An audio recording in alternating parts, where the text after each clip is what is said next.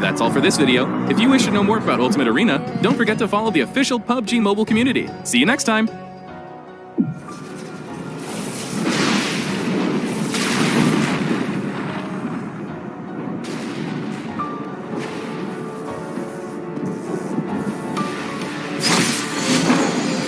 Don't forget to follow the official PUBG mobile community. See you next time!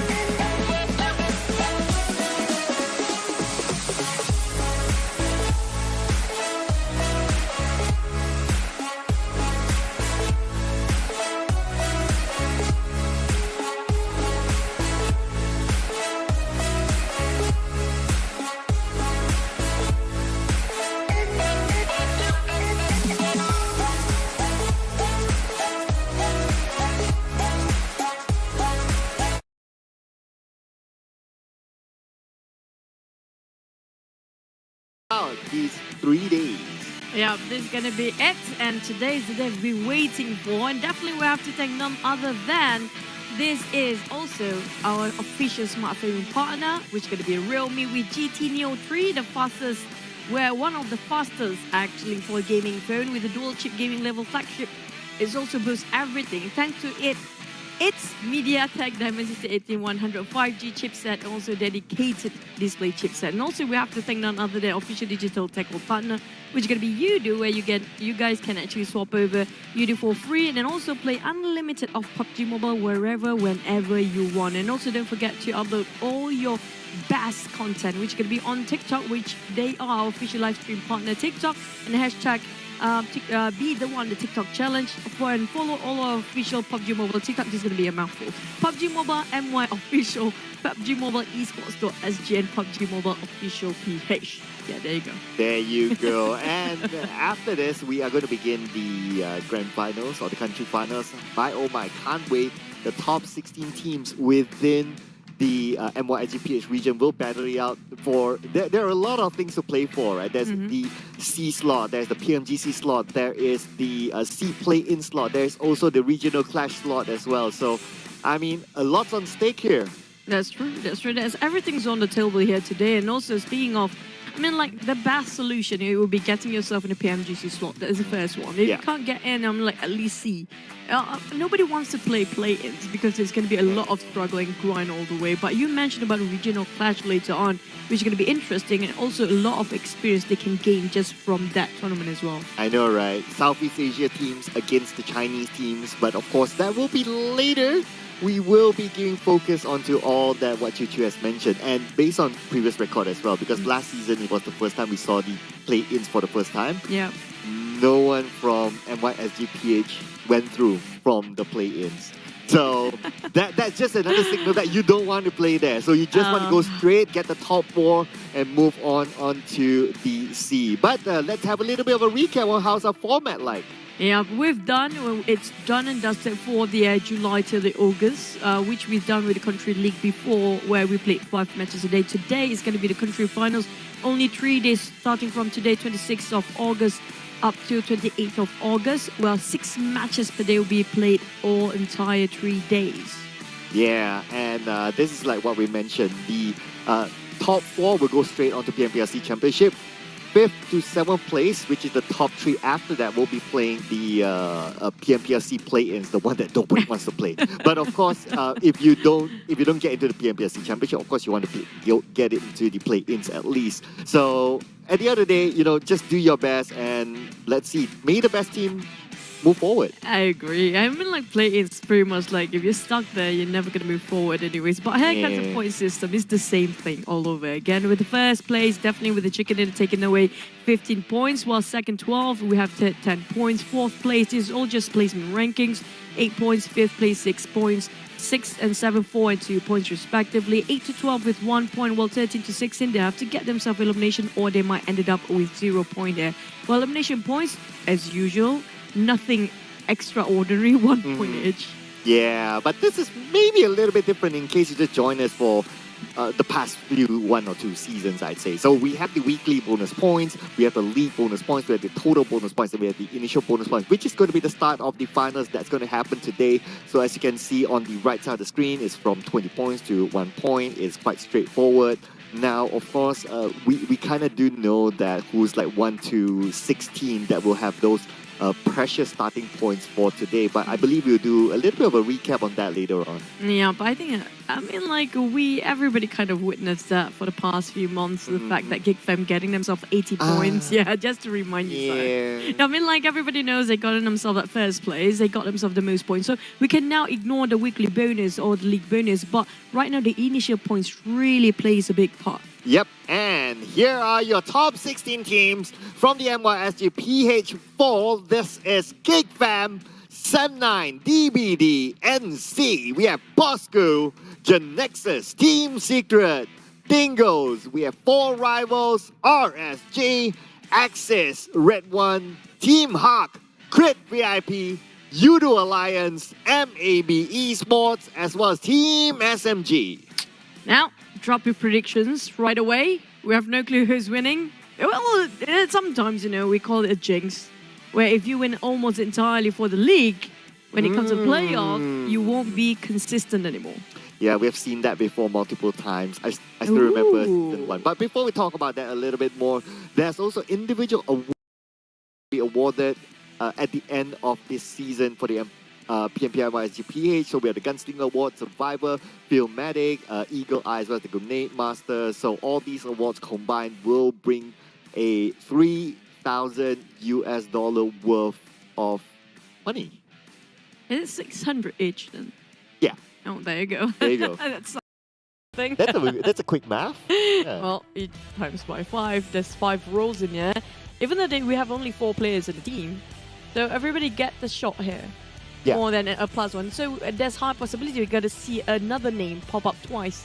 Definitely, there's a chance there. So he got himself like 1,002. But back to the team summary so far. This is a first place team and also the second place. Geek Fam got themselves in #1 spot in the entire league, while Sem9 placed themselves second, closely behind. But if you compare back to back like this, average elimination, definitely Geek Fam is more aggressive if you compare with the Sem9 side, where Sem9 play a bit more safer, not the safest, but definitely they know that when is the best time for them to start engaging. Yeah, they know their timing, definitely. So I really like the comparison here between Geek Fam as well as Sem9, but we'll talk about that a little bit later on.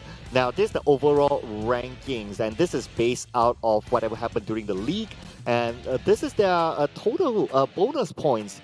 As of now, just look at Geek Fam and Sem9, #1, #2. Geek Fam, of course, I mean, by now, we'll talk too much about them. But for Sem9, they're kind of like, they're like doing this comeback story this season. Past few seasons wasn't really, they didn't really perform, and now they're up there. So fans of Sem9, they're definitely happy with this current performance. But on the other end, we have SMG, MAB, Yoodo Alliance, which is also a surprise to be at the one of the bottom spots. I mean, like, the Yoodo Alliance we know back then was actually 4 rivals, and 4 rivals not performing as well as we thought they're going to be. But here comes our teams to focus under the radar here. We have Axis, Geek Fam, SMG, and Bosskurr. Now, we do know all these teams, they have their own limelight before. Like, suddenly they emerge out of nowhere, happen to be back-to-back chicken dinner, and these are the teams that we should be focused on because of why they can do that again within these 3 days.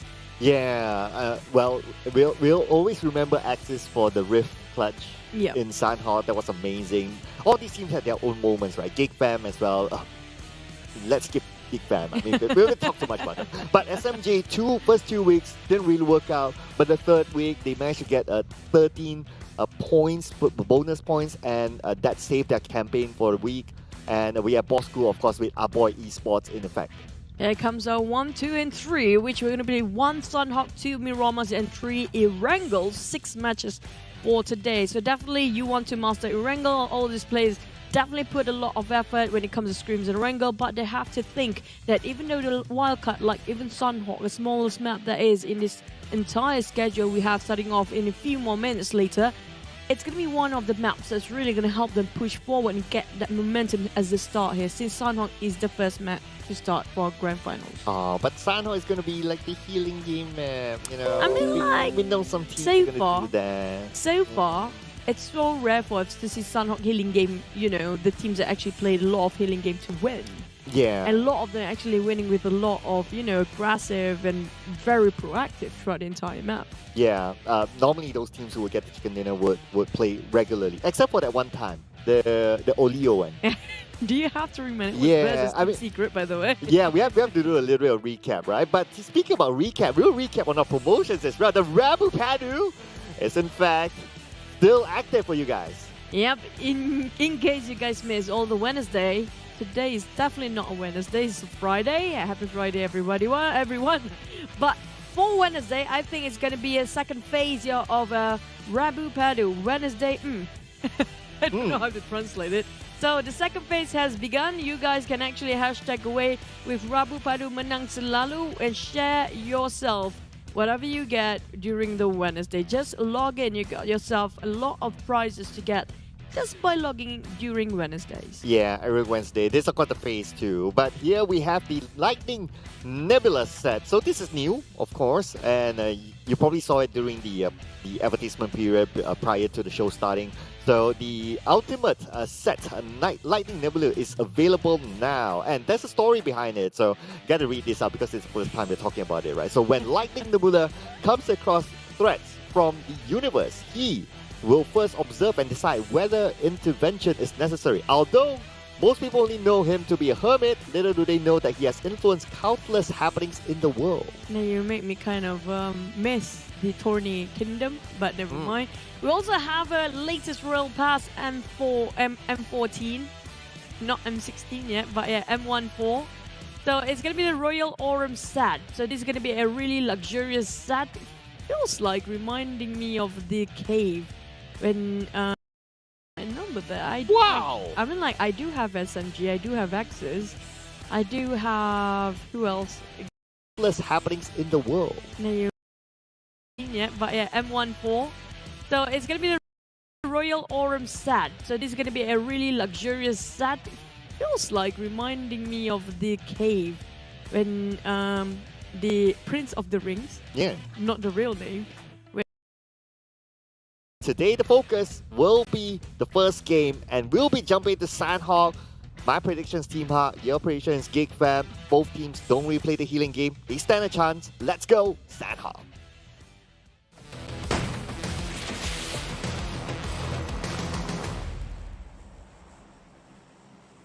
Are you guys ready to rumble as we start our match off for the country finals day number 1, match number 1. This is where everything starts, and look at the flight path. What a nice straight line here. Yeah, except for those who like to drop on the northern side, so that's something to take note of, or maybe even Hatin. What's going to be interesting is that, so we recap a little bit what happened during the league, right? So Hatin, normally Sem9 likes to drop there, and Team Secret likes to drop around Camp Alpha, but they tend to clash. So keep your eye on if that's going to happen in Game 1. I do want to see if there's any clashes quite early on, because right now, who cares about the league anymore? It's all down to country finals. If they want to clash and again reclaim territory if they need to, why not? As Team Secret and Sem9, like you mentioned before, they might have a bit of a clashes, including those actually in Sami. I'm not sure if Team Hawk are going to go over there, as MAB taking around the docks. So we have VIP scattered around from Kampong all the way to Langkawi. Ooh! Oh!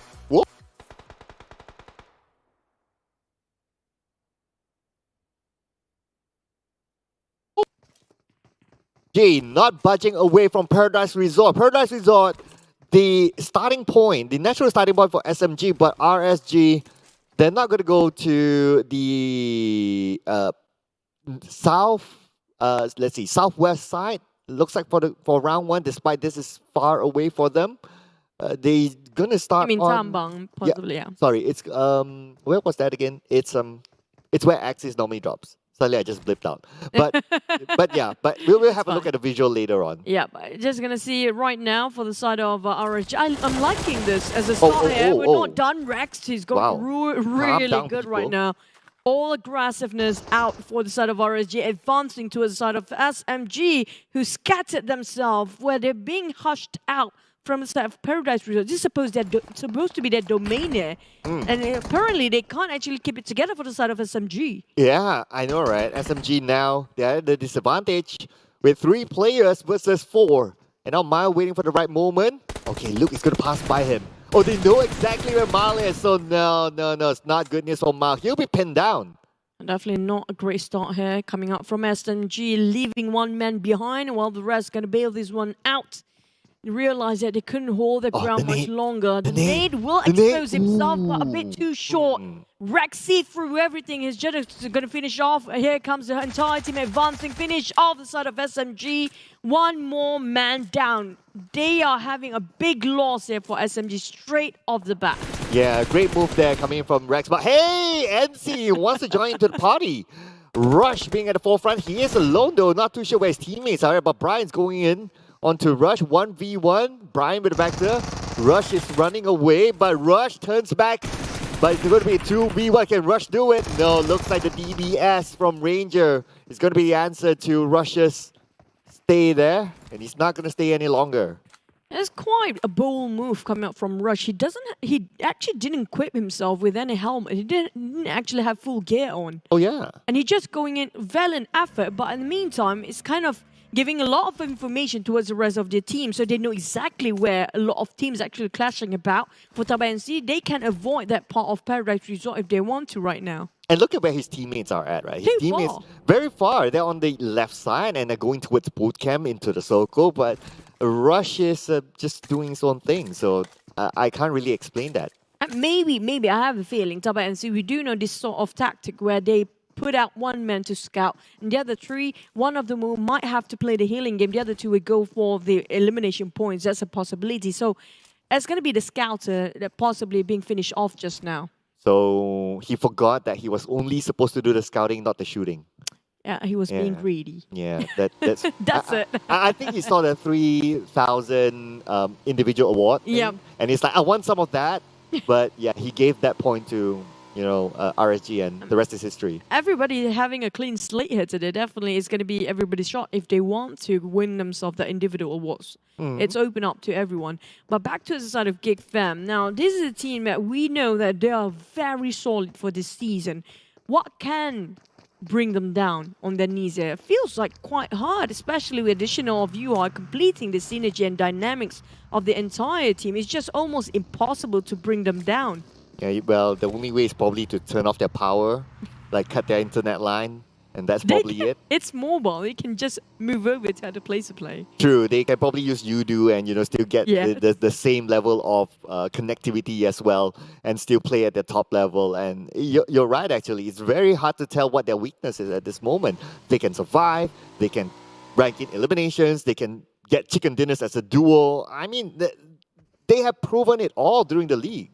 That's kind of true. But the thing is, can they maintain that momentum? Because it has been a long break since the last time we saw them. Even though it's like less than a month, but a break where actually put a halt to your momentum, it might actually, that might be their weakness if that happens. But the thing is, we saw Team Secret in a glimpse just now, and they are not that proactive. Coming up from SMG, they're starting off with a Havit, starting off with 2 men only, going for duo, but they don't care. They're still going all out gun towards the side of Genexus, bringing one on their knees. Long trying to retaliate, getting on one of the teammates of SMG, remaining with one last member here, Janny. Really in a crucial tight spot. He needs to save himself, but never mind. The first team to be out. I mean, you're a duo and you want to take this very, very early fight and you're against a team that's a full squad. I question this sort of decision. A bit reckless. Yeah, I thought that they would have done, okay, let's just play for placement points, at least. Or just straight up play the healing game.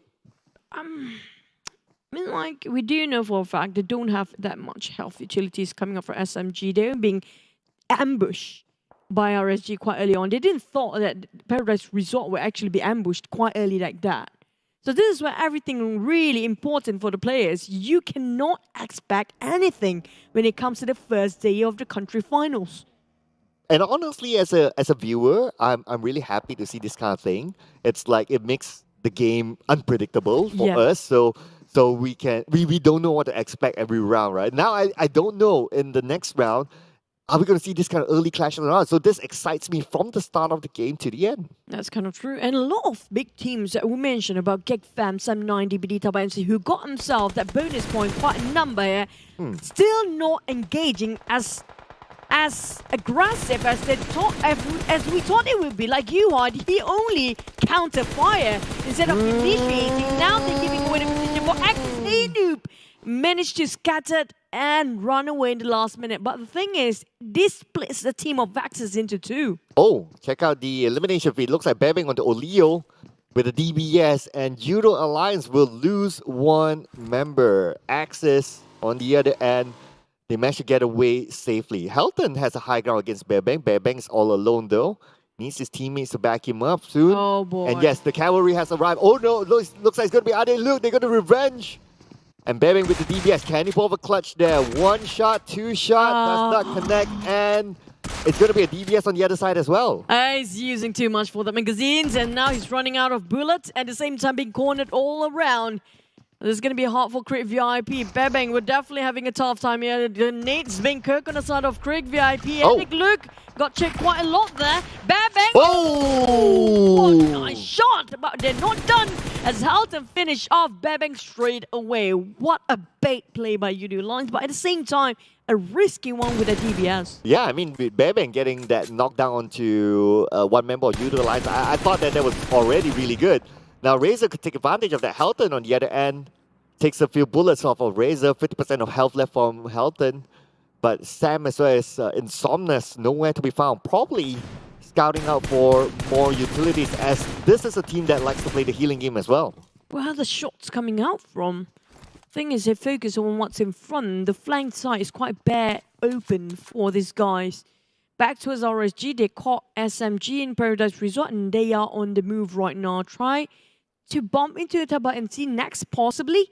Well, 4 rivals still going out, all into a side of Dingoz. Yeah, 4 rivals. Dingoz has the high ground. Voki spots out Ate on the high ground. Ate down to 50% of health. But I don't think they have a clear vision on where Voki is at. Just look at Voki's position. First, he's on the other end, and he has a lot of vegetation to cover him.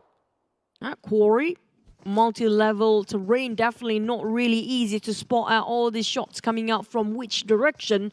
But 4 rivals, definitely, they got themselves this compound to play with. So they can actually cover themselves, barricade themselves with the compound. It takes them quite a bit of time for the side of Dingoz to pin them down. But the thing is, where we are spotting right now, witnessing 4 rivals and Dingoz fighting about, is quite in the center. Never mind, it just shifted downwards, where Team Hawk, just on the outskirts of Bantai and Cave, actually can get this by themselves. Oh, and look at this. Axis Kid. I think this is his debut, though. I don't recall him actually playing during the league. I think he is one of those young talents that Axis likes to explore and bring onto the Pro League.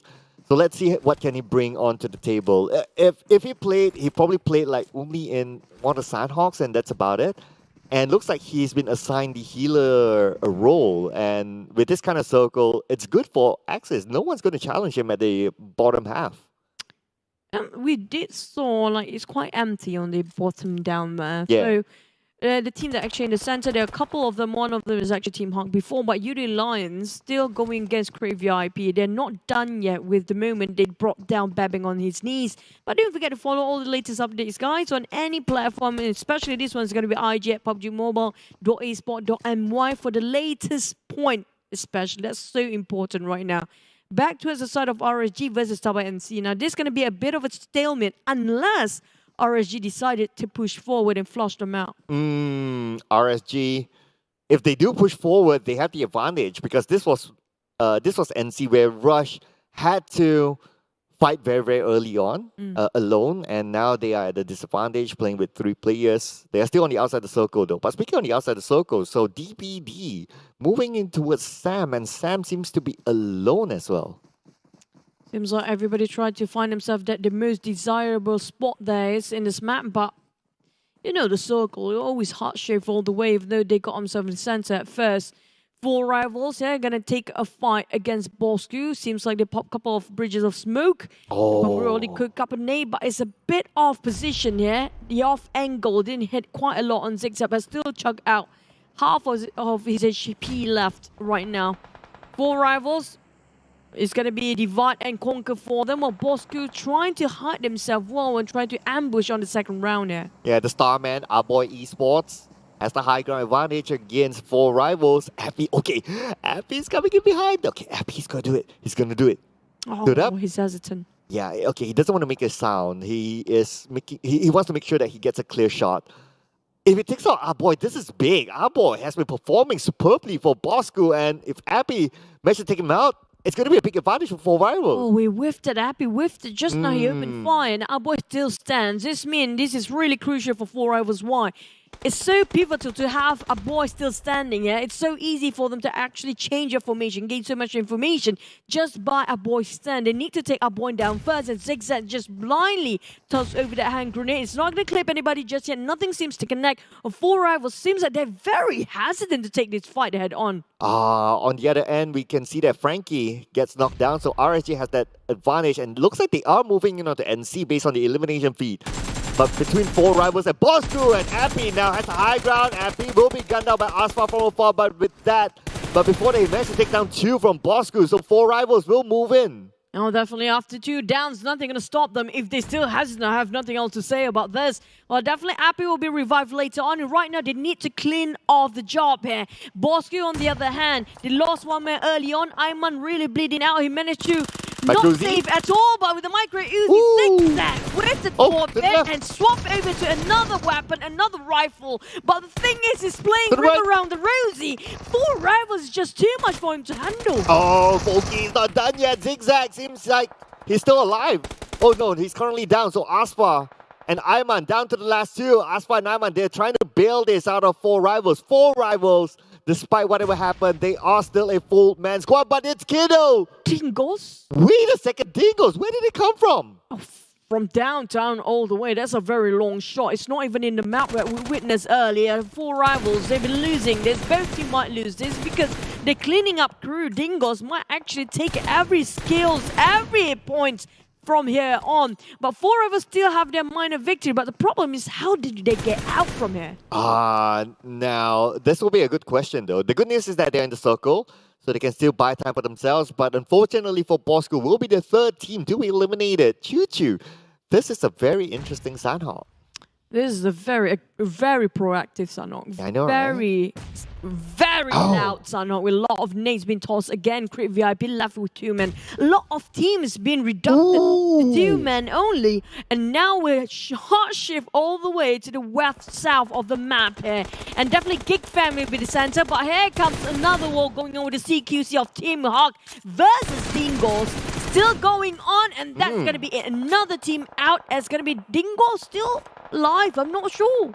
Yeah, there you go. There you go. That's your answer. 1 elimination point for Dingoz at number 13. That means only 1 point this round. Team Hawk needs to cross the bridge because of the hardship to the bottom left. Team Hawk will be gate capped by Geek Fam on the other side with Yoodo spots out Damn Cutie. Wants to secure that elimination point, but can't see to get the good angle to get Damn Cutie. Damn Cutie, one of the, I would say, the underrated transfers of this season. They need to pick him up. But the thing is, Team Hawk quite separated from each other, and now they have to go forward together in unison.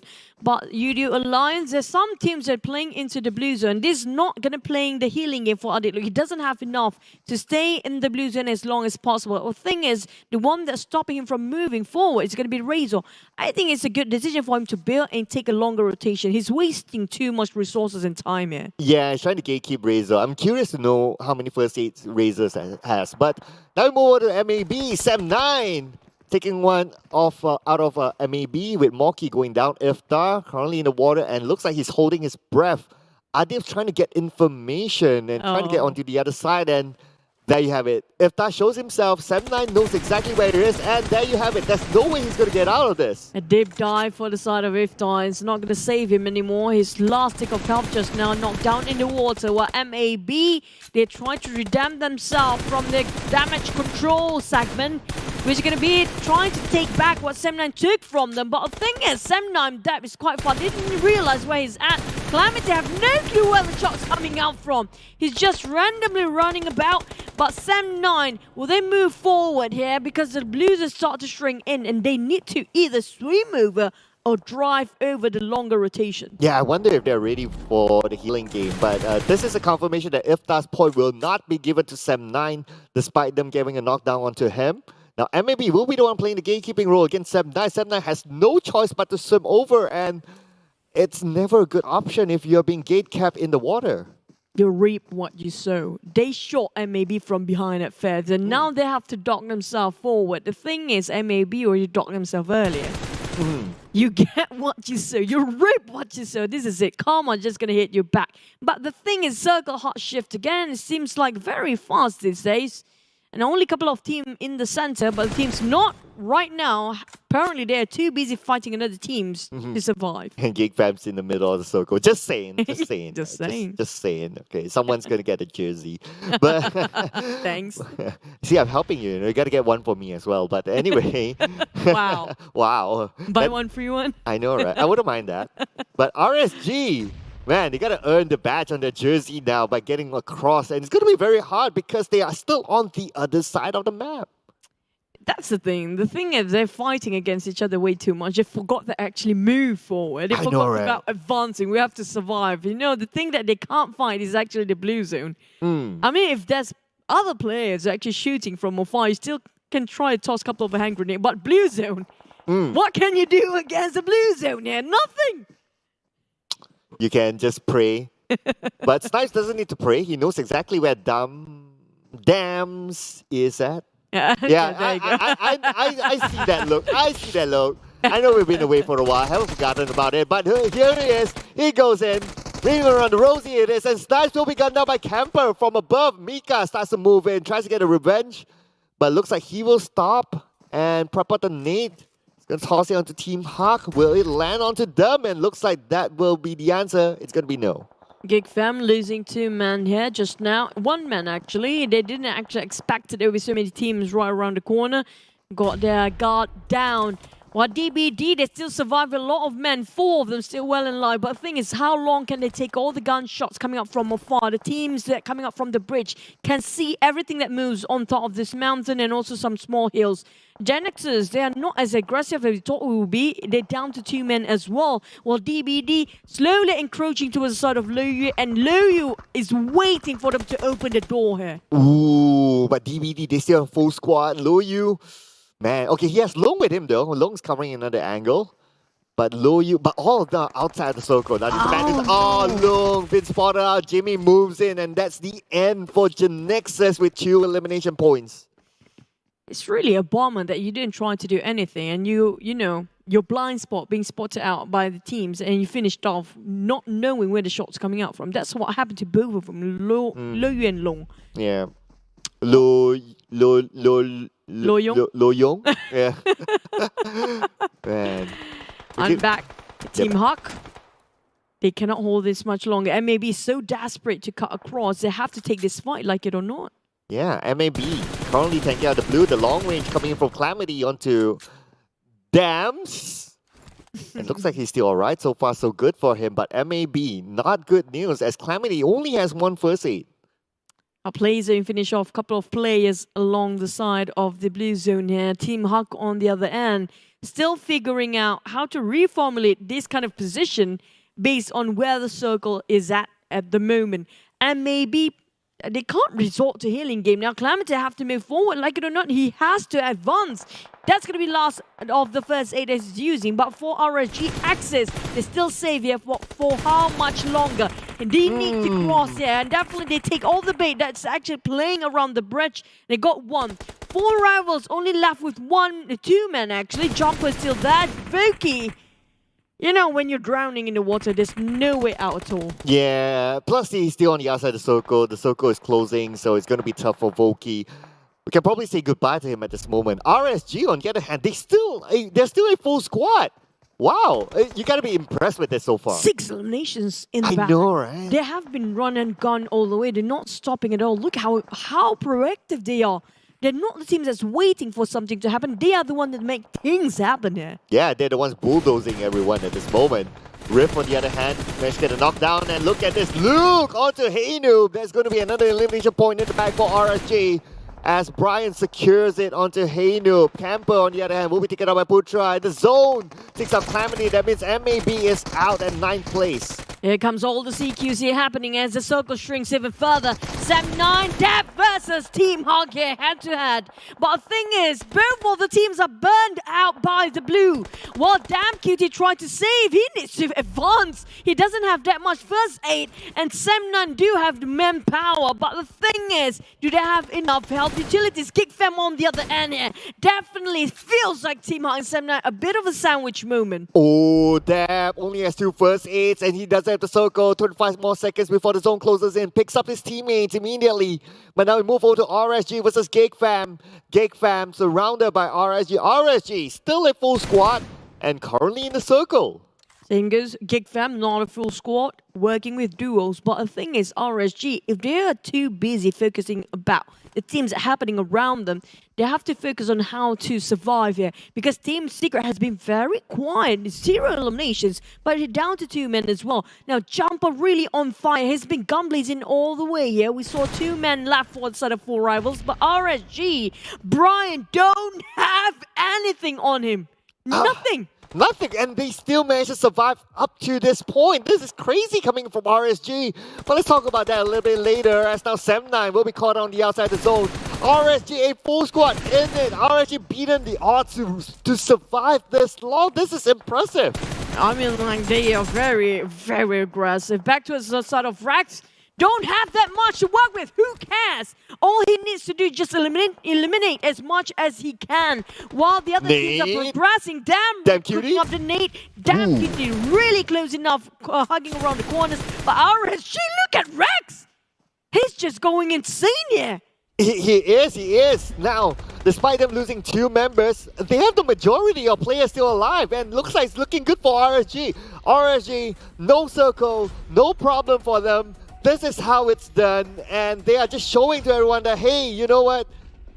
We don't even need the circle. We don't even need our regular drop spot, and we're able to secure this chicken dinner. Very likely it's going to be theirs. Oh boy, kid. He doesn't have anything to work with anymore, and that's going to be 1 more down. Well, RSG still have a duo here. Definitely going to work wonders if this work out like how the plan it would be. And damn right, the last remaining member for Geek Fam, while we're waiting for rivals. Will they go down first? Or will it be Geek Fam on the 3rd place? Well, considering that Pamburu is playing the healing game, so I think it's going to be 2nd place for Geek Fam. How much he has? He has like 9 the last we saw. Okay. So I think that will be, that'll be alright for him. But the main thing is that Damru has somewhat of the circle, so he has a lot more room to play with. RSG 1v2, unless Damru can do a clutch. If he can do a riff, that'll be something. That'll be insane. But I mean, like, if 4 rivals members actually dare to butt in, then possibly he can actually do the clutch. But right now, he's the only target for the side of RSG. And that's it. It's so hard to focus on 2 different angles entirely. Well, unless if you can flick 100% accuracy with that bullet, that's going to be a totally different story now. Okay, so the answer is Pamburu's on the other side. Oh, wait a second. That's going to be 1v1. Pamburu is just going to do the meow dance. And there you go, 3rd place. 1v1. Damroot against, who's on the other side? It's going to be Ranger. Okay. He can actually win this. He was against the odds just now. I was surprised what RSG didn't pick together at 1. Yeah, I know, right? I guess they were kind of forced because they didn't have the circle advantage. But speaking about circle advantage, this time it's given towards Ranger. So it's Damroot that needs to move out. So he's starting to go out. Ranger with a couple of shots onto the other side. Damroot 60% health left, and looks like Damroot, he knows it's either 1st or 2nd place for him. Let's see what's he gonna do about this. Oh no, he walked straight into the grenade just now. Wait, oh. Close one. Oh, Ranger. my God! Close. There you That's have it. So close. Yep. But But hey, you know what? This is actually, if we just put aside the ending, that's kind of like straightforward. RSG did have the circle. They were they dropped into Paradise Resort, where SMG was at. They won that fight and they fought all the way into the circle and got the first chicken dinner of the country finals. This is crazy. They were the running bulldozers, I call it. They have not stopped bulldozing. With 12 elimination points there we're talking about, plus a chicken dinner. What a great start for the side of RSG. A big one as well. Most teams playing healing games, but ended up the teams just now. I mean, like, put aside for rivals, it's too far off anyway. Yeah. But the last remaining two teams are the teams that actually been playing aggressively. Yeah, I know, right? So, of course, the formula if you want to get the chicken dinner is you play aggressively, you stand a better chance of doing that. But let's have a look at the recap of whatever happened earlier on. So, RSG, look at the highlights. It's all theirs. Decapitating SMG quite early on, where we saw they took down two members of SMG. RSG has been run and gun all the way. We haven't seen them camp not even once in this map. That's just how swift when it comes to their movements are. But for rivals, the same goes for them. They have been aggressive, trying to fight everything off. But the thing is, they extended the fight way too long, and that resulting into them playing the healing game inside the blue zone. Yeah, especially the Bosskurr fight. But, well, I mean, the third place finish as the start of the day isn't too shabby, I'd say. It's kind of okay for them. And for Axis, on the other hand, I thought that Axis had a good advantage because Sami was their dot spot. They were somewhere in the circle, but somehow they couldn't defend their area as teams start to come towards them. I don't blame them. It's all the hot shift. You saw how the hot shift happens to be suddenly in the southern part, suddenly right in the corner of the circle itself. It's just so hard to read this kind of pattern these days. Back to the side of RSG, you know, for damn rude, he got himself quite a number of utilities to work with. If you saw his band-aids and his first aid. And whilst for the side of RSG, they had nothing. If only damn rude waited out for a bit for the entire magazine of RSG spray out finish off, he might have a shot there. I think it was kind of tough as well because the circle kind of favored Ranger. So the blue would have closed in onto Damroot first, so he was kind of forced to move anyway. But I know you want to get your first prediction right. I want to starting off with the right foot. I get it. I know. Geek Fam just sent her a jersey. Just do that. And but RSG, you can send me a jersey. I wouldn't mind that. But the thing is, RSG, I'm loving the new jerseys, by the way. RSG, the only team that got themselves double-digit elimination since this. I mean, like, we are at the start of the country finals here, match number 1. I do hope they can actually have this consistent momentum and also this kind of performance, because RSG, we do know them enough that they can actually go down and up the hill like a roller coaster sometimes. Yeah, I know. This is the worrying part, right? Like, you start off well. I don't know. Sometimes it's about being overconfident, or you look down on your opponents and then you kind of drop the ball after that. So you got to keep an eye on that as well. But I'm just not going to say the name. No. Damn. Yeah. Thank you. Damn. In 2 eliminations, 600 over damage, not the highest, but longest elimination distance, 4 meters. That's like what? That's like you and me right now. Maybe lesser than that. Yeah, maybe lesser than because that. It's in the game. Imagine with a DBS, possibly that was the longest elimination. Is he playing with DBS all the way? Did he? I don't know by now. There was just so many fights happening at some point. But anyway, Team Hawk got the highlight here, especially Dams. And now let's check out the overall rankings, which is going to be the most important thing of our event, of course. It's going to be Geek Fam still at number 1 with 98 points because they had a big advantage of the total bonus points from the league. Sem9, 81 points. RSG moving straight up to 3rd place with 70 points. That's true. And they pushed down quite a number of teams down there, where DBD and Full Rivals, Full Rivals going up, Team Secret going on, but TABAH NSEA and Genexus, who plays better before we start over game number 1 here, definitely have to struggle and strive. We're talking about like the team that we're surprised. Genexus is very quiet today. Like, they haven't started off with a bang yet. Well, sometimes, the way to explain that is just, they're just warming up. It's the first game. It's a gamer thing, right? If you don't do well early, you always say that. But we only have 3 days, Cloud. We have how many more games to go? 17 more games to go. Okay, That's that it. sounds a bit more better, right? I mean, I'm trying to help Genexus here. You know? But in the meantime, we both got a bit of what we predicted today. You got yourself MVP for Team Huck. I got my last top 2 with Geek Fam in it. Yeah. So I'll take that. our predictions are pretty close enough. Yeah, we just want to, be right for once.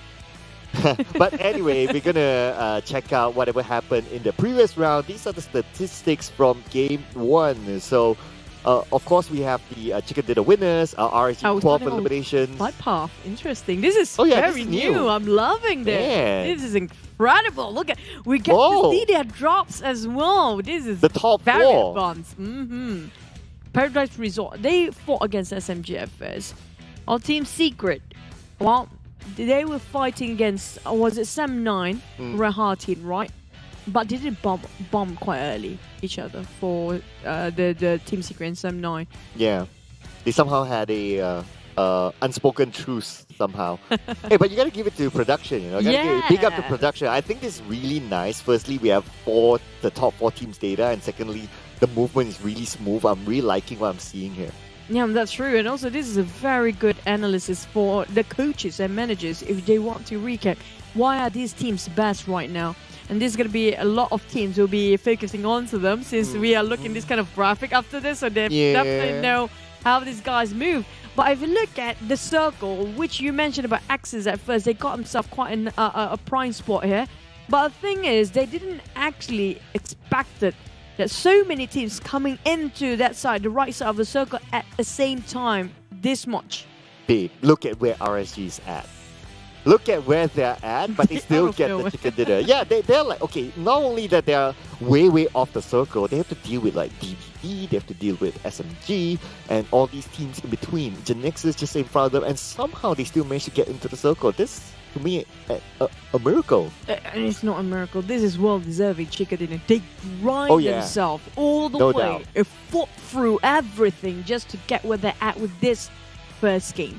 That's the thing. I just wish they don't run out of stamina later. Yeah, we are still game 1. Yep, let's hold our horses, ladies and gentlemen. I know we're picking up RSG a lot now, but they deserve it, definitely.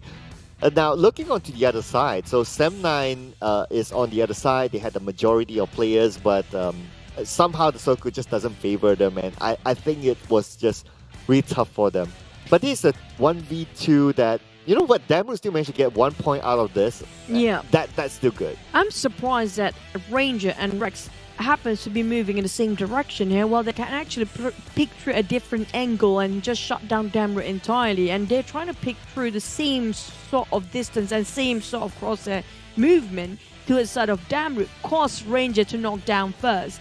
It was really a hard one and really close call. But I'm sorry, Ranger was the last one. But if only they picked together at one time together on a different angle entirely, it should have been faster for RSG without giving any point to a set of Geek Fam. Yeah, I think it was just the awareness of knowing like what angle can Damroot see. So probably there was a little bit of lapse of concentration. So that gave Damroot that 1 point. So, but yeah, anyway, so it is a good first game. Very exciting indeed. But what else is exciting here, ladies and gentlemen, is our official smartphone partner. That is Realme, and this is the GT Neo 3 that comes together with MediaTek Dimensity 8105G chipset. And of course, with this chipset, you can play PUBG Mobile at the best quality possible. At the highest quality. That's it, not the best. The highest there is. What's out better, of the best world. or highest? Highest, the out of the world. Highest Also, out of the world. you Okay. know, if you got yourself a good graphics when it comes to the phone and not lagging, in the thing that you should just remind yourself is going to be having a good internet. It's going to be Yoodo. If you saw over right now today, just scan over the QR code. You can play PUBG Mobile infinitely because it's going to be unlimited for PUBG Mobile. And of course, once you have all the unlimitedness, you gotta get onto TikTok because hashtag Be The One out there, and probably your content could be featured. Don't forget to follow PUBG Mobile TikTok on PUBG Mobile MY Official, PUBG Mobile Esports.sg, as well as PUBG Mobile Official PH for content on TikTok, basically. Of It's course, a mouthful, wherever. isn't it? Yeah, it's a mouthful, definitely. But hey, what a good first round. I mean, I can't wait to see the next round. If the first round, this is how it is, well, I'm sure there's a lot more to look out for in the next round. But before we go into the next round, let's check out the eliminations and damage from game 1. I mean, like, if you want to call luck for these guys coming up from RSG, there's definitely not the word for it. They fought themselves all the way towards the 12th elimination. They have themselves the highest elimination of damage output and numbers. Aside from, there's a lot of 7 and 6 here on the other side, but there are a couple of teams that didn't gain any point at all when it comes to the first round. Yeah, but speaking about luck, they do have a player called Luke. Just saying, right? Probably that lucky charm. But the most rescues, okay, we got the doctors in the house here. So Jumper with 3 rescues, it's Kido with 2, and Brian with 1. I mean, I think a lot of players can get 1, right? There's a lot of 1s here. But a lot of bailing too.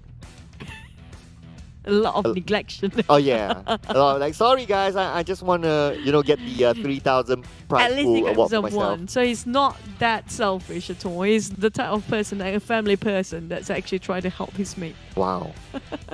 Okay, yeah, but maybe he's gunning for one of those awards as one of the best medics or something like that. But anyway, we'll be moving on to the next round. So it's going to be Miramar being our round number 2. We're going to play 2 Miramars back to back, and then we're going to go straight down Erangel to the end of the day.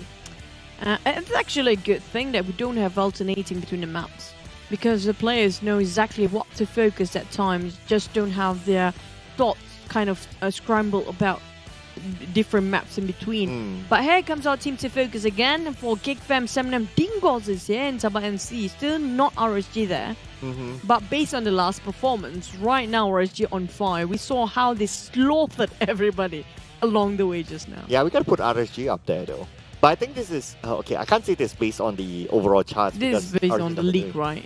Yeah, we gotta put RSG up there. But anyway, so let's not forget as well. NC had their moments. Remember week 1, NC was just so good and so consistent. But yeah, and what's interesting about NC being so good and consistent as well is because they didn't have like a jumper for their SEA Games campaign, but yet they are still able to play at that level of consistency, which is not bad. I mean, like, that's a good experience for them to have jumper back then to play alongside with them. We actually did interview them before, and they mentioned about they got themselves the experience. They actually apply it in the game. There's a difference when you have the knowledge. Will you actually apply it or not? That's make a big difference between these guys.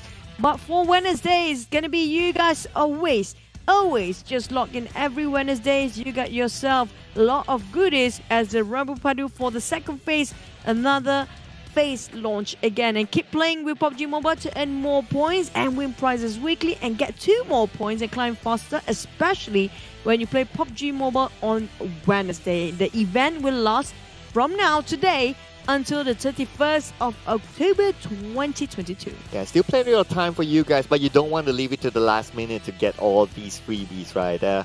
But also, you don't want to leave it to the last minute to get this Lightning Nebula set, because it may go away anytime soon. But it's available right now. If you want to check out a preview of it, you can check out a video that happens during the intermission before the show started.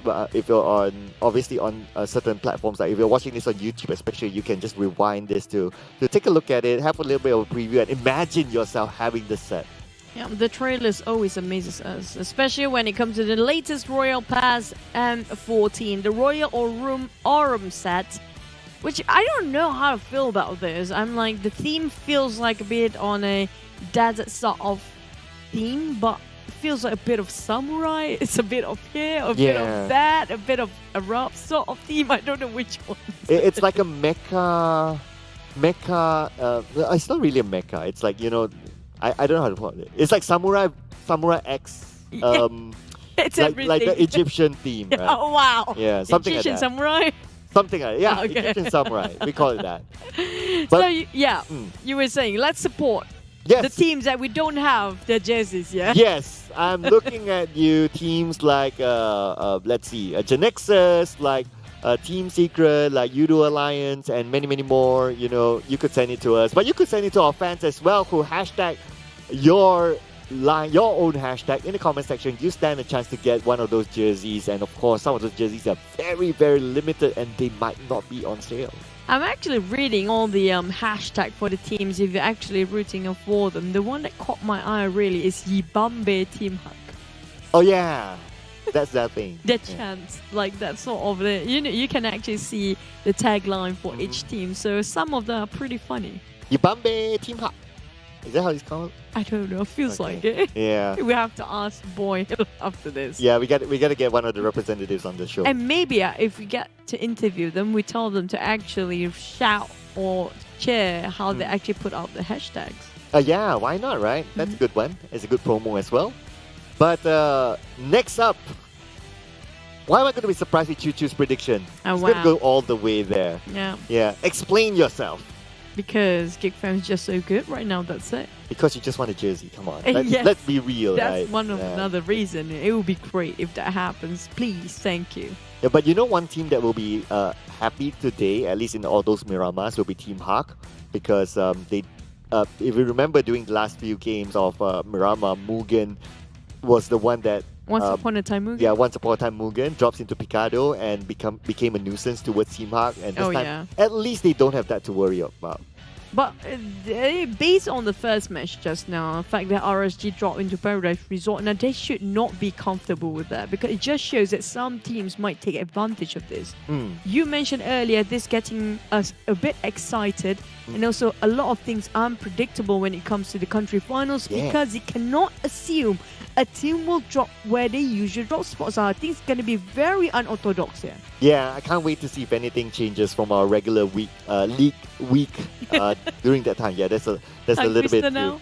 Yeah, that's a little bit of a tongue twister. But hey, Mirama it is. This is going to be the first Mirama of the country finals, and my oh my, it's going to be super unpredictable. I mean, just looking at whatever happened in Sandhawk and what might happen in Mirama, it's just going to be crazy, insane. So for you guys at home, make sure you stay tuned because anything can happen from the start. I do want to see clashes. I do want to see the flight path. And I Do it. love the post-game and the analytics, the recap of the graphics. You get so many Yeah, I things know, to right? see. It's just not one team. You get to see the flight path and everything. But the thing is it going to be Power Grid Circle again?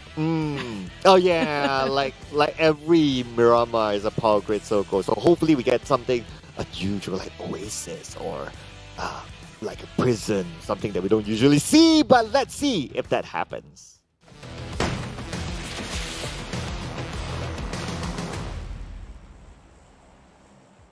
Hop, we go into the Dusty Dunes, and it's going to be another round. Is it going to be back-to-back?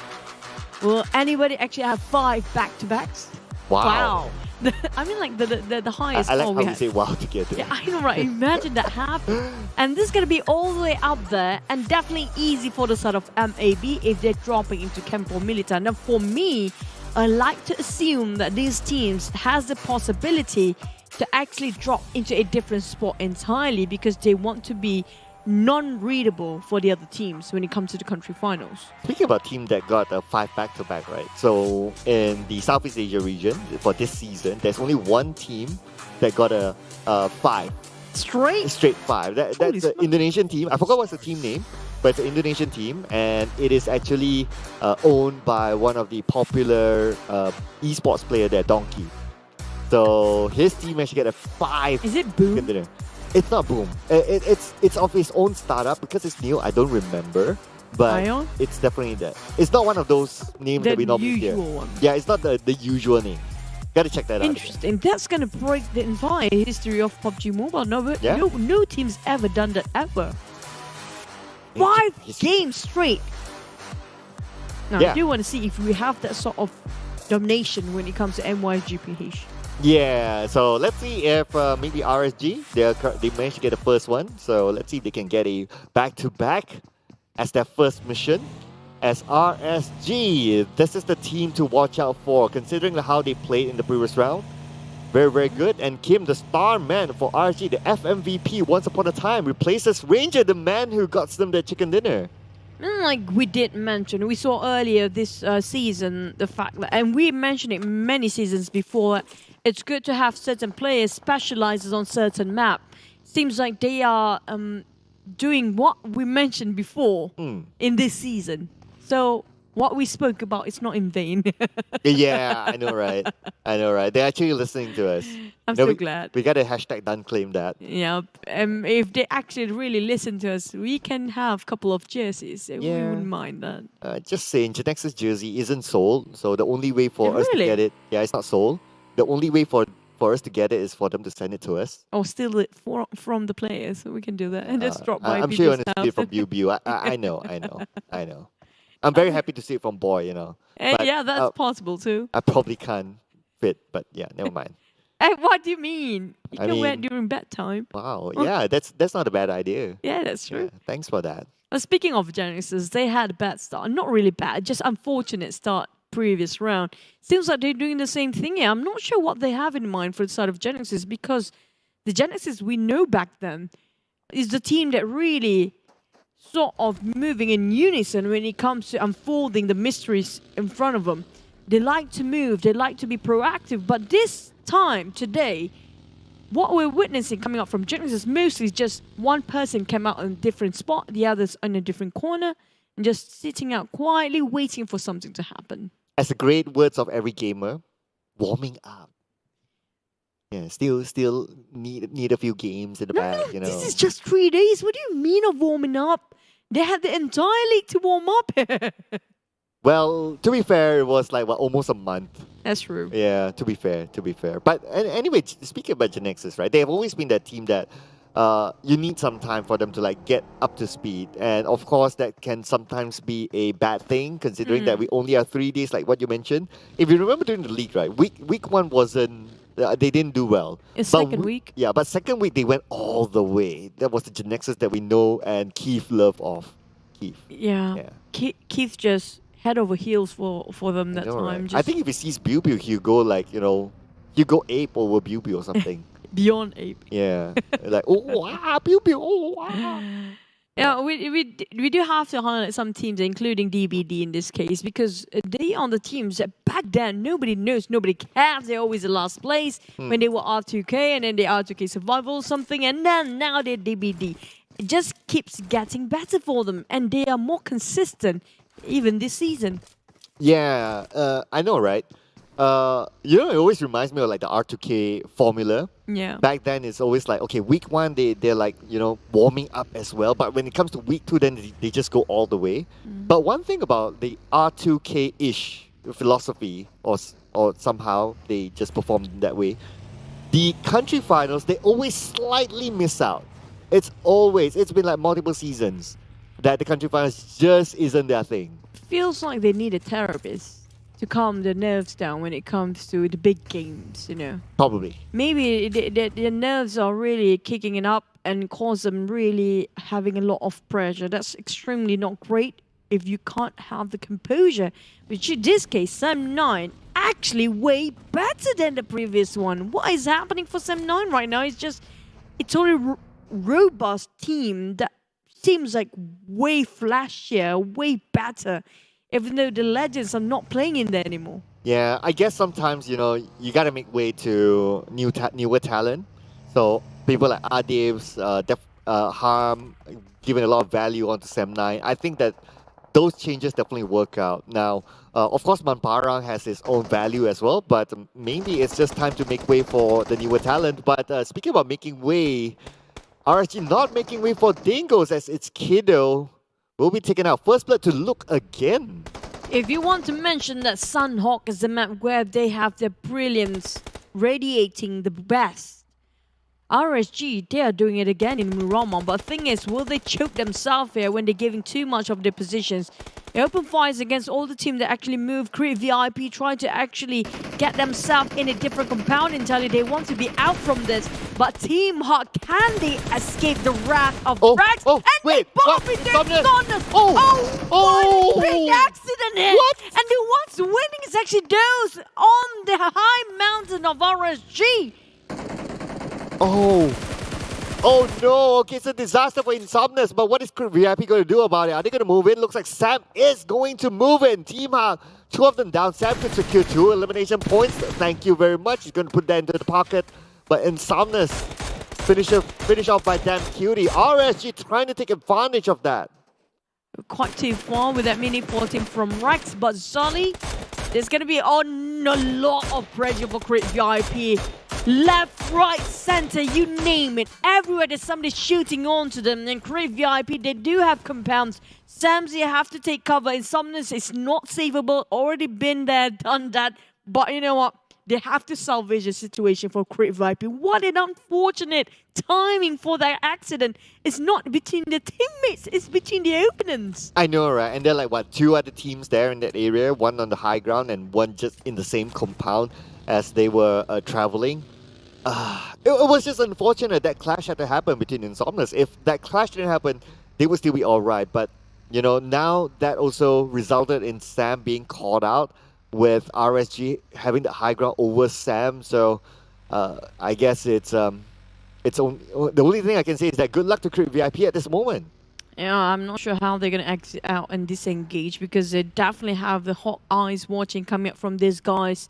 2 teams at the same time.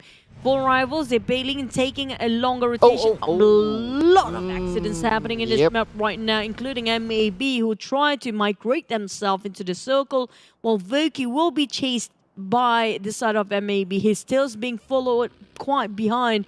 But SMG, on the other hand, they didn't fight against RSG earlier, but they got themselves quite a number of upgrade of loot with a lot of level 3 and also in an MR. Yeah, they seem to be quite stocked up, so at least a decent start for SMG this time. Now they have eyes over Bosskurr. Bosskurr having the low ground, all of them in the circle. And speaking about the circle, look at the number of teams right smack in the middle of it, and the circle happened to be there. And Power Grid still in it. But it's been a while that we actually see the circle centralizing towards Chumasura. I'm not sure it's going to hard shift towards the southern part or not. TABAH NC definitely having the clear path the entire way between the valleys, because there's nobody on the southern side going to take this away from them. But Geek Fam coming in very late. But the concentrated center is where everything that's happening right now. I'm not sure even RSG in the middle that can actually survive that long, because we're talking about 360 degrees. You're being surrounded in the center. But you know what? The advantage for RSG is that they have the high ground. So they'll be able to get information of people moving around them, and they'll be able to shoot first. So if any team that happens to be in their crosshair or in their line of sight, they could take them out. Just like what happened to Team Hawk as well as Crit VIP earlier on. So I think that they're in a really sweet spot at the moment in the middle. That could probably last them like another 2 circles at least. Provided the case that they don't overuse their resources there, because when you're on top of a mountain, we do know to just replenish your resources is quite hard up there. There's not much to work with. Yeah, that's the disadvantage, right? Because like also what you mentioned, because they're up there, they spray everyone down, so they would lose ammunition earlier. And also grenades if they try to push it. Correct. So that would mean that towards the end, they might have lesser ammunition as compared to whoever their opponent is going to be at. So that's something of a consideration for them. They need to conserve their ammunition enough. But Izane, he needs to prepare his ammunition as Actis moves in. They're stopping here. And he was hoping for them to keep on driving. And Izane climbed out into the balcony area up to the roof. But the thing is, the roof is not in his favor. It's keep on slipping down there. Izane, couple of footsteps, found it out with the DBFs. And it's going to be sprayed towards the side of Axis. While Izane trying to playing around the corners, hoping for Team Secret to just join him in this battle. But the thing is, they're too far off, taking them quite a bit of time to reunite with Izane, who's being knocked down on his knees right now. And there you have it. Izane being knocked down by Dell with the nade, but looks like something came on the other side. Kid is knocked down as well. No, Axis self-grenade their own teammate just now. Oh, yeah. Okay, I mean, one of those moments, right? I mean, we've seen multiple times this kind of thing happen throughout the league. But at the same time, we can see that Ade Luke taken out by Bosskurr. And Izane is crawling towards Kid. Probably can be picked up, but Long has high ground advantage. Going to be Genexus and Geek Fam. Oh, seems like not really an advantage being used to full potential. Geek Fam playing and abusing the terrain. slipping down the hill while Team Secret finish off Axis just now. They arrive and they rushed in. Here comes the cavalry, but the thing is, can the cavalry withstand as Axis try to retaliate here? He knew with the UMP, a swap over to Scar L and Kit trying to win an XLR, finish off everything, but it's just too much for him. Being knocked down, but I shot from afar. This is what he's been waiting for the longest time. We're looking at one more person for Secret. Fredo coming in to finish off and wiping everything clean. I mean, Aizen and Kid can still be picked up, so let's see what's going to happen here as Fredo iShots moves in. Dell 1v2. Can he pull off a clutch here? But at the same time, you can see that iShot's super low. He's picking up his teammate. Everyone's resetting. Dell as well, super low too. Now Dell against the world, and Team Secret will lose one player. But now we move back over to Geek Fam and Genexus. Looks like Genexus has the upper hand.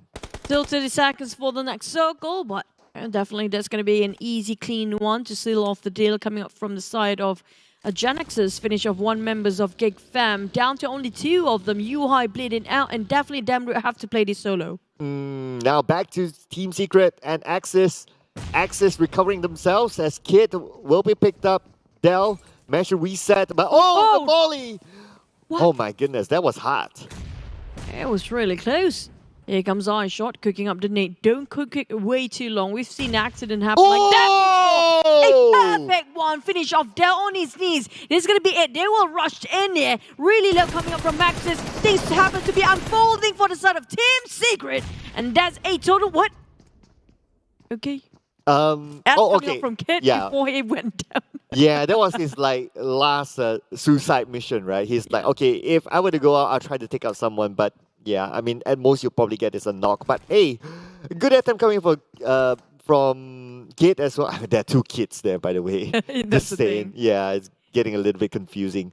But I think as well he's trying to deny the point, but yeah, it just didn't blow up at the right timing. It was a bit too late. At the moment the actor rushed in, that's where he pulled the pen coming up from the grenade. Aside for the teams that are actually in the center, there are some teams coming in very late, including 4 rivals. They're taking their own sweet time to get into the circle. They don't want to waste their resources. It's okay, they don't get elimination points, but it's really matter a big time for them if they got themselves a number of good position rankings. And that's what really they're playing at right now. Yeah, at this point, they'll be happy definitely with placement points. But what's not going to be happy is SMG. They may lose Mile. 4 rivals is moving in with that man advantage onto SMG. And this is what they're good at. They're good at just running at their opponents with that sort of advantage. They knock one person down straight, going in for the rush. Here come everything just happened to be going good at first, but didn't expect the drag to be there. Shinzi next to be down. Pamburu last tick of health, but still managed to survive. Where's Drax, the last member of SMG? And Voki didn't actually spot him from the high ground. Oh, it's not only Drax that they need to be worried about. It's going to be Bosskurr as well as they pass by. Bosskurr heard everything. They could take advantage of this. Our boy at the forefront, Drax the last man standing. He'll be playing for placement points. As the zone doesn't favor Bosskurr, they need to move forward, but 4 rivals will be the gatekeepers as the 4th circle shows itself. And Drax took the advantage the moment they start their cars and engines for Bosskurr. That's where Drax bailing out things and just like, you know what, 4 rivals, you're going to deal this amongst yourself. I'm not going to be part of it. It doesn't want to be part of it at all. Same goes for Damroot. A lot of solo players actually being left out on the outer side of a circle, while the teams that actually have 4 men full will try to solidify themselves in the center, including here Team Secret is actually gatekeeping this edge of the circle, even though they have 3 men. Sem9, like it or not, they have to face them now. Oh, high ground advantage for 4 rivals onto Bosskurr. This is Bosskurr 4 rivals round 2 as Iman tries to get revenge for his teammate Asfar, but now they do not have the circle. 14 more seconds on the clock. As 4 rivals, they need to close this up quickly as well. Iman moves in and Voki goes down to Iman. Bura happens to be on the lower ground here, spotted out our boy, but he whiffed it quite a lot, a number of bullets, but force up for SG. They're still running gun all the way. They still have 4 men well alive, but look, being knocked down here. He's going in for the front line. Crit VIP Razor almost being obliterated entirely. This is going to be really tough as Bebeng tossed out the nade. He will bail out from the exit in the back. While RFG Rex trying to push forward. He's trying to spot anybody. It's going to be a clean one again. RSG bulldozing Crit VIP from the back. Who let the RSG out? Ooh, ooh, ooh. Oh, wow. And look at that. They're not stopping yet. My goodness, RSG, they're just insane at this moment. But now we move on to the Dingoz against Team Hawk. Zuli, the only man in this compound, but they didn't manage to spawn out. And look at that kitty cat. Yeah, just got distracted. Oh, there's a small window coming up from Real. We haven't seen him playing a lot, but definitely it's going to be one of the best games here when we come to country finals. Kit spotted out the last member of Geek Fam. Damn, don't have a place at all in this map. Wherever he goes, he's solo-handedly trying to, tolerate with the shots coming up from the front by himself. Oh, but speaking about shots, looks like it's going to be Dingoz finally spotting out where Zuli is at. So Zuli will be gunned down. No one's going to be able to pick him up from there. Damroot, as usual, he will be the survivor for Geek Fam. The last man standing, in fact, but he's caught on the outside. And Lung knows where Damroot is at. 3 eliminations and 2 of them coming up from Lung himself only. Going well for Miramar for this side of Genexus. Team Hawk, on the other hand, I'm not sure what happened to the other 3. Definitely only left with Dams. Stop it. Dams in the center. But the thing is, he got himself quite an elevation of the ground, so he's quite safe as long as nobody tried to climb up here. Yeah, I think he has a little bit of an advantage from that, at least from an information standpoint. But now we're looking at teams that we haven't seen yet in this round. MAB now has eyes on the RSG, both of them somewhat in the circle. But at the same time, they need to be aware of another team just behind them, MAB. They are splitting up as well. Probably trying to take an advantage over RSG on the other side. But Team Secret, playing as a trio, they have the high ground against MAB. You can feel the desire coming from MAB to advance. But the problem is, the moment they get out from where they stand, it will be an open field for everybody to spot them out. MAB, they managed to knock one down the side of RSG, but it's just too far. He can't leave his post for Iftar. The moment they step out from this, look at how many teams there is surrounding them, because DBD getting the center. Team Hawk is not too far, but the rest of MAB have to go through Team Hawk. Damn's last member still up there waiting for any heads to pop out. My goodness, DBD's compound is perfect. They have the circle in the middle of it with the compound, and they have a road right in front of them. That means teams will need to cross that road. They can gatekeep easily, so they're in a prime position with this kind of circle. But now let's move over to Sem9 against Genexus on the other side. Sem9 currently on the outside the circle. 5 more seconds on the clock, and Genexus will play the gatekeeping role against Sem9. The thing is, there's also Team Secret down there.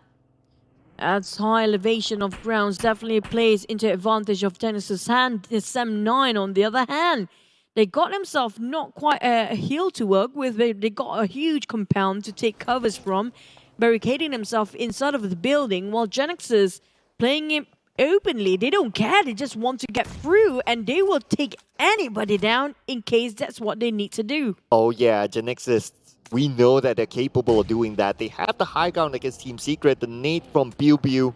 Well, we toss out, he would love to get revenge against his old teammates, and Biu knocks out his old teammate, eye shots. But he's not going to stay to secure that elimination point because Yoodo Alliance has eyes onto them. They need to move forward. And Yoodo Alliance taking their own sweet time. They don't want to move forward yet because it's going to be a feast for them. There you Here go. comes the clash. Genexus in Secret. And Kid trying to do damage control with the DBS. But it's not really worked well. He took down Lung. But Bill finished off 5 hits.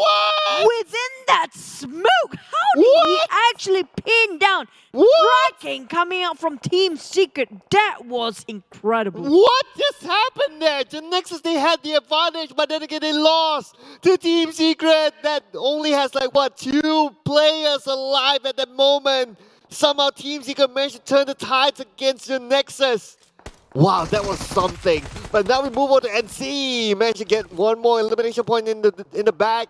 RSG, unfortunately, will be eliminated. Same goes for 4 rivals. RSG got quite a number of eliminations already. It's not really a bad thing for them. Sem9 kind of cornered the side of Team Secret, who's saved by Yoodo Alliance on the higher grounds. Didn't spot out Team Secret. They only can see Sem9 here, who are trying to put down Team Secret as far and as much as they can. but Yoodo Alliance making such a hindrance for the set of Sem9. Now Lord Harm definitely spotted out. Well, all the teams surrounding with it SL are trying to pin them down from afar. MAB will have to stay put for a bit as Harm is really trying to take everybody down. Oh, Adilu, Yoodo Alliance doesn't have the circle. They need to get past NC. NCS doesn't have the circle as well. So both of them need to move at the pretty much the same time. But look who's in the circle. It's still DBD with that compound that we mentioned earlier. Just dares to take it. Unless it hard shift all the way. I mean, like the last minute shift, we definitely will have to, hurt them quite a bit. DBD, Echo, and the rest of DBD just having a great time. This is just Thanksgiving for them. Walking, all the feast walking straight into their door here. All they need to do is just shoot from the windows. They have all 4 walls to cover them. Yeah, and that's why I mentioned the road will be their advantage with this kind of circle, because whoever wants to cross the road, they need to get through DBD, and roads, we all know, is an open area, and that's how they will take advantage of that. Yoodo Alliance, one of those teams currently on the outside, and the blue is starting to close in onto them. On DBD, all they need to do is just wait like a boss.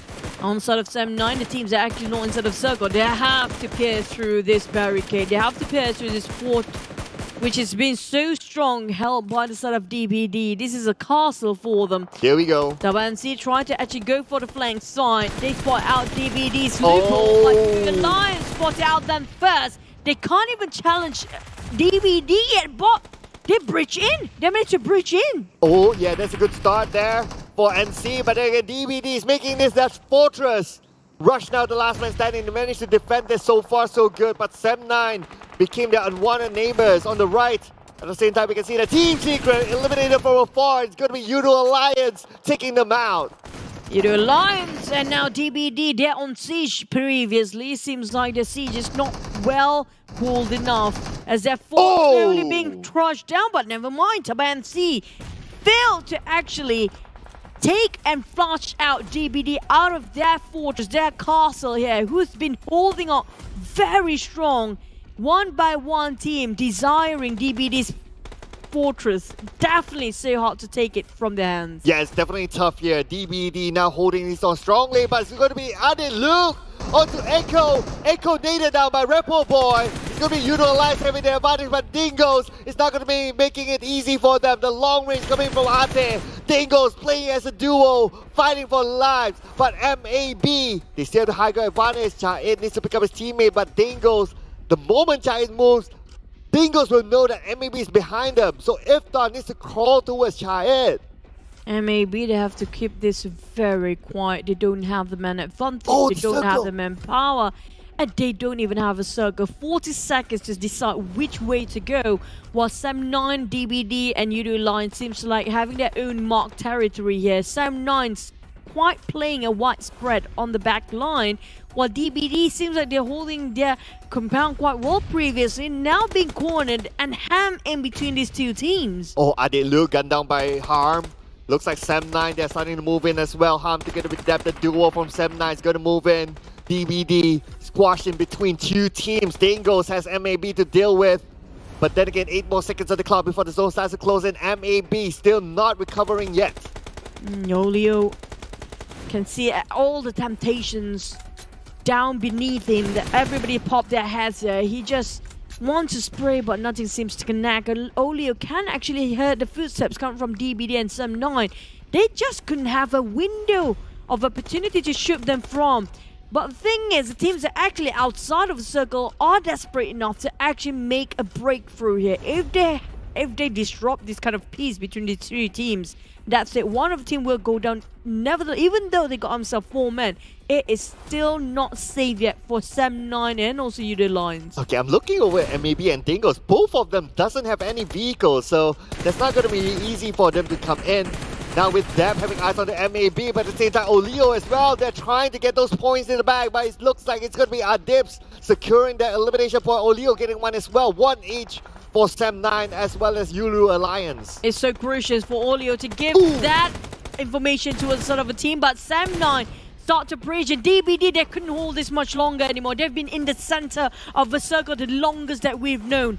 But the thing is, both teams coming up from different angles entirely. How can Six and Yen from DBD try to take two teams full force against only the 2 members of DBD. Yeah, it's going to be almost impossible for DBD because they're currently squashed in between 2 full squads. Yoodo Alliance as well as Sem9, they still maintain all 4 of their teammates. But the Navar, they look at the depth. There's going to be an advantage for Yoodo Alliance. But can they move in without DBD butting in? Oh, DBD definitely will want to butt in here because they will play the third party. They know their lack of men will actually play at their disadvantage. But Yoodo Alliance still try to flush them out. In the meantime, because of this, they're giving so much information to the side of Sem9. Putra is still staying very low while DBD scattered about, trying to play around the corner, and Yoodo Alliance smoking her on the stairs. There's going to be a stair fight here between these 2 guys. Ziggs trying to play and just hop out. They can exit out here if they want to. Well, Sem9 could take advantage of this. They heard all the gunshots. They know when it's the timing to go in. And it's going to be Sem9 Harm at the forefront at this moment. Harm is going to open up on the right, while the rest of Sem9 on the left. Adil takes down Hellcat, his own teammate. And now Sem9 could take advantage of this fight between those 2. Oh, it feels like DB still have a shot of winning this because right now Sem9 Adil! is out of Yoodo Alliance. He shot 2 down. Red Boy, it's going to be a trade between and Yen talked about in here as well. It's a 3-way war. Yoodo Alliance is actually losing when, even though they were winning. Sem9 down to 3. And now Yoodo Alliance were down to 1. DB what? Sem9 winning. Ow! Took advantage of all that. Sem9, right timing, coming in, taking them all out. And Sem9 got the chicken dinner. That is absolute precise moment for Sem9 to close them all up. I have to say that was a really good team fight coming up from Sem9. They being shot down, tapped on his knees already earlier. They were in a disadvantage if you compare with Yoodo Alliance. But Yoodo Alliance getting a bit too reckless. They want to finish off too fast. That is kind of their choking point themselves. They forgot about DBD, who backstabbed them from behind, giving Sem9 so much space to take the advantage to clean up all the other teams out there. Yeah, they really... So a lot of focus was between Yoodo Alliance wanting to take out DBD at some point. So Sem9 just played the waiting game. And we see that Sem9, they didn't get as many eliminations as the other 2 teams. But at the end of the day, netting this chicken dinner means something as well because there's also a slight prize for getting those chicken dinners on the board. But let's check out the highlights from the previous round. But I do want to see how much elimination points come out from these teams because we saw RSG is the one actually being very aggressive early on, and the other team has been very quiet. And the teams are actually winning at the back when it comes to the top 3 before. They are not that aggressive if you compare with the teams that are actually having so much fight in the first few phases. Yeah. But speaking about quality fights, the fight between Team Secret and Nexus, that was really nice. From Team Secret, and also there was another fight between Genexus and Team Secret. Somehow Team Secret still beat the odds to win that fight against Genexus as well. So that was another highlight moment. I think there were a lot of highlight moments in this round for me. Yeah, because there's so many fights happen at the same time. Yeah. And we have to jump in between the fights to see everything that's going on. And there's example, there's so many teams that didn't expect that we saw just now how Full Rival didn't expect SMG on their blind spot there. As some teams, we can say that their rotation has been different in the league and in the country final, making the other teams that kind of hard to predict which team is coming their way now. Yeah, I know, right? This is starting to be really exciting, and that's what we're loving about the day so far, is that it's hard to tell who will be on top. Looking at this kind of performance coming from these teams, DBD held on for the longest time, and Yen with that kind of angle, that was super good. But then again, you had to fight 2 teams at the same time. That was for DBD to get a second place. To me, that was commendable, considering they have Yoodo Alliance and Sem9 to deal at the same time. Not just that. Remember, before then, there was another team trying to squeeze into the fortress there. And they failed to do so. It was TABAH and NSEA, if I'm not mistaken. Were there any other teams? But definitely, they've been surrounded because they were in the center of the circle since the start of the match, since the second or third phase. And they've been holding on their compound. But the only mistake they made is when they back off when Yoodo Alliance tried to breach in. Because Yoodo Alliance got to have the strongest compound in the entire place, the strongest building to stand and defend. But when it comes to the eliminations, we have a lot of average here, 7 and 4 and 5. I was expecting more from DBD and Yoodo Alliance, but it seems like Sem9 with 7 eliminations they're one of the top. Only RSG with 8, and the rest of them are like either the same or below them. So no teams netting a double digit in this round, which is kind of like a surprise for me. Because I thought DBD would have gotten it. Geek Fam, the only team don't have any points there. This is definitely giving a lot of push for Sam9, who's actually on the second place. What? Choo-choo-skis? I'm going for them the entire day. But Yoodo Alliance, Adik, look, I have to say, Olio and Adik look well deserving this MVP because why? Between those two, if I have to choose, because they got themselves in the most crucial position. If it's not because of that, they cannot even take the compound out of DBD's hands. Yeah, he definitely played a pinnacle role in Yoodo Alliance actually sieging down to the compound. Because it's compared, if we compare them and Sam9, I think Sam9 had an easier entry because a lot more focus given onto the other side, the one with TABAH and Z, that side. So the Yoodo Alliance side and TABAH and Z side was harder, and yet they still managed to get a third place finish, which is great. But oh wow, oh, wait a second. Whoa. Interesting start for day number 1. Look at who's sitting number 1 spot. Sam9 fans, you are cheering for this. It's been a while we're looking at Sam9 number 1 spot here. Wow, I mean, I didn't expect after 2 rounds, and now they're on top. You just give them 2 rounds and like, guys, and the first team to get triple digit, that as well. That's crazy. That's true. Breaking. And then like they're starting off with 71 points. That's 9 points away from Sam9. I know, right? Sorry, Geek Fam. And the thing is, it's been a while. Sam9 is always at the second page for the last seasons. I know, right? They're always the team that you, because they have a big fan base, right? So a lot of fans naturally will express their, frustration or their feelings, right? But this time around, like I was talking yesterday on my own thingy, right? My own podcast thing. I was saying that, Sam9 is like, this their comeback season. It feels like this football club that never walks alone back in the day, that they were like superb, and then they have a big long gap of not winning anything, and now they're starting to win again. This is the feeling that I get from Sam9 right now. Yeah, it feels they really needed it. I can tell you that. Yeah, they used to be one of the best in MY, SG, or even C region. They have been C champions, and then they just disappeared. Yeah, and then we can see the frustration from the teams and the fans. But this is a good time for them. Hopefully, they can actually maintain this. That's the thing. Yeah, and speaking about good times, I mean, this is a good graphic here. We gotta give it to our production team. I'm loving this. I love this so much. It is so smooth how the graphic goes. Yeah, look at that. Oh, yeah, so you can feel the air right? pulling over the chute and just gonna drop over. But I'm loving also the fact that we're having 4 teams to focus on this this post recap thingy. Post recap thingy. Yeah. We don't really know what to call it, but because it's new, right? To be fair. But just to see that the teams are actually winning, like this is a trend right now for the past 2 matches. All these 4 teams, actually the teams that are really gunning down a lot. They're not the teams that actually sit quietly. If you look every faces of a circle, they'll be moving. They're not the team that actually calm down in one spot, except for Dingoz, because they are in the center anyways. And the other 3 teams has been moving very proactively. And speaking about faces, if you notice, like when the icons move and one of them gets eliminated, you get the emoji. Really?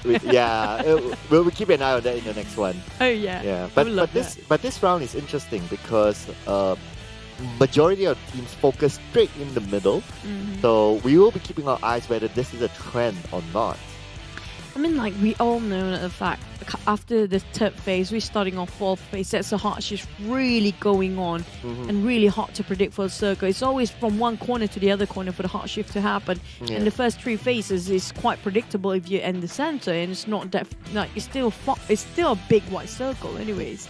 But 3rd phase on, if DBD actually build this early, this is where I think the 5th phase of circle, if they actually leave this one out, because if you mention it, we saw the 4th or the 3rd phase, they are actually at the edge of it. Yeah. They're not even in the center of the circle. They almost got out of the circle if that hard shift all the way, right? Yeah. So they're kind of like lucky as well. Very lucky. Very lucky. Plus the compound is theirs. But I mean, you can't complain with the second place finish, right? You'll be like, oh yeah, okay, second place finish, I'll take the points at the end of the day. And it's not like they're taking only the position points. They got themselves quite a number of eliminations too. Especially the team that squeezing themselves into this compound. This is such a crucial compound. The prize spot everybody desires this. Because why? The moment you step out, if a circle didn't actually ended up here, they might ended up in an open field that we witnessed right outside of this compound. It's going to be really hard to play against. Yeah. So if the circle goes the other way, it's a big advantage for Dingoz. And looking at the recap, it seems like they all don't have vehicles. So if they are forced to go out, it's like, run and shoot me, hello. It's like willingly. Yeah, willingly sacrifice shoot yourself. Yeah, that's what happened to the Dingoz, right? They tried to run inside to the compound, but it's impossible. It's a bit too late because if it's only one team up in the compound, it's okay. Yeah. And one thing is also an elevation for the grounds and the terrain. So there's 3 teams looking out for all the other teams. There's so many eyes up there. Exactly, right? So, well, that was the best that Dingoz and MAB could do. There's nothing more. But anyway, we're going to take a little bit of a breather here, ladies and gentlemen. But don't go anywhere. We'll be back for game number 3. My name is Sir Cloud here with Chuchu. We'll be seeing you after this break.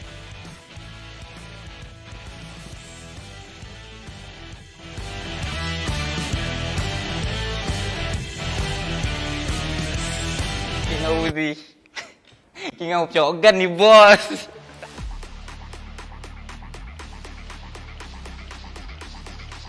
Okey, untuk Liga ni kita orang ada 4 IGL. Tapi saya lah IGL. Untuk Grand Final nanti, kita orang akan gunakan 4 IGL sekali untuk split besar. 1 IGL, 1 tempat. Pada 4 rival, season lepas korang champion, season ni kita orang akan rampas korang punya champion tu. Easy. Geek Fam. Kita orang tak takut lah. Kita orang ada Jimmy OP. Jimmy seorang pun dah cukup lah. Apa lagi 3 orang. With the same group of teams. Before this was like different groups, so you still get a little bit of a change. But it's going to be same for the groupings. Obviously, there's no grouping. Same 16 teams. Murama round 2. How are you feeling about this? I mean, like, besides Geek Fam, I'm not feeling that. I'm loving the fact that we're looking over the teams, Sam 9 especially, to get themselves at number 1 spot. After such a long time, Geek Fam has been holding on to that crown. But right now, we're waiting for a circle and a flight path, because just now we saw a bit on the northern side of a flight path, right? Yep. And plus, the circle was really generous when it comes to the center. We haven't seen too wonky of a circle flight path here. Yeah, but what's not wonky is the Rabu Padu. This time it's my turn, of course. Rabu Padu is back, and this is the phase 2 of Rabu Padu. So make sure you guys log on every Wednesday to collect those points. And besides that as well, there is a leaderboard that's launched for the Rabu Padu Phase 2. Keep on playing to earn more points and stand a chance to win prizes weekly. And of course, if you play every Wednesday, you will get 2 times more points. So that's going to be a little bit of a different campaign as compared to the first phase of the Rabu Padu campaign. But besides that as well, we have a new set. And this is my turn now. Yeah, there you the go. Lightning Nebula set, which is also available for you. But I'm trying to get a jersey that hard. Okay. Yeah. To be fair, Axis, thank you for that jersey.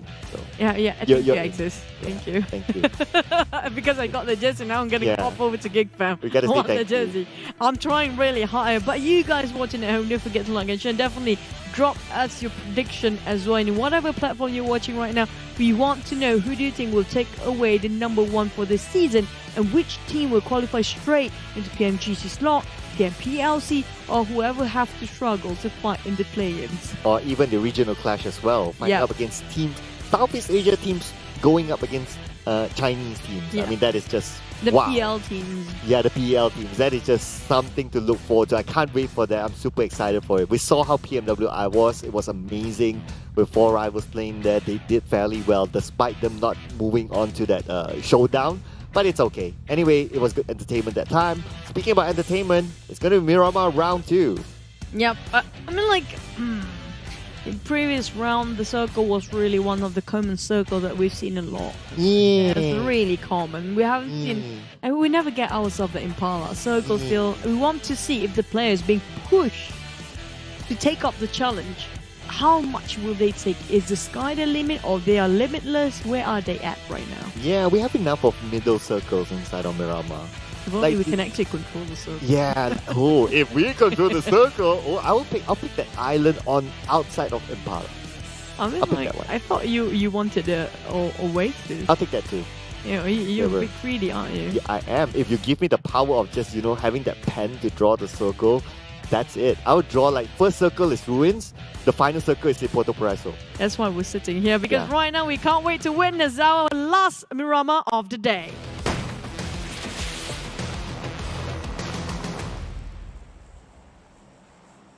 Miramar! And this is, of course, match number 3 in the overall country finals, day number 1. The second Miramar, and then we'll move on to 3 Erangels back to back. So the flight path looks like it's going to be a little bit different than the previous round. It's going to start off from the areas of Impala to the other side of Valade Mar. Very opposite from what we saw in round 1. It feels like a Sunhawk sort of flight path, innit? Oh yeah. The same exact sort of ratio when it comes to the map. Yeah, you The just lower changed the thing. map, right? And it's a very straight line too. Yeah, so you just change the map, you just replace the green with the brown, Yes, and that's the same template. that's funny. But Campo Militar is a bit unreachable for the teams that actually want to draw on the northern part, which is going to be MAB, especially in this case. So I have a feeling if the circle pops like very soon, and then we might see a very credit Los Leones here straight off the bat. Yeah, so I can't wait to see the circle. But I do see a new player that's been swapped in. So Heiko is going to be playing. No information yet who's he swapping in for, but I think it's going to be... Can you actually see that? Yeah, I'm stretching my eyes. Okay, he's swapping for Damn. Damn. Yeah. there you go. I'm surprised they actually let him dance rest there. But it feels like this is going to be a hard one, because why? Previous circle, we saw how it hard shift to the southern part of a... it seems like the center was Picado at first, and it hard shift down to the southern part of Chumacera. Now we have a Chumacera circle as a start. So how further will it go when it comes to the hard shift? You mentioned about high gold, just swapping in and out and downs. I'm not sure if there's anybody else who's going to do the swap there. Boyka could play, but Nah. I think he's enjoying himself up on the hills right now. Yeah. Yeah, let's not talk about that. Let's not. Yeah, I let's mean, not. like, I do Yeah. prefer him being the father for the kids right now. I think instead of I think they're happy without him. You remember Yes. there's that one interview?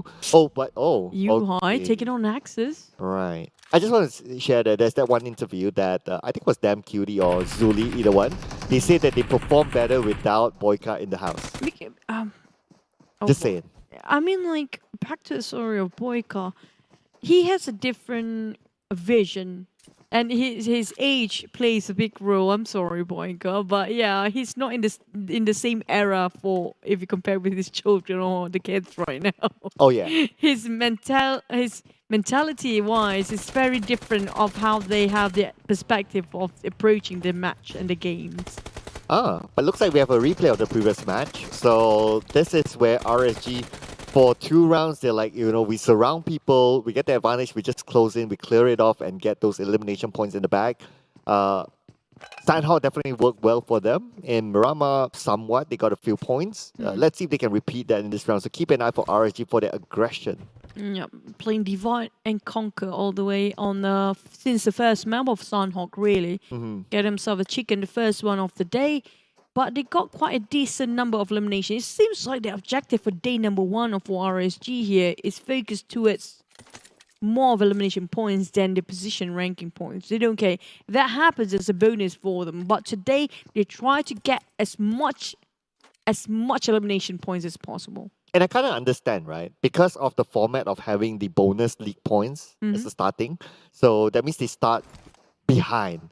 So if they want to catch the number 1 spot, the championship, they cannot just depend on placement points. They need to have a good amount of elimination points as well.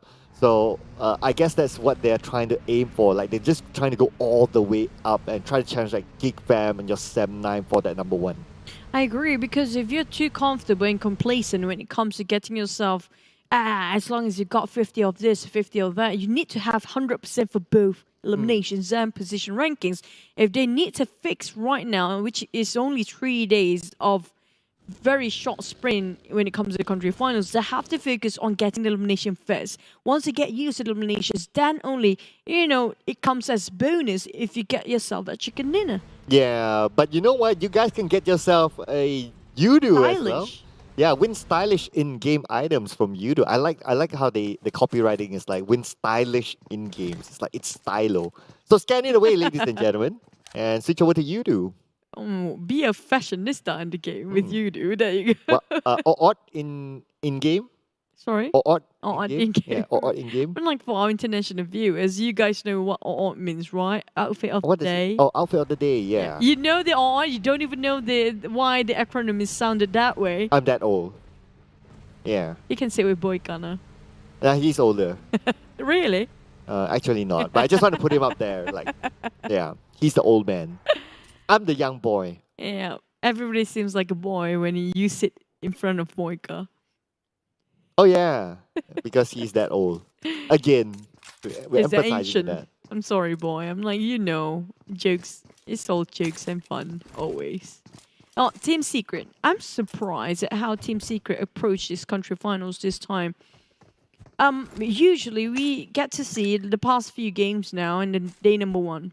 You can see the Izane and I think Kid. Usually it's always Izane first. I spot it out there. He will camp down on certain compound by himself.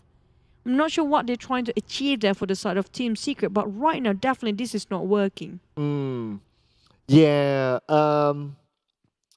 I would say that it's kind of okay. I guess they had some highlight moments. So they were like what in Sanhao they were like number 4.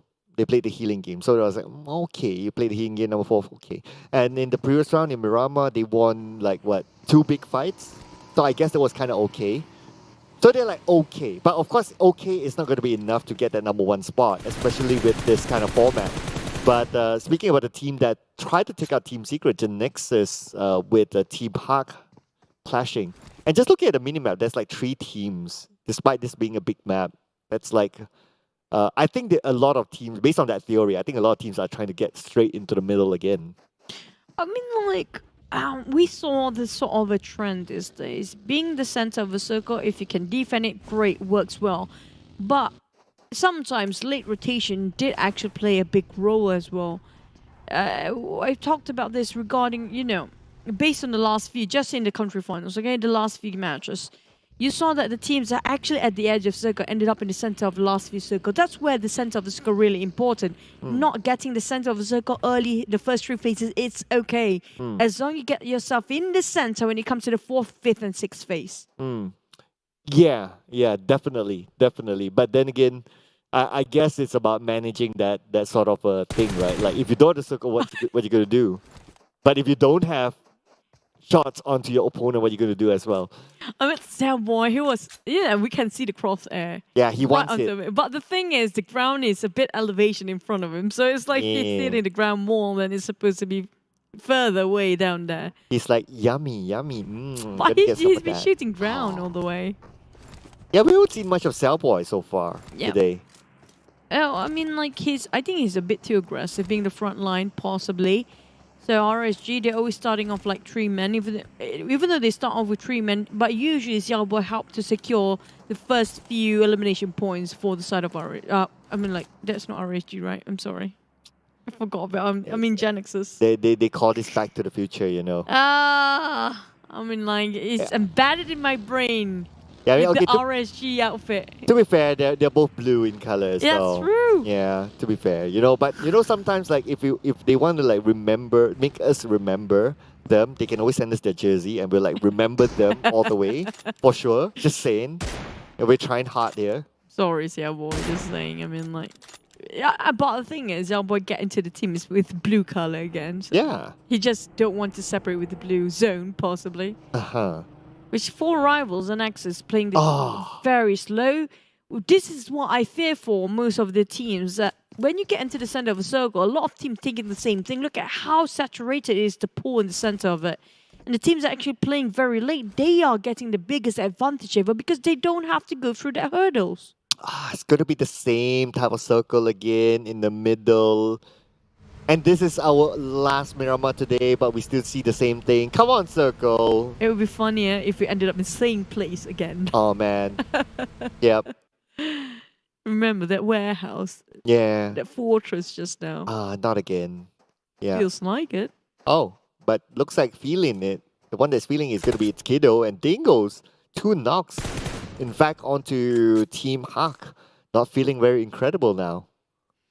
I'm not sure about this. Camper seems like going for the flank. They definitely spotted out only 2 members of Dingoz. I'm not sure where the rest of the team's coming out for Dingoz side. They're quite separated here. It's only Itsukido and Ate happens to be in the Avoid? compound.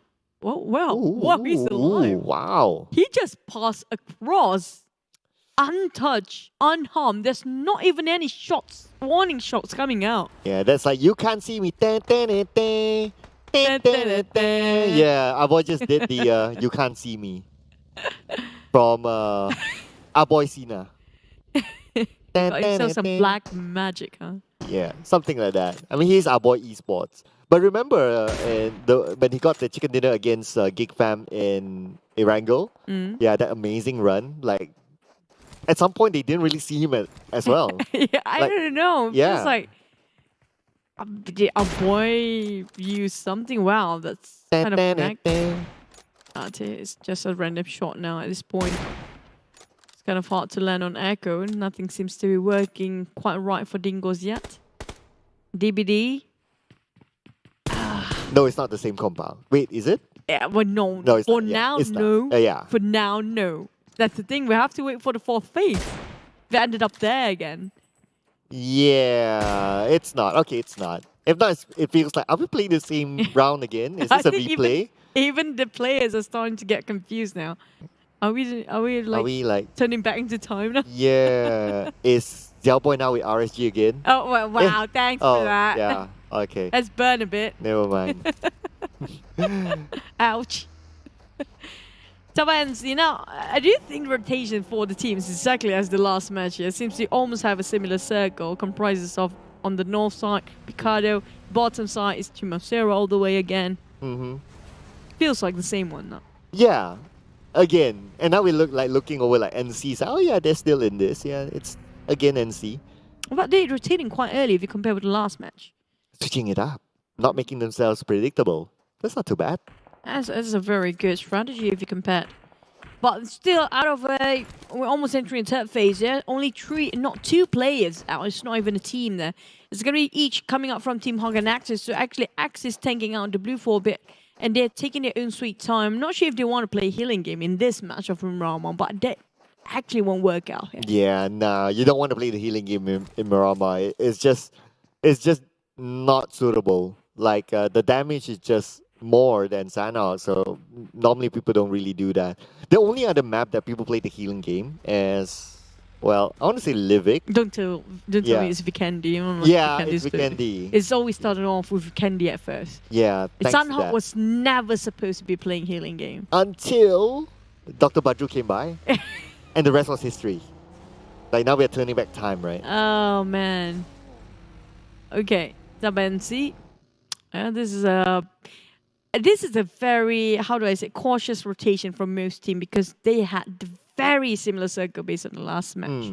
So they are a bit more careful now because based on the last rotation, it's like, okay, last time we did this, we bumped into this team. So how about we make the other directions in case, you know, maybe this turned out better than the last match. Yeah, I think that's a good point because what I noticed that when the map opened up, Crit VIP this time they played it slower. Earlier on they played faster, but they bumped into Team Hawk and Insomnius got knocked down and the rest was history. So this time they tried to change up their playing style by playing a little bit slower. They let other teams go in first and they come in behind. They can tank out a little bit of the blue, and as long as they still maintain all 4 of their teammates towards the end. And that was the problem with Crit VIP in the past 2 rounds, is that they couldn't maintain a full squad. You need to try to maintain a full squad at least to the 4th circle onwards. If not, it's just going to be unproductive. Well, the thing is, sometimes they are trying to force themselves to get into the fight early on, so that's where they start to lose men there. And I can get the idea of where they're coming up from. Like example here, today we're looking over at RSG. They're trying to actually get as much elimination points. It doesn't care. They don't care if you're being bombarded, ambushed by any other teammates or even other teams. In this case, preferably other teams, not teammates, where we saw a lot of self-bombardment between the teammates. But they might have sort of a principle like, okay, you guys, when you open fire, you're on your own. You have to take care of yourself. Yeah, which is, I think, which is true as well, right? Like, that's how they can play. Like, okay, we can open up, we secure bigger parameter as compared to like everyone sticking to each other and everyone like, you know, you have a smaller piece of the pie to play with. But then again, of course, the trade-off is that you need to be really, really independent, just like what Zigzag's going through right now. Unfortunately, Team Secret caught him off. And now with the long range onto Asphalt, again, it's Bosskurr having to fight with another team early. Same goes with what happened with them against 4 rivals. And this time it's going to be Team Secret.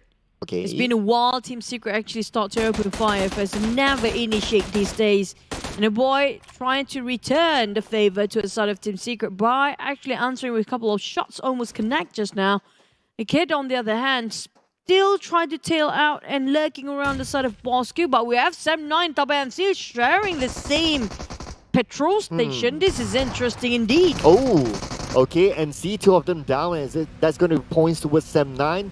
And see, will lose flags. Is now down to Magix and Frankie, the last 2 standing as they head into the circle safely. Oh, Magix and Frankie managed to actually get out from this mess. But the thing is, they lost quite a number of their teammates too. Sem9 winning this quite big triumph for now. As 4 rivals also start to gun down a couple of players out there. And Dingoz taking a fight against Yoodo Alliance. Now, we're looking over this circle. Where Dingoz is actually the last time we saw the fight, right? Yeah. There you go. And they're in the circle. But they're still in the circle. They're still in. They have the compound. And look who's around them. So they have Yoodo Alliance. They have DBD on the other side. So they are playing that a little bit of a gatekeeping role. But now moving over to VIP, looks like they're being gunned down from afar. I believe it's from Genexus. Oh, the same compound, in fact. Exactly the same one. Genexus taken down. It's going to be the entire team of Crit VIP finished off with 0 eliminations, 16 plays. Now, that's not a great day at all for them in case of Miramar. Team Secret, on the other hand, they've been sneaky, but they got themselves a very profitable sneaky by taking out a lot of fights from the backstabbing the teams that actually didn't spot it out. 4 rivals, in this case, Epi, kind of alert and taking on 1 down kid on his knees. But Abby has no clue. There's going to be 3 men behind him, but I still finish off by Punguru. Just now, I shots and Fredo taking out the blue. Now, he has to climb down this high heels there. If not, he won't make it for Fredo. Fredo's companion has a hoodie. The cat has a hoodie. Oh, is it? Yeah, Really? I know, right? Can we show Fredo again? No. Oh, no. Oh, okay. Almost got it. I almost got it. I do want to know if they can actually listen to us, but DBD, they're a bit late to get where into Dingoz at right now. They won their compound bet just like how the last match is. But the thing is, their movement here will be restricted by so many teams in between. So DBD, things didn't turn out like the way they planned earlier. DBD still on the outside of the circle, has MAB to deal with. The nade toss on the side of MAB. DBD, they have representatives inside the circle, so they can still move forward. With a buggy in hand, DBD should be able to do it.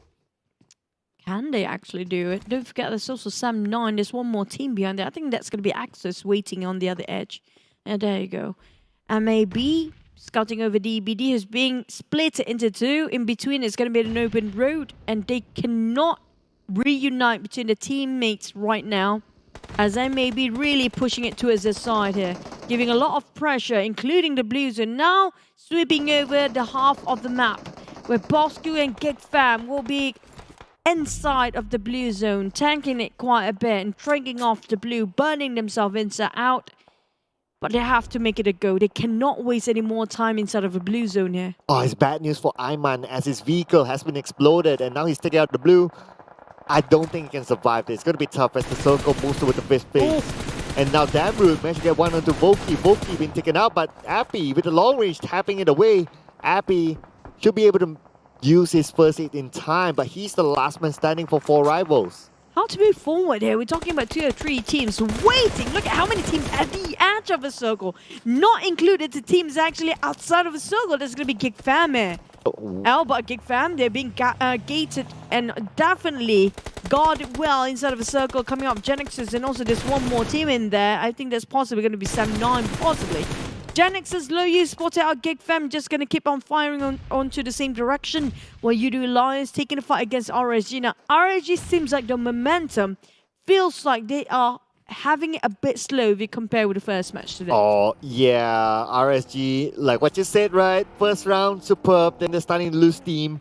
But now Yoodo Alliance, they're gaining steam instead. Going on to RSG as Brian will be finished off.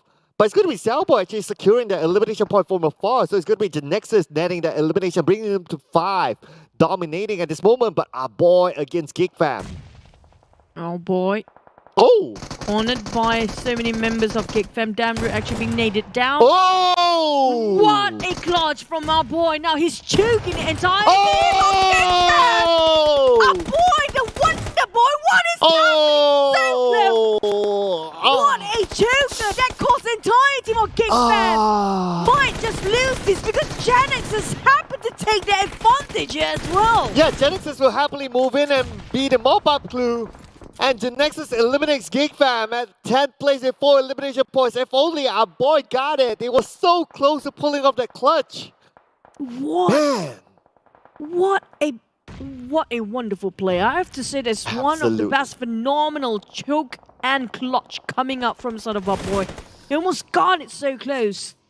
And back to the side of the teams that are actually still driving to stay inside of a circle. Team Hawk versus Sam9, who plays himself at the edge. Team Hawk tried to cut across, but this is walking straight into Sam9's lair. Oh, Camper, Heiko, the duo who's trying to do it against Sam9 as Camper moves in. Camper moving on now down to Heiko against Sam9.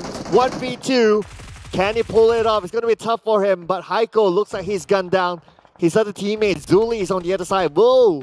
Survive for placement points. Heiko's just praying right. Never mind. The prayers will not be answered at all.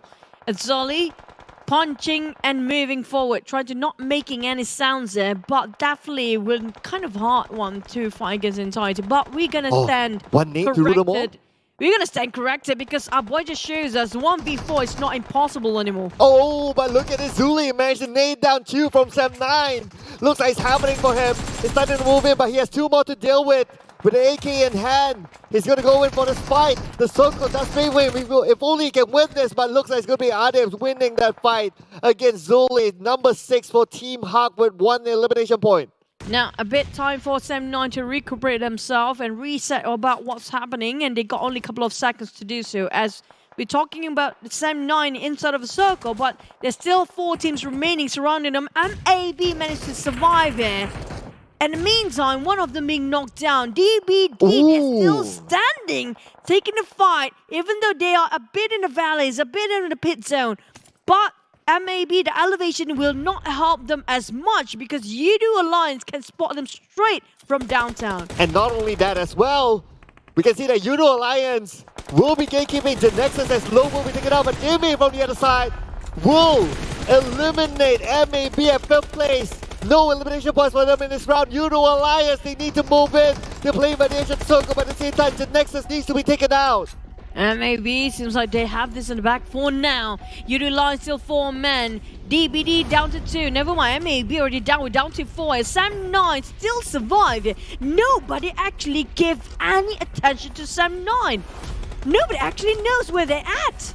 Exactly, Sam9 plus they have the compound, they're the circle, they have the best chance of securing their chicken dinner, but then again it's still early. We may see the same top 3 teams again. Sam9, DBD and Yoodo Alliance has the best chance, and it's going to be round 2 for them. DBD moving forward straight to the head and the face of Yoodo Alliance. And now Ziggs Here we spotted him go. out. They swap over to UMP. Ziggs have no clue. Just gonna jump around, up and down the hill. Oh boy, Helton's already down. Oleo's on the back line, trying to work wonders for the team. Yoodo Alliance cooking up the nade. Oleo? And it's gonna be Underlook straight in the front line here. But DBD, Molly? he can't move forward. He got one. Oh god. Oh, that is one by Adilu, but we can't fire a point. Oleo starts to move in together with Ripple Boy. Ripple Boy at the forefront right now against the entire DBD. DBD takes down Yoodo Alliance. Yoodo Alliance, 9 elimination points in this round. DBD just shows who's the supreme CQC player in this case. We're down to 3 with Genexus 2 and DBD 2 of them, but they can manage to actually reset themselves by picking up their members here, healing up for a bit. Sam9 on the other hand, nobody actually gave them enough. They are uncontested, got themselves the strongest compound, and they're not being favored by the circle. It's DBDs all the way here again. Well, the circle is fair. They have the compound, but they do not have the circle at this moment. DBD will reset as a trio. So now it's going to be Sam9 against the Genexus. DBD, all they need to do is just cover their perimeters and they can secure the chicken dinner. It's down to Genexus and Sam9 fighting up against each other for that second spot. And DBD, all they need to do is just try to defend this with 3 men here. With Jimmy still running low in health, but he got himself 6 eliminations by far. But it's a very fair Oh! fight. And Louis almost clipped in time when he cancelled out his grenade not being tossed around. Oh, that was super duper close there. Harm on the second floor. Tries to buy time for himself and for his teammates as well while they reload, while they reset. But now time is on their side. Circle starts to close in. Genexus, we need to end this fight as well. Harm will be taken down by Echo from afar. B will start to move into the second floor with the UMP. But then again, at the same time, the zone is closing in. Harm is calling out for help, but B will finish him off. Oh, View tried to steal 1 more points there. Genexus trying to win this as much as they can. DBD still waiting around the outskirts. They're not going to budge this one. They got definitely the circle. It's going to be Sam9. Genexus have to move forward, facing them, advancing towards their direction. And I'm not sure how they can keep it going because Sam9 and Genexus just going to leave DBD for now. I feel like this is definitely DBD's chicken in the bag. Oh, yeah, definitely. But let's see who will get that second place. Genexus versus Sam9. Now the zone is starting to put pressure on the Sam9 as well. At the same time, we can see that Deb gets 1 and Deb will finish on Bill. The zone is starting to close in. Will he be able to heal himself up in time? Looks like the answer will be yes. It's going to be Loyu at the other end. But Jimmy needed down our dips. Loyu may give himself to the blue, not giving points onto his opponents. DBD is starting to close in to finish up this round. Oh, it's spotted out Sam9, and this is going to be Bam! like a pace for Genexus. Loyu holding on the longest time ever, playing the healing game in Murama. I mean, this is the maximum thing that he can do right now. Giving himself to the blue, not giving points to his opponents, especially his DBD, who's currently above them. Oh, and with that, okay. it's going to be DBD netting themselves chicken dinner, round number 3. He didn't got shot just now. He was peeking over. No. I was worried being shot down, giving off the points again. But DBD, finally the second time, they got themselves in the center of the circle in the last minute. They got quite a long time in the center of the circle last match. Yeah. They didn't secure it. They got in the top 3. But this time, it's definitely theirs to take. Yeah, this time they switched their strategy, going up to the high ground instead of the compound. The circle happened to favor them, and all they needed to do is just wait for the right moment and just clean up. Yeah, it was a cleaning up crew. At first, it was Sam9 not being spotted out by these guys. But the moment Sam9 not being favored by the circle, they have to jump down, they have to get out, have to advance towards where DBD is standing. And that, do you think it's just the circle that actually helps DBD to win this round? If the circle hard shift to the other side, do you think DBD cannot have it in the bag? If it's on the other side, then it's kind of... I'll need to see if they have a vehicle. If they don't, then it's hard. But if they do, then maybe it will be like the sandwich situation like what we saw in the previous Murama. Again, then it's kind of tough to tell who will win. But at the end of the day, it's about, sometimes there's also this element of luck. If you get the circle, you can have a higher chance of winning. Not sure it's going to be it for Genexus on the other hand. This is what we've talked about before. This is the Genexus who we haven't seen for the longest time. They're not the type of a team that really goes for campers, And same goes for RSG, even though they are being eliminated quite early on, but they still got a number of points. And that's what really matters. At least it didn't go empty-handed this round. Yeah, at least this time they still managed to get something in the bag, right? Genexus, I think that, you know what, you kind of think about it, they are doing okay. It's just that they haven't got that bam just yet. But our boy, that moment was, if only he clutched it, that would have been insane. Yeah, it was 1v4, I have to say it. Yeah. It was really great. It was 1v4 when he clutched a 3 downs. And if only Genexus didn't came in, that was a big win if he actually won it. Yeah, I know, right? And it was against Geek Fam, not your average team, of course. But, well, it is what it is at the end of the day. 1v4 isn't that easy to pull off, obviously.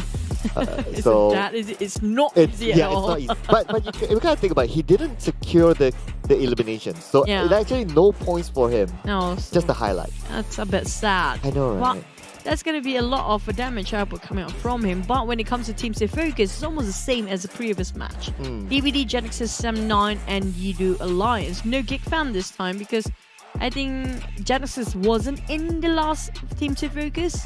I think in the first Mirama. I think because of Cassis.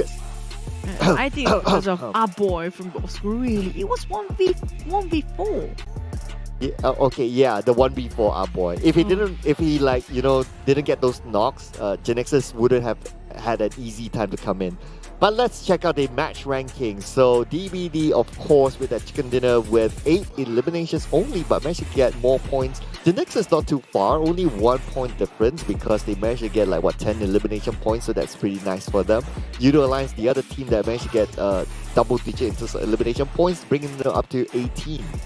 This is actually a very good run for both Genexus and Yoodo Alliance. And Genexus and Yoodo Alliance, both of them, especially when it comes to DB, definitely they will push up the ranks, but will it be enough to take down on Geek Fam and Sam 9 when it comes to overall here?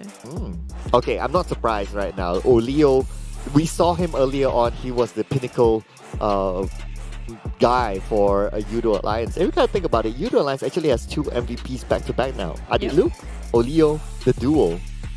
I just made that rhyme. Adit Yo? Adit Yo? Yeah. Adit Yo, Oli Luke? Yeah, that's not too bad. Oli Luke. Luke Oli? Luke Oli. Okay, we're getting too far now.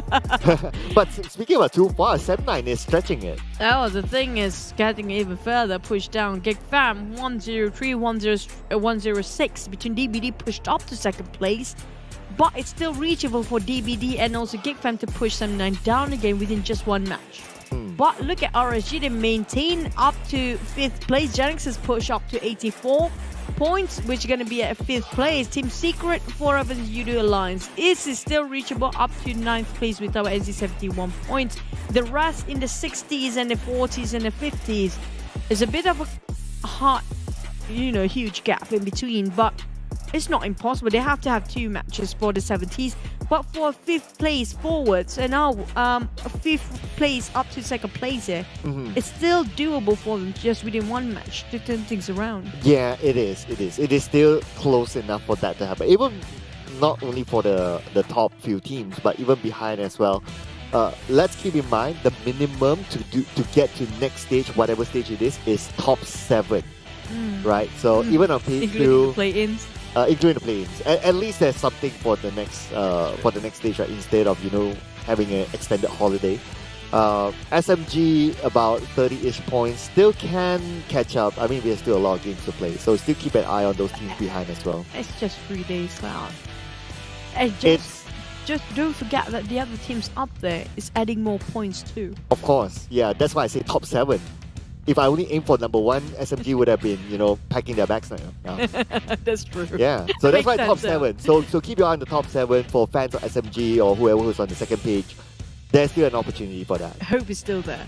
Yeah, hope is still there. It's still day number 1, even though it's a bit cliche to say that. But the thing is, time is ticking.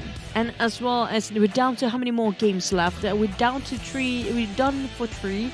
So we have another 3 more. So it's going to be 15 games. So today, 15 games more. You are counting now the games now. Yeah, so I know, right? So it's going to be crazy. But I believe after this is going to be an extended break. because it's about that time. So ladies and gentlemen, after this, when we come back from the break, we will be heading into Erangel. So totally different feel in Erangel. A very balanced map. You have some elevation, you have water, you have bridges. We love bridges. And the thing is, it's going to be not just one, not just two. It's going to be 3 straight of Erangel. Yeah, we never That's got a gonna be- 3 before. Yes, that's going to change a lot of stuff here because, you know, some teams will think like, okay, this team will think they have to have a variety of strategy to actually approach a match now, because if they keep doing the same thing, everybody can actually read it out because it's going to be straight 3 games. Yeah, but before that, ladies and gentlemen, let's have a chat with a representative from DBD. Let's go interview.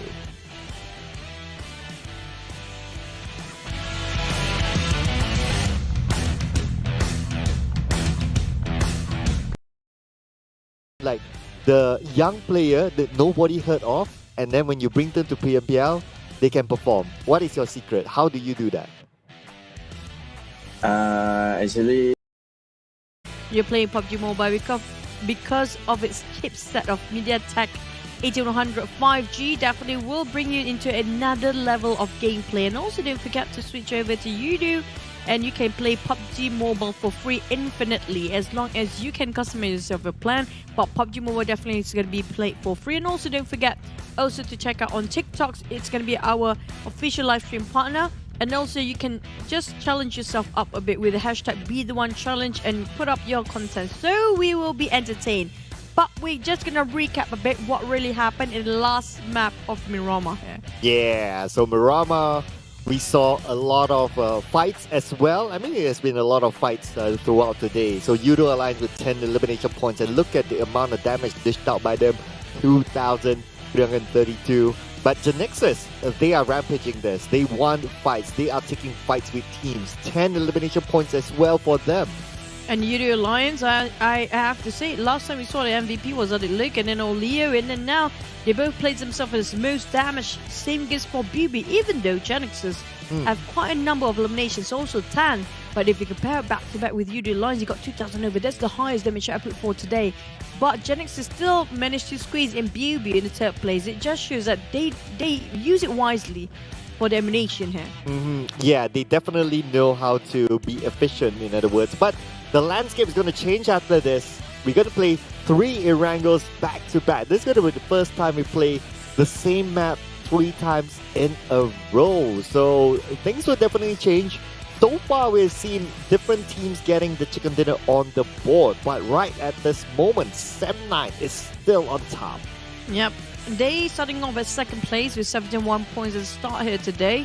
But they pushed themselves and proved that they actually one of the teams that should be looked out for when it comes to the country finals. Geek Fam is going to be one of the teams to focus again because they have been very consistent when it comes to the league. But when it comes to the country finals, seems like it's a bit up and down. Sem9 definitely shooting up high up there.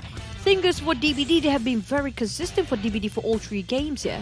4 matches, including this one after this. Genexus, well, they are on a roller coaster ride. Yeah, right. Yeah, they have like their moments, and then they have like their superb moments.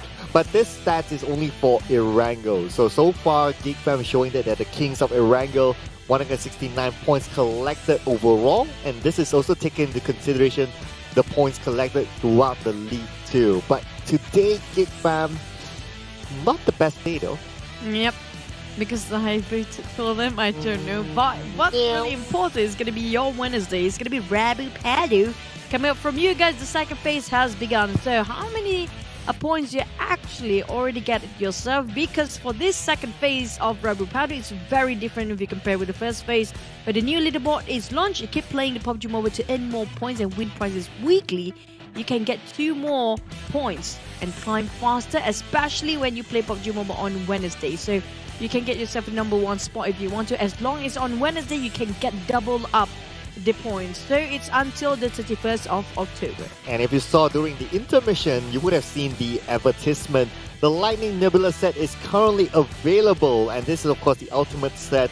And if you just join us, this is the lore behind it. So when Lightning Nebula comes across threats from the universe, he will first observe and decide whether intervention is necessary. Although most people only know him to be a hermit, little do they know that he has influence countless happenings in the world. So he's like this hero that is just waiting for the right moment to show himself up to save the world, basically. Yeah, he's just observing. Yeah. And we're observing all the jerseys out there. Don't forget to hashtag in the comment section and win yourself the reward, which is going to be jerseys of the team that you're supporting. If you look over, Genexus all the way up, or one hit the seat. One hit, that's it. One hit, that's it. Yeah, like one hit, that's it. One hit, that's Yeah. it. That was, who was it again? It was great VIP. Yeah. One hit, that's it. Yep. So that is it. Hashtag away and you might win yourself a jersey from the teams. But I'm not going to say anything for my predictions. I'm not going to change it entirely. I'm just going to see tomorrow. I'll think about it for tomorrow. I mean, yeah, but you today have this time. is it. You have time. Yeah. You have time. Team secret, huh? Yeah. Why? To be fair, we made these predictions way before, right? Yeah, But- really? Yeah, I mean way before the show started. But at least what we see from Team Secret is that, like at least in the previous Miramar, like 2 fights back to back, the Genexus one and the Axis one, they managed to win those fights. So they're kind of okay-ish, but they're not like really booming just yet. So I'm not too sure what do they have in mind. Do they just want to settle for like the top 4 or the top 7?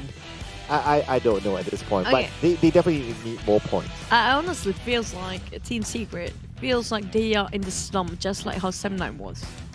Oh yeah.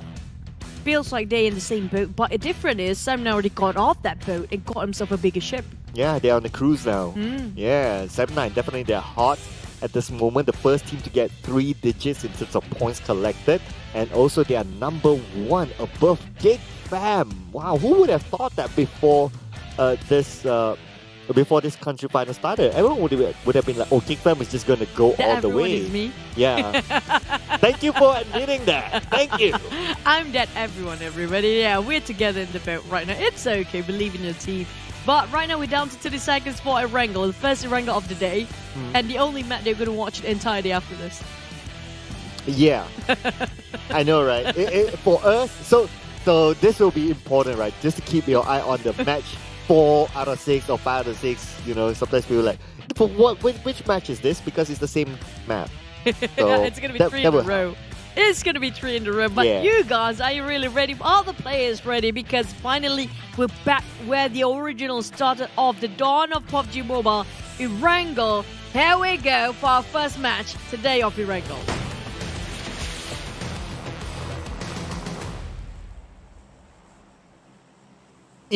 Erangel. First time I'm going to say this today and in the country finals as well. And looks like the flight path is going to begin on the right. Milta Power is just right below this airplane and it's probably going to cut across. This is probably like the Sandhawk one. We just changed the map. Oh yeah, almost. No, not Not that. really. Okay, It at least is- we get a different type. At least we get a different time. Yeah. I'm not surprised if we get another straight line just like how Sunhawk was. It's like a compulsory for every single match, especially in the second match. That's what happened in second Miramar, by the way.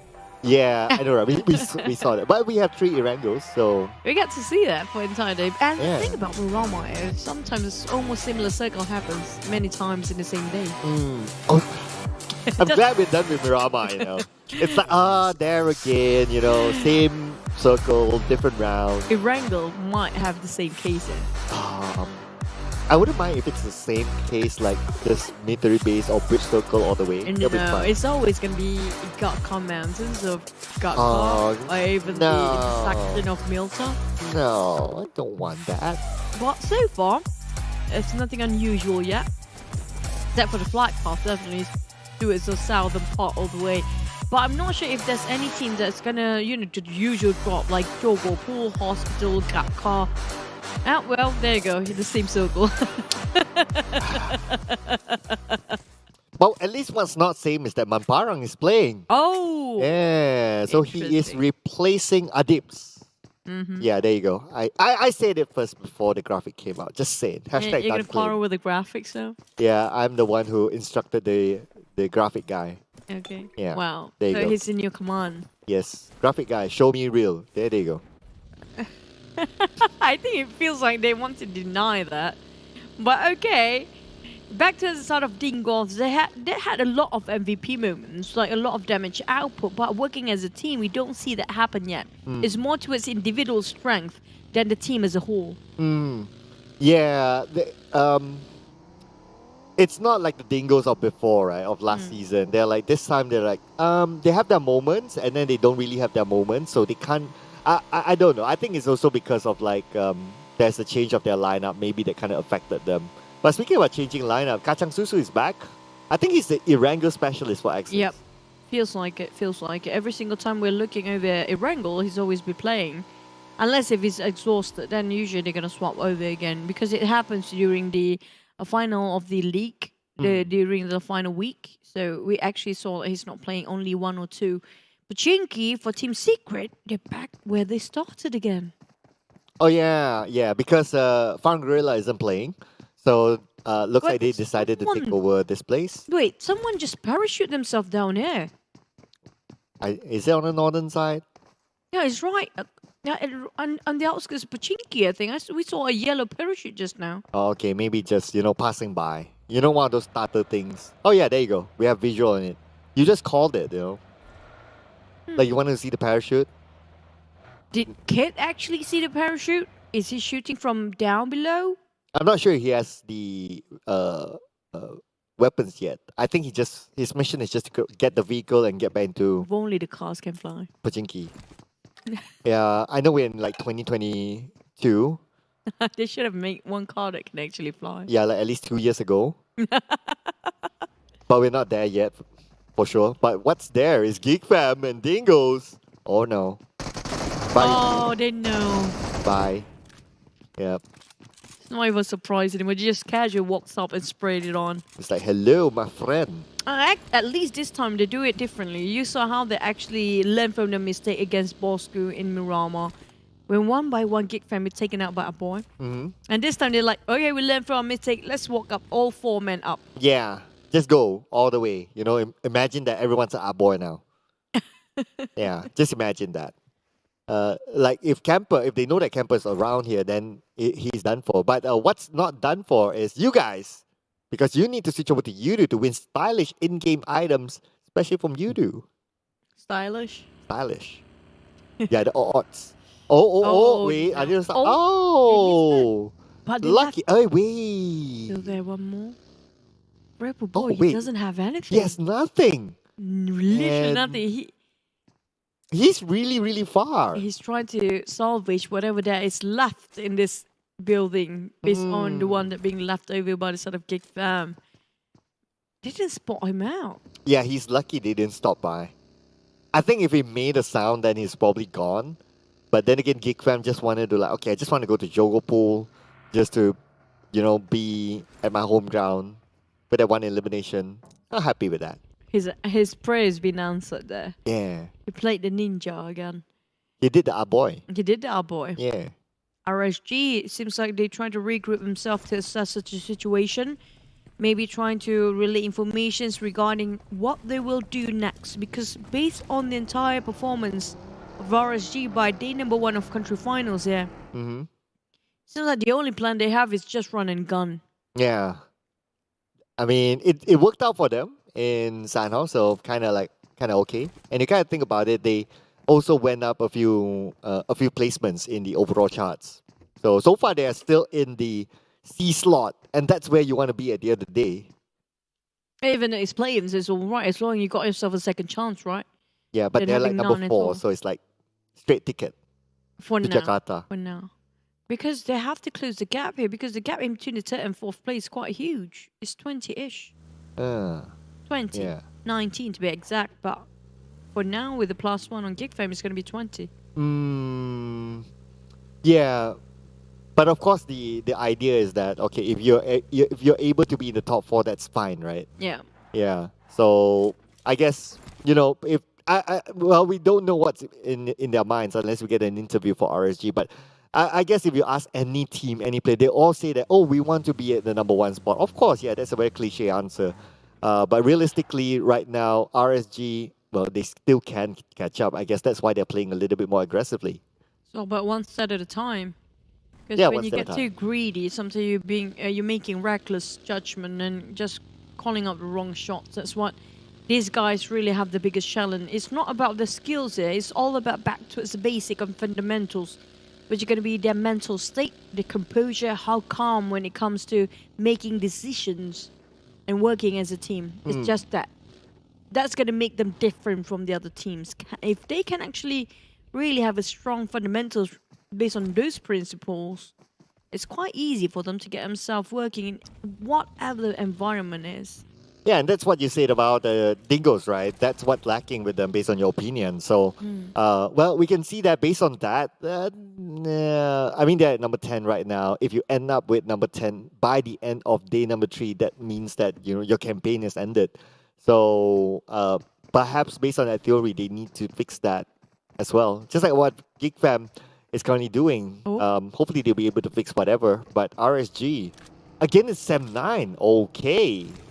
Seems like they've been tailing each other quite a lot in numbers of maps there. And Hum finished off the side of RSG Brian straight away. Not a great start for RSG this time. Like we mentioned before, can RSG get the momentum going up instead of sloping down? So far, so good. RSG is the one that is currently sloping down.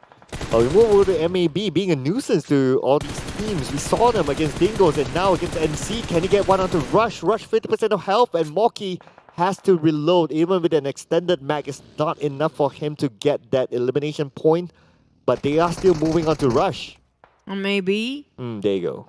it's going to be an easy one for them. An open field with no hindrance whatsoever. It's just two teams fighting against each other. Frankie. Iftar almost clipped it entirely. Frankie got himself a cover to work with just to reset himself. What a nice time to get behind those walls there. But Iftar's not happy about this. Definitely he was trying to finish it off. But at the same time, Frankie got himself enough time to reset. They tried to save Rusher. Going straight in. And now Frankie, he's kind of surrounded. It's a little bit tough for him. Left to right and center. Frankie super low with about 1 tick of health left, and that is it. Iftar will get a knockdown to Frankie. NC struggling today. Feels like they've been sacrificing one by one and being cornered here entirely, surrounded by the side of MAB. No help being called to the side of TABAH NC. They didn't respond to that help call. Definitely just going to build this one. Magix, instead of trying to help, he tried to help himself first because he knows for the fact if he goes in, he will be knocked down as well. Genexus, on the other hand, fighting quite early on, still in the second phase here. 30 seconds to go for the third phase. Fighting against Yoodo Alliance. It seems like a bit of a trading happening. Oh, that's a fast rotation coming for Genexus. Straight onto the areas of water down with Repo Boy coming on behind. Taking out Bilbil and Loyu. With the long range coming in from Ade Luke, and that is Genexus out. The first team to be out with 0 points there. Nothing, maybe 1 point, yeah, not nothing. But I'm surprised how they were trying to go aggressive, but things didn't work out quite as they planned when it comes to CQC there. Sem9 happened to cross path with MAB, but MAB, they're just going to respect their territory. Never mind, MAB players, they start to fire against the side of Sem9 here, who were trying to go for the truce, but it didn't take up that well when it comes to that agreement. MAB still trying to shoot. Shooting range is very vacant. But again, it's the same circle again. Shooting range, nobody wants to be there. A mountain. Yeah, but Ganka Mountain, Geek Fam's favorite spot, so they managed to secure that. It's either them or Dingoz. So looks like Geek Fam, they managed to get up first, and the Dingoz had to settle with being at the bottom. So I guess that's also because they are left with only 2 players left. So Geek Fam has the prime position at this point. For now, we do know when you got yourself that high spot in Ganka Mountain, how long can you actually defend, since there's not many resources for you to replenish the entire team in case they be invested way too much. Really committed for this or not? Dingoz decided they will build this one out, disengage, and not gonna waste their resources even further. TABAH NC, who happens to be on top of Gatka Field, just gonna cross. They lost 2 men, having a very heavy toll taken on them. Magix and Flax remaining. They fought against who again earlier before? As a Team Secret. No, it was against MAB. Ah, there you go. Yeah, And now it's the one that got Team them Secret. surrounded. Yeah. So Team Secret, we haven't seen them yet until now. I mean, we've seen them just moving around. So no big moves yet from Team Secret, not like they need to. Currently in the circle, I think they're somewhere in the middle as well, so they're kind of okay. No, nothing much happening except for one team. Genexus out quite early. If they got themselves quite a nice run in the last mirror on my map here. That's why we mentioned about them having a bit of a roller coaster ride. Too hot or too cold sometimes. Outside of Bosskurr, Ruins will be scouted over by the set of Create VIP. And Summoners really want to go for it. We can just feel his desire to get into there. Tempted to do so, but is very disciplined going back with the rest of the roster to just relay the message for a bit and trying to reassess the situation to get things better clear about position of the teams that they're scouting about, which is going to be Bosskurr. But not many teams actually playing outside of the circle, except for some9 who's rotating very late. Genexus, so coming up from the northern part. A Geek Fam actually give out that Godka Mountain quite early on. Yeah, I guess because they want to get one of those prime positions, especially the house just down below them. So that's why they want to secure that. But they have a snipes, still on high ground, just to give them that information and probably give a little bit of a cover. Bosskurr, on the other hand, is just right in front of them. So they know that that's where they'll stop. They're not going to go further forward because they don't really need to force their fight into Bosskurr.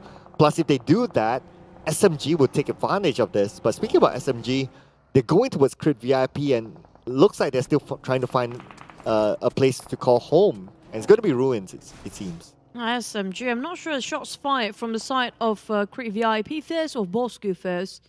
Because it seems like SMG tried to provoke both of them, fight against them, and challenging them, try to take head on. But none of this team willing to concur. As we look, both team, or maybe 3 teams in total, make it 4 maybe even, because 4 rivals happen to be sharing in the same corner. Or 4 of them seems to be trying to hold it in as long as they can, because they do know it's too early to fight here. Yeah, it is. Considering that we're like 15 teams still, and it's still a third circle, there's still a lot of room to play. When there's a lot of room to play, meaning that there is a possibility of third party, because people will be like, okay, if I bang into that, get those elimination points, they still have time to recover as compared to like if they're still, if the circle is really, really small. But now we move on to the Dingoz, playing as a duo onto Axis, and that's not going to get them anything. Oh, the commitments coming up from the side of Dingoz, really committed to it. You saw how they try to park themselves and just tank it out of the blue for a bit. The third phase is going to be 0.8% of HP deducted every single second, but it's still burial for most of these guys. On side of Axis, seems like they have a partner in crime here, which is going to be the purple team. Who was it? Sem9, was it? Happens to be just moving in a same parallel way as Sem9 is. It happens to be really safe for both teams. I'm surprised how they just peacefully sharing the compound there. Yeah, I guess at this point, they're like, okay, it's not worth to take those fights, because at the end of the day, the way to choose your fights is that you want to get that prime position. It's not just fighting for the sake of fighting, and that's the rule of thumb, unless you choose to do something different. But looking at the current circle, looks like Team Secret has a circle. Again, Sem9 has that circle advantage. And let's not forget, they're currently on top, and Geek Fam needs to move into the circle, but it should be an easy pathway in. And there he got himself inside the circle, parking straight on top of TABAH NSEA, where Team Secret is trying to take them down. Now TABAH NSEA is really in a turmoil, because why? They're being hammed between 2 teams here. Team Secret and Geek Fam. And in between is going to be TABAH NSEA trying to survive as long as they can. Well, we have Team Hawk coming up from Pochinki and going inside of a circle where Gatka Mountains and Fields, not really the mountains, the fields mostly inside of it. Whoever got the trench here do have a big advantage, because this is the only place that you can take cover for a bit in a wide field of Gatka. Yeah, some people call this the chopstick trench. It's like, kind of true. Yeah, like a chopstick-ish. So we can see that Geek Fam's currently in it. On the other end, there's Sem9, so it's still shareable because it's big. But what's not shareable seems to be Bosskurr and Team Secret. They're fighting against each other. We saw 2 nades taking down 1 each. They're trading it back off, but they need to be aware that SMG is passing by. Could be the third party, but Zigzag, wait! He naded himself! Some sort of accident might just happen. Maybe it hit the window pane or something. But here comes SMG and Team Hawk And SMG being decimated just now, but it's going to be them placing themselves at 15. Out of nowhere, Team Hawk just swiftly moved on top of them. SMG again, another early elimination for them, but we move back to Bosskurr versus Team Secret. With Kid currently gunned down, Aizen has high ground. The nade from Asfa maybe tossed out to the roof, and it does land onto Aizen, but not enough to take him down just yet. And Bosskurr quite in the corner here. Because of the smoke, thankfully enough, both teams managed to just go back, disengage, and try to regroup for a bit to reassess the situation. Back at the side of DBD versus RSG here, a bit of long loop coming up from the mountains or even the small hills. While some of them get themselves the compound or the buildings, DBD only 6 inside, and RSG prefer to playing outside. But the thing is, both teams actually not inside of circle yet. And lucky enough, nobody's actually gatekeeping them from the inside of a circle. I know, right? That's a little bit of a good news for them. But the bad news is that the zone is starting to be on top of them. And now we can see that Luke will be fired upon. Luke will be taken down by Jimmy. It's going to be DBD with the advantage to start in the movement. Jimmy tries to get another one. DBD will win this fight against RSG, and RSG, number 14, with only 1 point. RSG definitely showing that they're losing steam. One by one, team being finished off by the pressure of Blue Zone. Then they only move forward, including Yoodo Alliance in this case. And Geek Fam, nowhere to be seen. But the thing is, DBD is still there to take out the number 1 spot if Sem9 is not being careful. Bosskurr and Team Secret have been sharing this compound the longest time we can actually remember. But put yourself in mind that they have 4 teams around here. If they've been fighting each other the longest time there, Sem9 might be the third party just squeezing in. Well, okay, so it's in the middle of the circle. Let's keep an eye on the next phase of it. As Crit VIP starts to move in, everyone is currently in the circle, but looks like it's going to be Team Secret and Bosskurr in the middle. The circle doesn't favor them, so they need to end this fight. It's going to be Team Hawk touching the rim and the center, and Dingoz actually in the center as well, but back to the side of Bosskurr. Finally realize they need to take this fight head on. Like it or not, Team Secret reviving their mate. Asfa's not going to go for it. Yeah. Oh. Well, I can understand why, because it's a hallway. If it goes for it, the advantage is towards Team Secret, so he chooses to pick up his teammates, so I can totally understand that. But now we move for the Geek Fam, tossing a nade on the side of Sem9. The former number 1 team now against the current number 1 team. This is going to be interesting. The Trent just seems a bit busy right now. Both Sem9 and Geek Fam. Oh, wait, Yuhai is too daring to do so. This is really bold move coming up from the front line of Geek Fam. While Harm might be caught by the rest of the team, he will try to move in unison here as they try to regroup for the side of Sem9. There you go, giving a bit of a pressure. Just gonna give a bit of a sound here from both sides. Playing around the tunnel coming up from Yuhai. It's going to be a tight corner for him to play with as Sem9 has eyes on the Geek Fam. They're playing the gatekeeping role. Geek Fam currently on the outside of the circle. Crit VIP on the other end, number 13 for them. But Geek Fam, they need to fight their way through. It's not going to be easy as they're going up against Sem9, the team that's currently hard. But the nade onto Dab, that could be their opening. Oh, a Rift at the same time for Access is not great. Geek Fam, they're trying to find Dab who being knocked down earlier, but they couldn't spot anything and finally found one. Harm tried to trade it for a bed, but Yuhan being knocked down as well as Mumpa being finished off by the side of Harm. Same goes for Yuhai, but you know what? Geek Fam seems like they're having a fair trade with Sem9 for now. Ooh, that Molly almost onto Sem9. And now we move over to Bosskurr and Team Secret. They're not done yet till now. Looks like Bosskurr, they have the advantage, still maintaining a full score, but Team Secret only down to iShots and Fredo. Looks like Bosskurr might win this fight, but let's not count our chickens before they hatch. As Fredo getting prepared with the DBS, he has that deadly weapon. Asma spots out Fredo, shoots onto him, and Fredo goes down. That's going to be almost impossible for him to hide himself just behind the doors. But here comes one more. Team Secret decimated in the hands of Bosskurr. Now one more team bowed down. We're down to 8 teams only, with Bosskurr dominating 5 elimination points for now. It's still not finished yet as they need to move and advance forward for Bosskurr as 4 rivals try to gatekeep them from advancing. Oh, 4 rivals.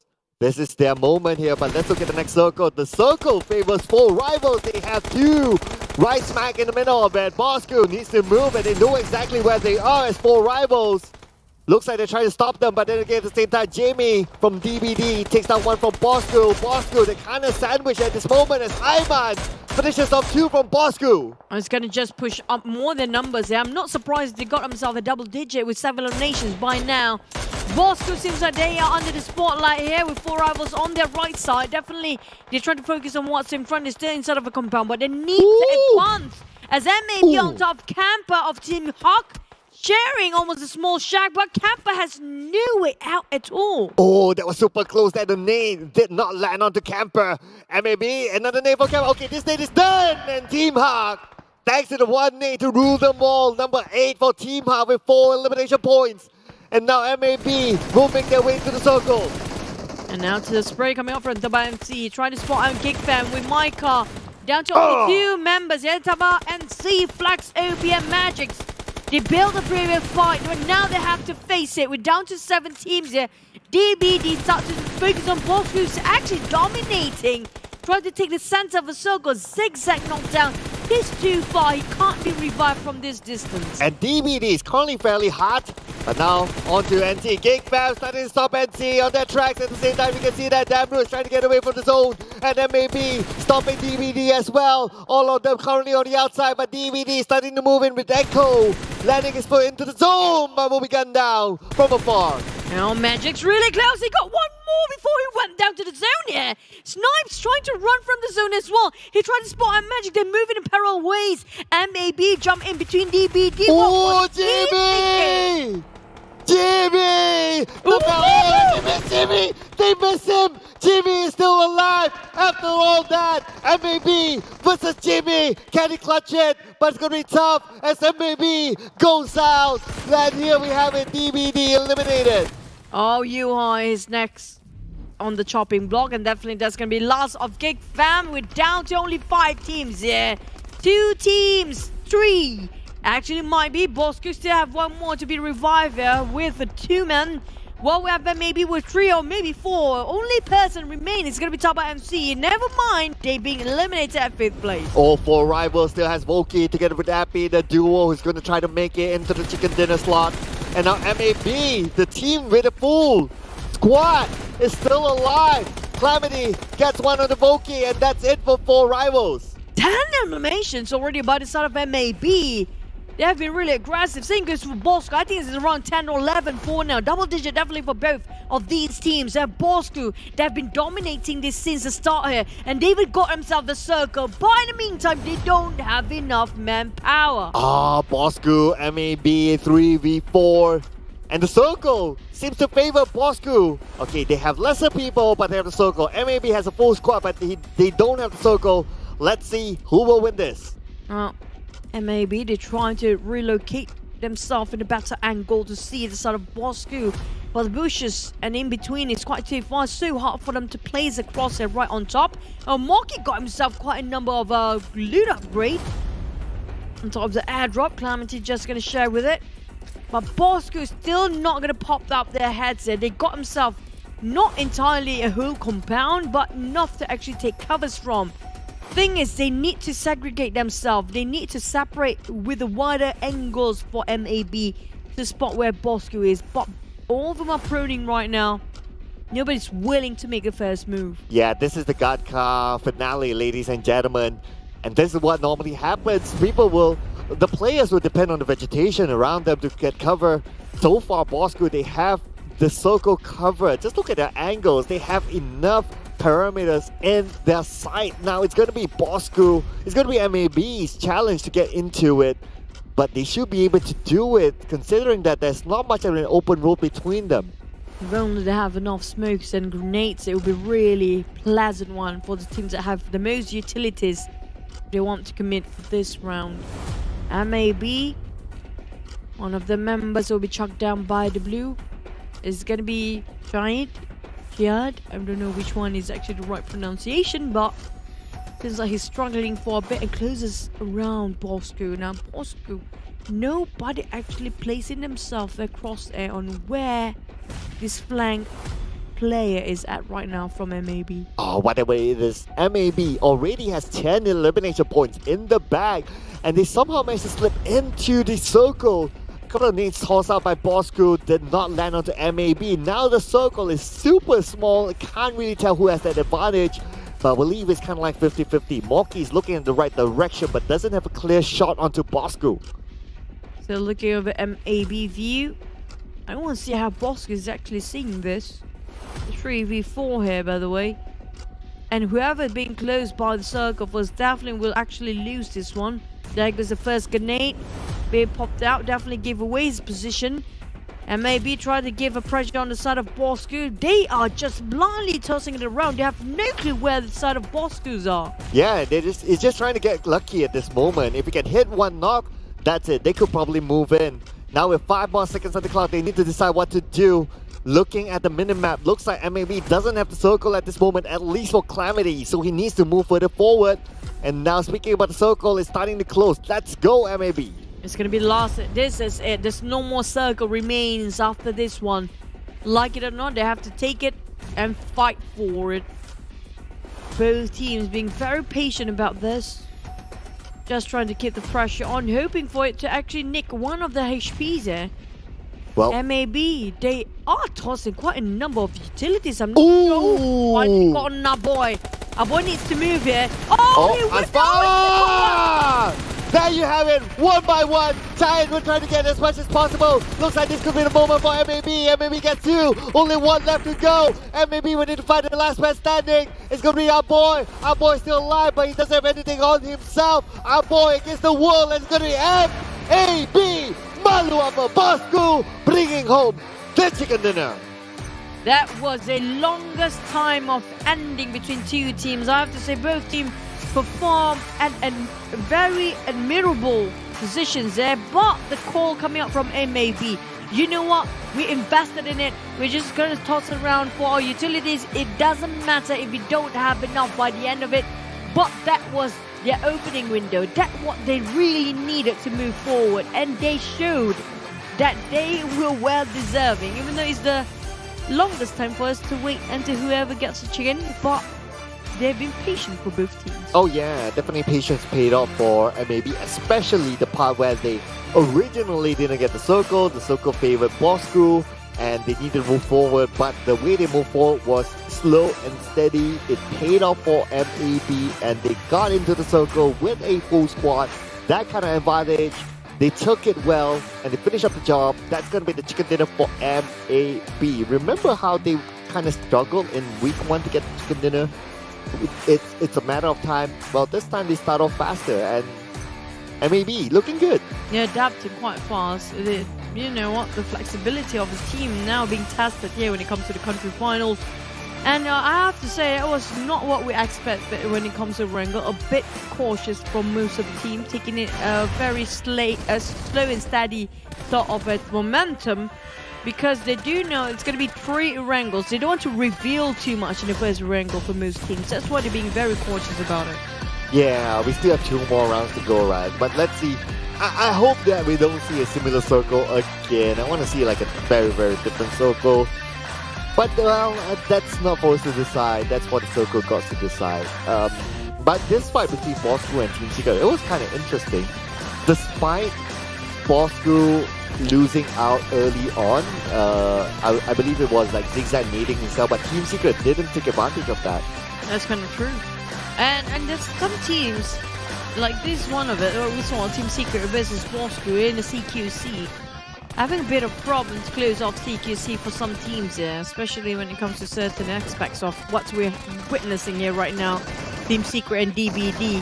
They've been going on the longest time here. If I'm not mistaken, there's 2 phases of circle. They've been waited there for a long time. Yeah, it's at least 2 phases because they were like in the middle of the circle. And yeah, Team Secret didn't take advantage of the zigzag nading himself for some reason. So that got Bosskurr onto the 2nd place finish, which is, yeah, not too bad. You can't complain the 2nd place finish at the end of the day. But here comes for the teams to focus when it comes to country finals with Wrangle map here, first one.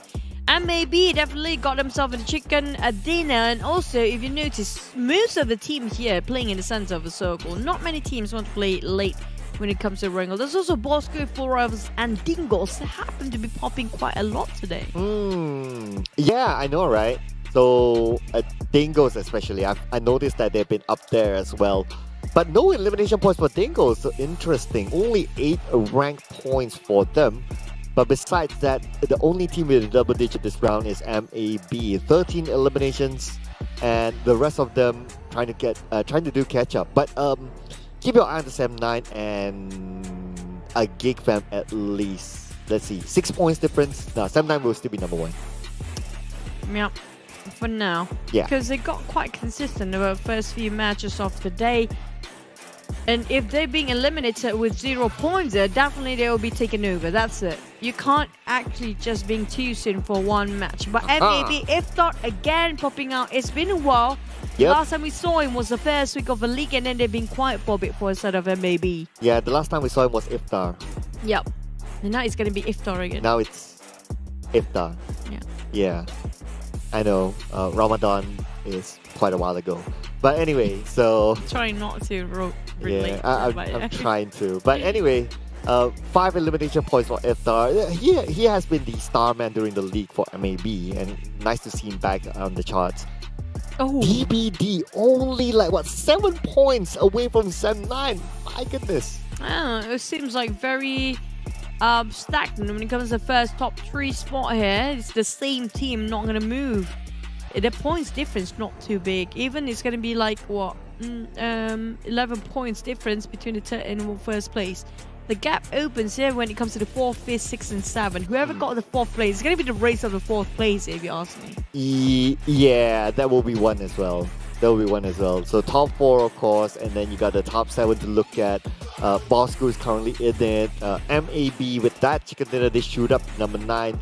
Only 5 points difference that the number 7 spot, at least for now. So it's really still up for grabs with a lot of these teams. So I can say at this point it's still very hard to tell who can be in what position. So do keep your eye on all those golden spots as we move along with the game. And for now, it seems like a bit consistent when it comes to top 3.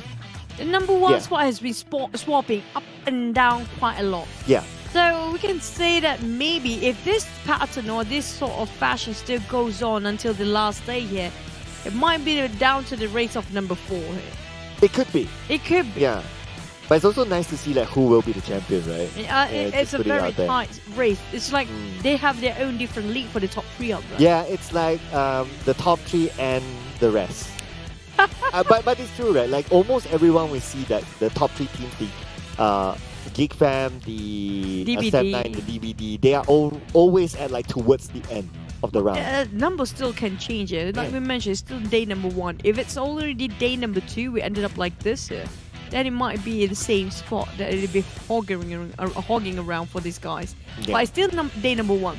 So it's still interchangeable when it comes to maybe 3rd and 4th spot. Yeah, a lot can definitely change.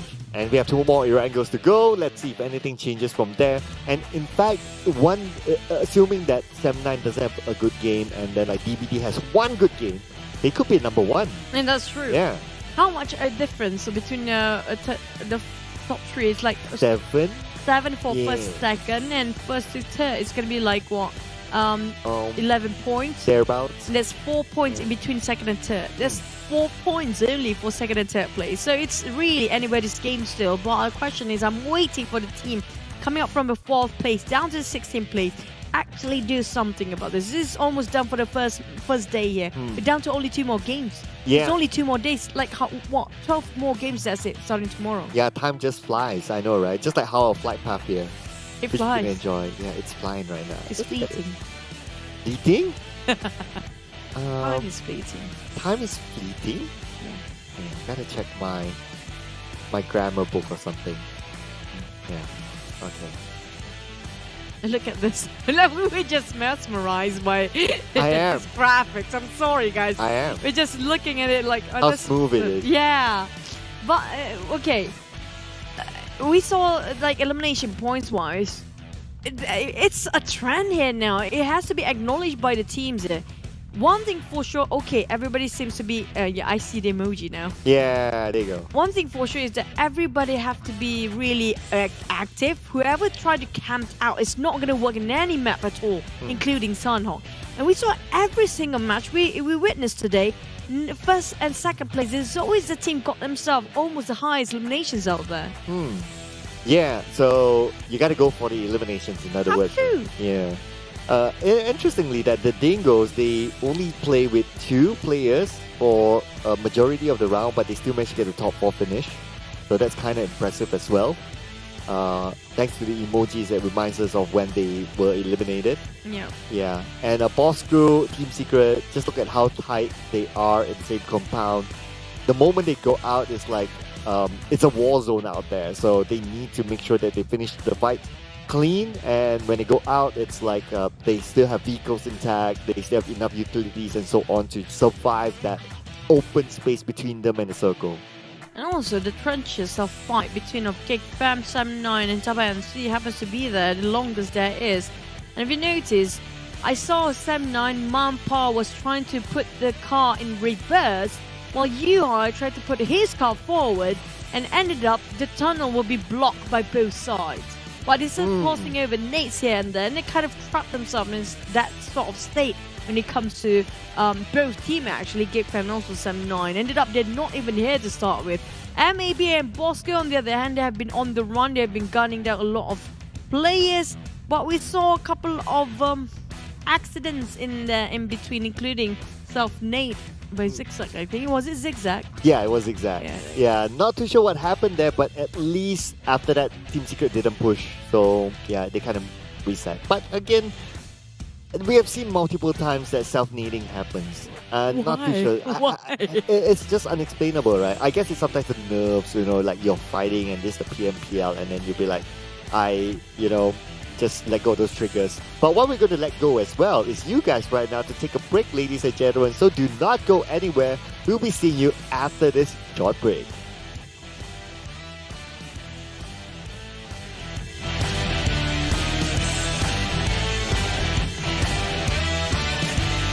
King Uzi. King of Jogan nih bos.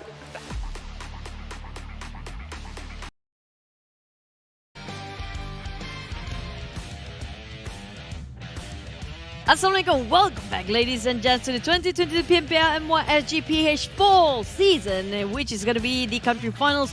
I'm Chue and this is Cloud, and this is brought to you by Desert Games, PUBG Corporation, Lightspeed and Quantum Studios. Are we going to the amazing phone that is in front of us with the Realme GT Neo 3, faster than anything in the world? Nah, not really, but yeah, Lightspeed is still faster than everything else, but definitely will be upgrading your phone performance when it comes to any game you're playing, including PUBG Mobile, which you're witnessing right now with the latest chipset of MediaTek, the Dimensity 8100 5G. And also don't forget to switch over to Yoodo and just put up your challenge on TikTok. But here comes the recap of last match number 4, first Erangel. Yeah, malu apa Bosskurr. Esports, MAB Esports. What are you shaming, boss? Yeah, for the benefit of an international audience, that's translated as why you shame boss. It sounds different. I know, right? If you direct It's like, translate it, why you shame boss means you're shaming the boss. So, yeah. Why are you ashamed, boss? Yeah. Yeah, I think that's more like it. Yeah, but There yeah, you go. that gives the definition up. Yeah, we just wanted to skip that part, right? Yeah. Just kidding. but looks like Ayman is the doctor in this round. And this is the boss, all the bosses up there. Oh yeah. So they're oh yeah, I know, right? Yeah, now I could relate.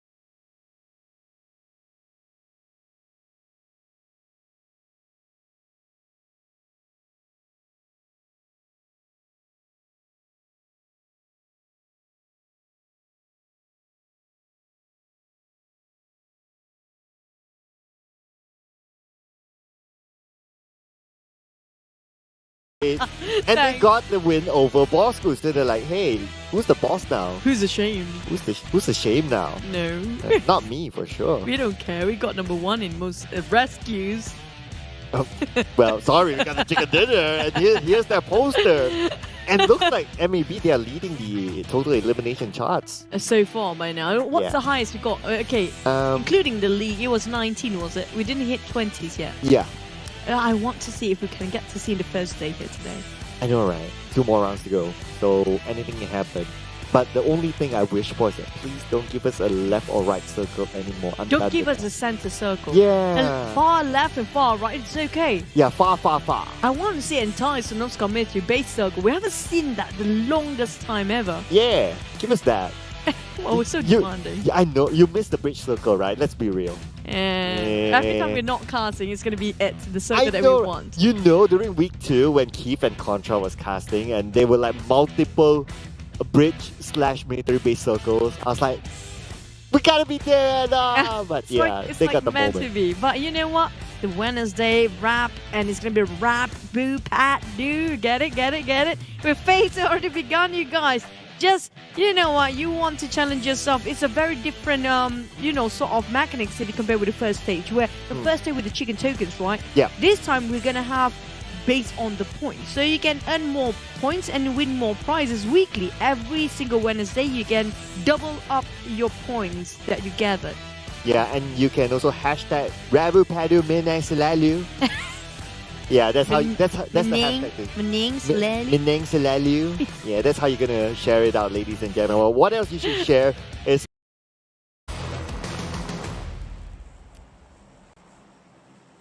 You know what? Erangel. Blue this time. It used to be like what? Forestry green slash sort of yellow tinge of a green. Because Bikini was supposed to be blue back then. yeah. And now they change it to blue Erangel. Because maybe it always the weather of blue skies and never Sonovska military. Yeah, give us one. Come on. We already got a flight path for first. We're not even asking for Zaki or Kamishki now. Yeah, we have never ever seen a Zaki. Ever. It's like never exists. Yeah, it never exists. Like, where's Zaki? I don't even know where it is. Is Like, Zaki even in the map? yeah, the only Zaki I know is a friend named Zaki. Yeah, that's about it. Yeah.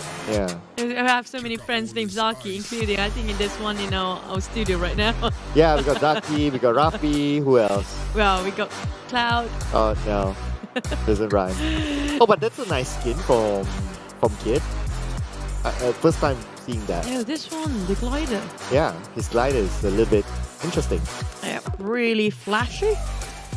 But you know, it doesn't matter whatever you wear. It's all about the skills. Wow.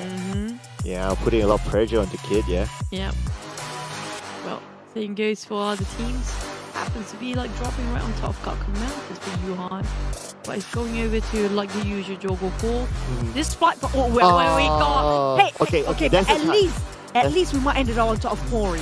Yeah, there's a chance. But I feel like it's gonna hot shift later.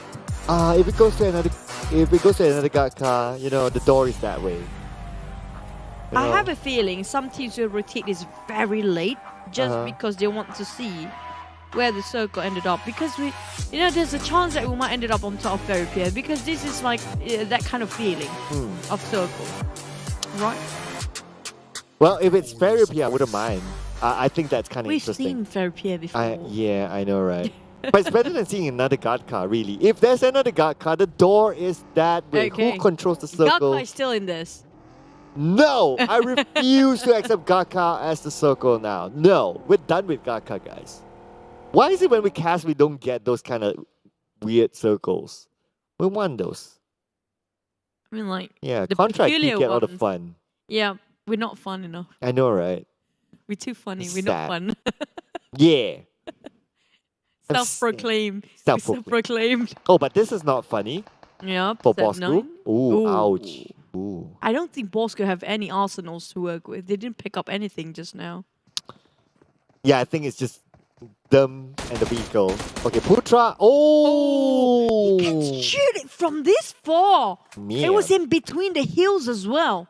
And it was happening with the M16, so it's not the weapon that you commonly use. Still got one to Ayman. Oh man, He's an angel. Why is that? You didn't see the angel ring on top of his head. Oh, I didn't. Okay. You're Okay. too focused on the cross there. Yeah, I'm like I'm too sad for Ayman, you know. Like imagine He was like on you're, vehicle just now. yeah. Imagine you're like one of the players, right? Like you waited, like yeah. You imagine like okay at their place, they'll be like, yeah, guys, let's go, high five, let's do the Bosskurr. And then the moment the game starts, you die. Oh man. It's sad. It must be devastating for him. Yeah. Definitely. Like he didn't even get to show his set of skills yet. Yeah. Not even the exhibition of it, yeah, and just done. But hopefully he can still save by the rest of the team, didn't he? Yeah, never mind, he's finished No, off. he's done.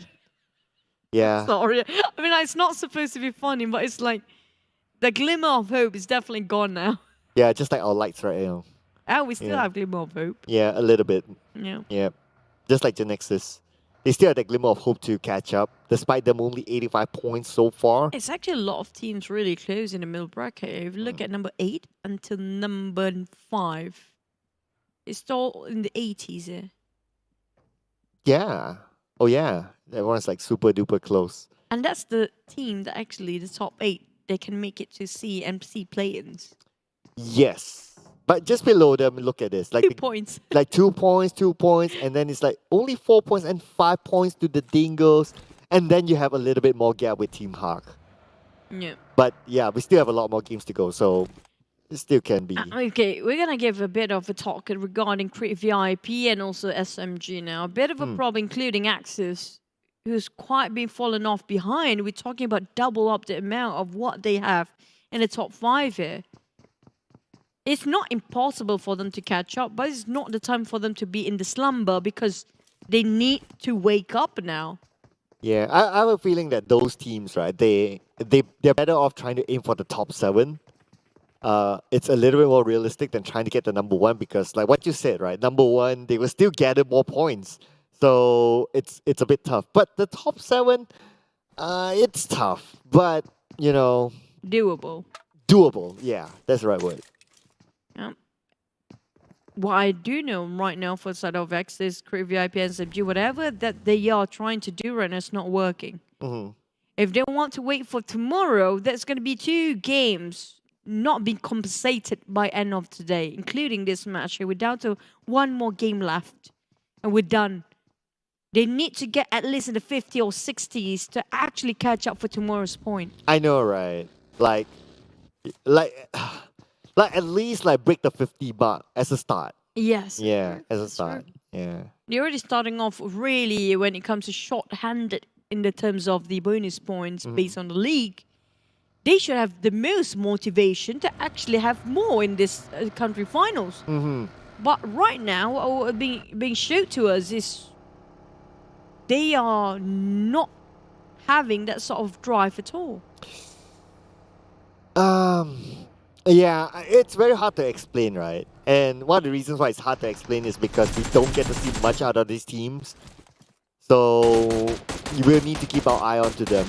But hopefully at least Fredo doesn't take, I believe it was Beibing out. If not, it's going to be the same story but different map. But at least this time Fredo just lets them go, so that's kind of okay. Okay, I wouldn't mind talking about other teams when it comes to they're not on top of the list when it comes to top 10 or top 8 here. But Team Secret, they have been playing with almost a similar sort of roster for the past few years, the past few seasons now, except for swapping with a couple of 1 or 2 players. But it must have, something must have gone wrong somewhere when, you know, they start to slope down. They used to be one of the best in South Asia. Yeah. I guess like all teams, they have like this life cycle. Like at some point, like you're on top, and then you know at some point that you kind of drop. Just like what BTR is at this moment. You kind of think about it. Yeah. Like BTR used to be like what, that one team that can get 4 chicken dinners in a day, and then right now they're like being caught up by a lot of other teams. And then same goes like those legendary teams. Like you kind of think about it, like Mega Conqueror, for example, and all that. So what are we saying right now? There's a life cycle to it. Are they being a bit complacent based on their past achievement then? I think that, you know, sometimes it's because like you're doing well, so you don't really want to change, or you think that, you know, you don't reinvent the wheel. But other teams, they're like trying to catch up and they're trying to change. So whether it's complacent or not, I'm not too sure if that's the right word, but I think that is just, it is just like, you know, maybe complacent is the right word. Maybe. I'm trying to find a bit, but I can't. Is comfortable the right word for it? Probably, yeah. I mean, like, because if they, like, we always have this phrase, where why change if it's not breaking apart? Yeah. Why change it? Yeah. But the thing is, if you're not changing in this game, in this PUBG Mobile itself, that's why you'll be overtaken by different teams. Even though the teams, like we mentioned, like DBD, they have been playing together for quite a time now. They didn't change much when it comes to their roster, but their mindset, they've been reverting it so many times, changing it so many times. They have the drive to be better because they haven't achieved a #1 spot yet. You know which team is the best example in PMPL MYSGPH? Is a Trixinity stack. Like back then, they were known as many names, right? What they were known as before they were known as Junior talents, you mean? Yeah, the junior talent, and then after that they changed. After that, what was their name again? I forgot. In PMPL Season 1. It was SMG, BAPA. Yeah, BAPA and then SMG. Basically that lineup, right? So that is an example of what's happening over the years. Like, yes, they were well that time. They were the league champions. But after that, season after season after season, yes, they went to C1s, and then after that, they just went missing. And their missing level is now we don't see them in the country finals. For me, it's like what I actually saw in this, in my own perspective. I don't know the POV of the players or what they're actually going through. So do forgive me if this being a bit too harsh. But for me, because these teams have the taste of being achieved, privilege, and also got themselves that achievement. So they stop thinking for creativity. If you compare it with a team that almost got it every single time, but they're so close, but they just couldn't get it. So they're always thirsty enough to go for it. DVD? Including DBD. Oh, okay. Geek Fam gets one of the Axis. They've been gatekeeping this bridge for the longest time, and now Axis, no choice, they had to move. They'll be taken out. Geek Fam, they'll take any point. Any point at all, and Haino, the last man standing, jumps into the water. There's nothing much that he can do here. He'll either be taken up by the zone, or he'll be taken up by Geek Fam. Pick your poison. Oh, this is just really going downhill for the sort of Axis. Hey, noob. Definitely just gonna say hey into the waters. Damrit is not gonna give this off easily, but I'm not sure where he's swimming up, going into which direction. He doesn't have much to heal himself. 2 first 8 and that's it. And this gonna be it. Seems like they spotted out where he's at. Oh, Not really. almost close enough. He's the other side. Yeah. He's the other side of a wall. Yeah, Damroot doesn't have that information, but it doesn't seem like Haino can do anything. He will be taken out by the zone. And he doesn't have enough life if he moves. There's no time for him to get onto shore to revive or reset himself. He can't dock himself, definitely. It's Yeah. just, he's been cornered right and left. On the other side, backwards, it's not an option anymore. All he needs to do is just keep it, breathe, but at the same time, no, the team's actually been fallen off the chart yet. So this, if they go down, they got themselves 0 point for Axis. I'm looking at them going down really fast. And Gotka it is, maybe for a circle. Yeah, he's the best that he can do right now is just to deny the point. So Geek Fam's not going to get that extra point. Geek Fam needs to move, and that is going to be Axis. Such a tragic story for them as a start for this round. They were being ambushed when they tried to cross a bridge just now. It was really refreshing to see some people still play the bridge camp. You know, back then when we were in what, not even PMPL, even back then PMCOs, we saw a lot of, you know, the blockade coming up from the vehicles trying to stop. You know, you line up vehicles and make it a roadblock. I think of the Arof bridge. like to do that, right? Yeah, I love that. I love that. That's like very creative coming up from these guys. But after we got the platform on the side of a bridge, do you think that's still legit? Hey! But Ferry Pierre problem. I'll take that. Yeah. Just don't give me another guard car. I'll be fine. Yeah. But okay, of course, there's still like a percentage of it that they might go to guard car, but I'm happy with what I'm seeing right now. So look at the amount of teams coming in from the northern side. We have Team Secret, we have 4 rivals, Dingoz, M9, all coming through the same routes. Same direction, definitely. They will have to bomb each other. Like it or not, if they're taking a bit of a just relaxed time and park themselves just for a bit of a breather, they will bomb into each other. I seen it, Mamba. Definitely experience shows quite a lot of numbers there with Mamba winning that fight. But the thing is, they're in an open field. Team Secret try to push forward and try to advance. But in the meantime, they're being stopped by the side of one more team. I think it was Dingoz. Possibly was it Dingoz? Yeah, it was. Dingoz was the other team. And you can see that Dingoz managed to get one on the kid, but now we move over to Sem9 versus MAB. Now with Manparang behind, Manparang's coming in. They're going to take over this house inside of Ferry Pier. This is going to be a prime position if they can take this over. Oh, Iftar. He can be as patient he can get. We saw the last match just now. They pop maybe smokes just to help Iftar, but I don't think Sem9 realize that Iftar just right underneath their noses there. SMG, Bosskurr, and also Sem9 happen to be sharing same compound. It's going to be 4 teams here. Oh, okay. Sem9, let's go. The fight has started here. There's going to be multiple teams in the same area. Deb on the side of Bosskurr. Looks like backup will be on the side of Deb. It's going to be Putra coming in. 2v the rest of Bosskurr, and Deb will be gunned down. Putra is still alive, but Putra will be the one to secure those elimination points. Dab can be picked up. Yep, open up the smokes first. Couple of smokes being popped out.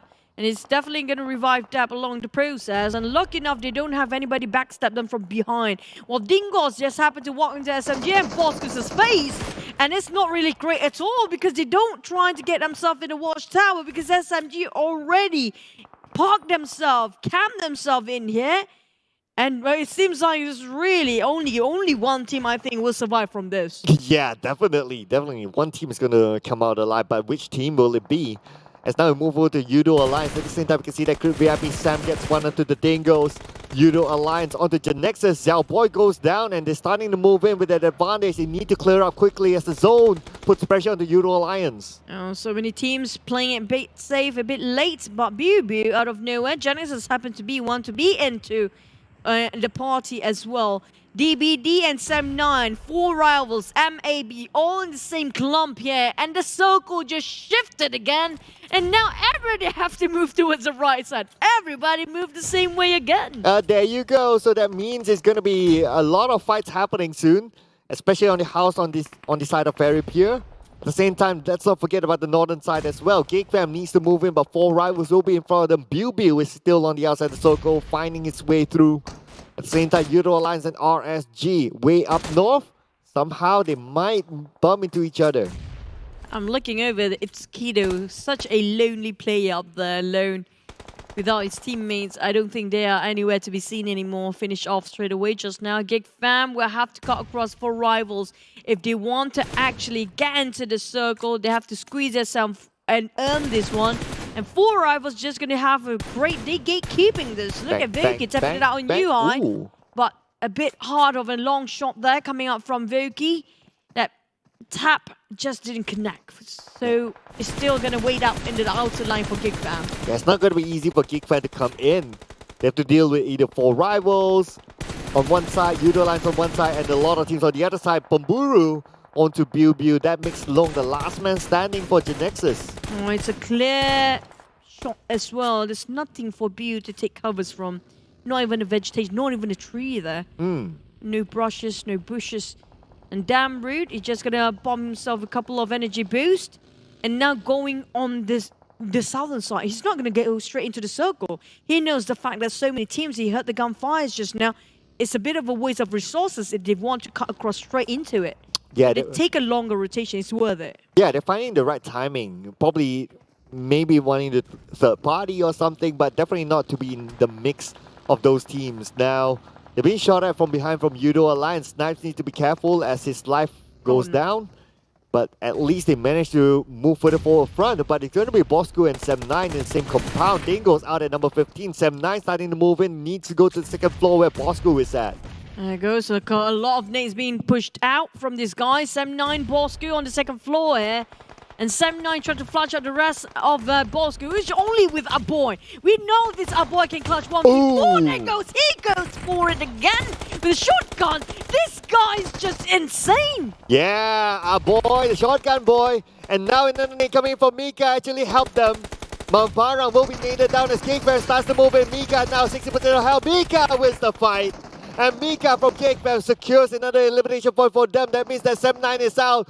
Our boy is still alive though. Our boy, can he pull off an insane clutch again? And dominating the side of Geek Fam, and Bosskurr remains with our boy against once more. Trying to smoke up onto the window so he can actually jump out from it, but Geek Fam knows better. They're waiting on the outside as well. Snipes just going to cook up the nade, trying to flush him out, but he will not take the bait yet. Geek Fam just investing this way too much, committed to finish off one play of Bosskurr. Ooh, that is a shotgun.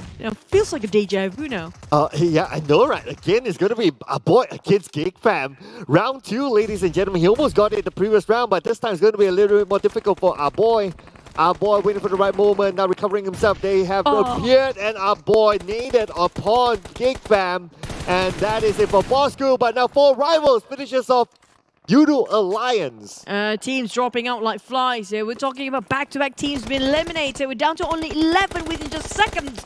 While we still have MAB versus DBD. Ooh. That's going to be decimation of DBD as MAB winning that one fight, but it's not done and dusted as Geek Fam will be the next challenger for MAB. There's also TABAH MC gatekeeping, but Geek Fam taking the straight head-on fight. They know they don't give the time to reset, and that's going to make a OP finish off 2 members of MAB, but there's still one more to go. It's going to be Iftar again. But with 7-9 as well as DBD out, this is opportunity for Geek Fam to take back that throne.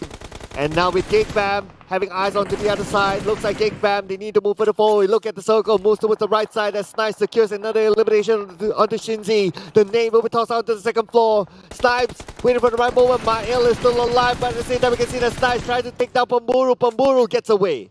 4 rivals don't want to waste any more time. They want to be in center of the circle while the other team's still pincering about the edge of the circle. We're talking about RSG and 4 rivals having a go. Fredo is chasing their tails here. And Fredo is just waiting for the same fate as 4 rivals is right now. The last member of Team Secret doing the same mistake as 4 rivals in the taking a bit of dip. What? Snipe just casually walks up.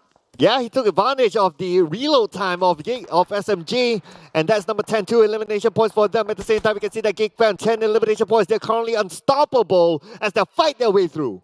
Snipes and Mika waiting for the right time to pop their heads here. TABAH MC spotted out where they are at, and they heard all the gunshots. They saw where they went just now. But in the meantime, Genexus still have 1 member alive on the other side. Lung is actually playing in the waters, taking a bit of a dip.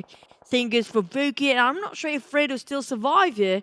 Yep, he still is, taking a bit of a dip. Same goes for Vuki, so saying hi in the water, a bit of a diving moment, yes. Yeah, there's another player behind them though. So there are 3 players at least currently in the water. Now Geek Fam has company to deal with. They already have 10 elimination points. Next they need to deal with NC in the next compound. TABAH MC has the most man. Same goes for Crate VIP and Team Hawk, who happens to be very quiet right now. We don't see any of their kill feeds popping out just yet, but Snipes definitely finished off by the play zone. Here comes Somnus, cooking up the nade straight into Team Hawk's lair. It's going to be 4v4 between these 2 teams. But the thing is, they're quite far apart from the rest of who's actually having a bit of chaos here. Oh, talking about chaos, looks like it started now between Geek Fam and NC. And Geek Fam loses Snipes. Damroot, the last man standing. Mika still can be picked up, but Damroot, can he do it? He needs to win the fight against NC before he can pick up his teammate.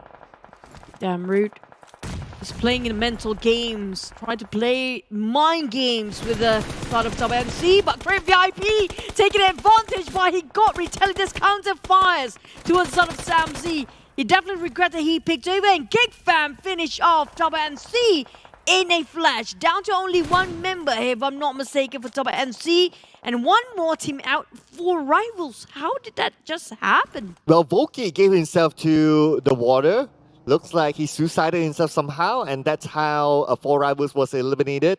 But then again, Team Secret with Fredo. Last we saw him in the water, he's still alive. Long for Genexus is still in the water though.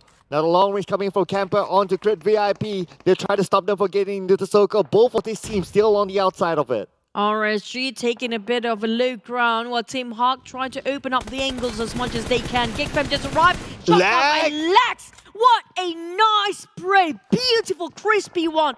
finish it off clean against Geek Fam, and they place themselves on 8. Nice angle there coming from Lex, but Fredo will be taken out, so it's going to be number 7 for Team Secret. No elimination points in this round. We're down to the top 6 teams. NC is currently in the circle. They have a compound as well. Team Hawk moving on to Crit VIP. Yeah, it's been going on for quite a bit now between these two teams. They are the only ones hugging over this corner, but we do have one more team interested to take the fight against them. It's going to be RSG spotting out. Team Hawk don't realize it's RSG on the left side. They parked right next to it. What was it taking? And they took down on Rex. It's underneath their Kim. It's going to be a straight 1-1, maybe 2 at this point. Michael spotted RSG. This is going to drown the drain for RSG. They're down to only 2 men here. Oh, but look at this Insomnia 6 a look from afar. Thanks to Iftar as well to get out Lex. And now we have Kim, the last man standing for RSG, going up against Team Hawk, and Team Hawk moves in, and RSG is out. But from afar, it's back-to-back eliminations happening right now. Now, in the flip of an eye, we are at the top 3 teams. Cheeky Long, you really nasty guy. He's just like, before I go down, I will take you with me. He did exactly that. We're down to only 1v1 and 4 full players of Crit VIP remains here. This is stats in the back. There's no way they're being outnumbered here for Crit VIP. There's no way they're going to be outplayed by 1v1 between TABAH, NSEA and MAB, right? Yeah, there's no way. Come on, there is no way. They are on the other side. The other 2 is on the other side. Frankie, Iftar, they're busy with each other. Crit VIP has this in the bag. Then there's no way they're going to drop the ball. If they drop the ball here, definitely it's beyond the dropping. It's just gonna be really hard to watch if they can't clutch this one. In Crit VIP, everything is in their hands. It's in the graphs. Basically, all the conditions take care for the start of Crit VIP. All they need to do is just find the players. It's quite early on because of this circle. 7th phase already down to only 3 teams. Okay. Too early to say so. Too early. But then again, that means that his position has been compromised. Razor will take out Iftar. Now they know there's only one person left. That's going to be Frankie inside the compound. The long range coming from Frankie out the Insomnus. He will still survive this, and now they know his exact position. Razor will move in with a nade. TABAH NC versus the entire team. It's going to be Frankie versus the world now. Crit VIP Razor definitely heard the footsteps. He's running for Frankie. He's in the balcony, in the veranda. Now he's being spotted out. Razor knows exactly where he's at. Can he finish off the deal here? Razor, all they need to do is not pick 1 by 1. Don't do them himself picking 1 by 1, even though he's one person. There you go. Winner, chicken dinner. Crit VIP. We mentioned about them earlier just now. Can they make a comeback? And they prove us they can. Yeah, it's going to be 7 elimination points for Crit VIP in this round. With that chicken dinner brings them up to 22 points in total. This will definitely push them up a few steps on the overall chart. So keep an eye on that. Crit VIP finally with that chicken dinner in the country finals. So far, all of the chickens here are different teams. Yeah. No back-to-back. That just shows how tight the competition is for these teams. So it's hard to tell. Right? Even like Crit VIP, they were like number 15 before this. But all of a sudden they can show that, hey, don't forget about us. Despite us being down there, we can still fight for that precious spot onto the next round. And they're showing it through this round. So what we're looking at for our country finals, and there's a possibility that every single team get to have a chicken dinner. Feels like that. Feels like that. It's not like, what was the team? Was it Mugen who didn't get any chicken last time? Just to remind you guys, But in this case, totally different. We're looking over because of the circle was so bizarre for the players, especially when it just shifted more towards the water ration and Farouk here. A lot of team being finished off by the play zone. And because of the circle as well, a lot of team happen to be clashing and moving in the same direction. So we're down to like 3 teams in the 6th phase. That's too early. Yeah, anything can still happen. Exactly. So don't count your chickens just yet. Even like Sem 9, they got eliminated like what? Not even number 10 if I'm not mistaken. So, I mean, not to say that the power have shifted, but then again, you know, it's still up for anyone to grab. True. Looking at, there's so many players actually try to go for the beach line or shoreline where they try to actually just swim themselves and to float and survive, but it just didn't work like that. You know, in this case, especially in the solo players, they just have that option to leave on. But for rivals, out of nowhere, they be finished off straight away. The moment we blink, one team or making 2 or 3 teams out in an instant. Yeah, that was like that. I think it was like the top 6 or top 5. All of a sudden, it became the top 3. Like just like in No, one. it was a top second. 9. Top 9. Okay, top 9. Then maybe like 1 or 2 minutes, and then immediately we got the top 3. Yeah. Yeah, but what was like the blink of an eye for me was like the top 6 or 5, and then it became a 3. Yeah. Immediately. Even a highlight, just suddenly it's a chicken dinner out of nowhere. And they had to travel a lot for Crypt VIP too. Look at the smokes they use. It's like 22 smokes just to get where they are at. Yeah, I guess that's also part of it because of the travel distance, I guess. Like you need to like, you know, create pathways into the circle. Hence you used a lot of utilities. But if you say the distance one thing, then they didn't actually have any time in the blue to compare with the sort of Genexus. Well, Long was tanking out the blue, so Yeah. I guess that's why. Yeah. Well, 7 elimination. We do have a double digit, which is going to be Geek Fam with 13 points in total right now. The only team have double digit, but a lot of 2 sevens, including Korea VIP and also MAB. MAB have been very consistent when it comes to Irango. Yeah, actually, throughout today, MAB has been like one of the surprise teams, if you ask me. Like, they're fairly consistent. But another team that we need to keep our eye on is, of course, Geek Fam, DBD, and Sem9. So, those teams are below them. Yeah, the top 3 teams, basically. But Volky, the MVP, crowned the MVP for this round, he actually gave himself to the water at some point. I do know why. Because he was swimming in front of Fredo. So if you want to get into the zone for a bit where Fredo is at, he feared that there might be other Team Secrets player. He didn't know it was Team Secret player. He was the last member of Team Secret anyway. They don't want to give away his position anyways. Yeah, true. So, I mean, he might as well deny the point at some moment, right? So he decided on that. So that is the MVP. But now the overall rankings, Sem9 is still number 1. Interesting. Geek Fam moved up. 1 point different.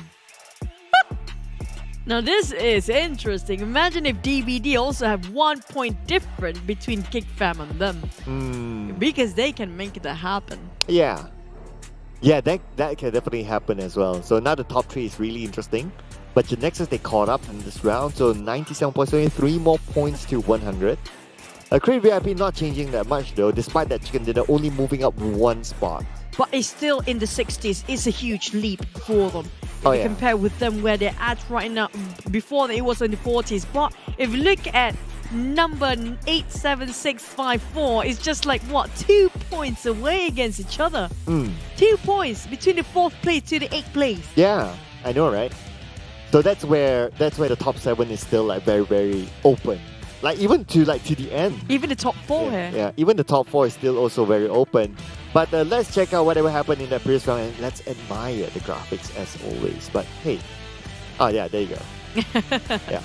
Okay, we want something out of Gatka. Definitely it's not in Gatka, but it is still one of the norm circles on top of Therapy. But I think because of a hot shift in the last minute, so nobody actually expect this right on top of, or a bit skewed towards the Therapy side. And MAB, I have to say, they got themselves quite an advantage at first.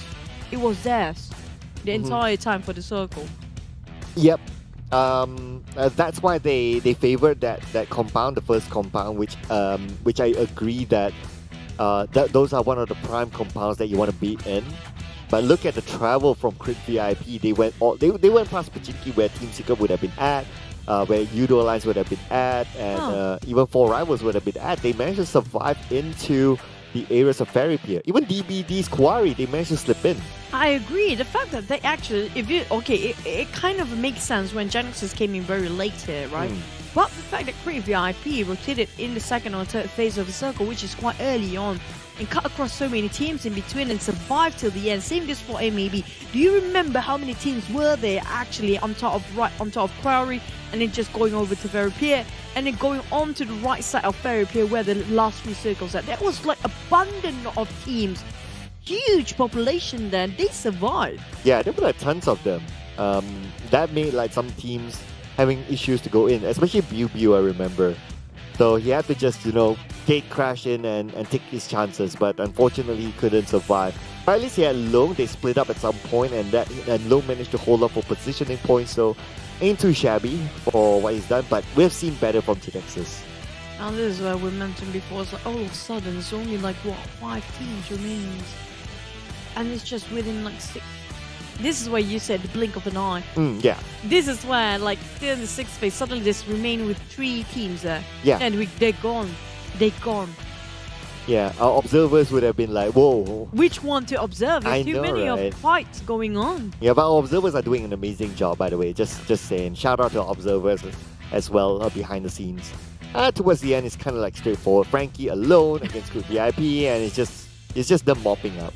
I mean, like, they did lose 1 man along the process of 1v3, v1. So if they lost this, I don't know what else to say about this. They were the entire team of full man at first. And the other 2 teams was just solo players. Yeah. Well, if Frankie clutched that would have been like, almost a Rift level of clutch. Yeah, the China one, it was almost there. Yeah. Almost like if you guys missed that one out, maybe you can compare it to like a boys moment today. Oh yeah, almost. And it was a deja vu again, by the way. Oh yeah, it was also inside a structure, but a different map altogether. But anyway, Frankie, he did his best. I mean, even if he got a 2nd place finish, everyone will be like, yeah, that's okay. I mean, it's expected, which is fine. Yeah, but at the same time, we can say TABAH is quite consistent as well when it comes to the middle bracket. You can see that they're improving every single time, but MAB definitely wow us for when it comes to 2 maps in Ringo. They're being very consistent, but damage output-wise, Geek Fam is still the team to beat.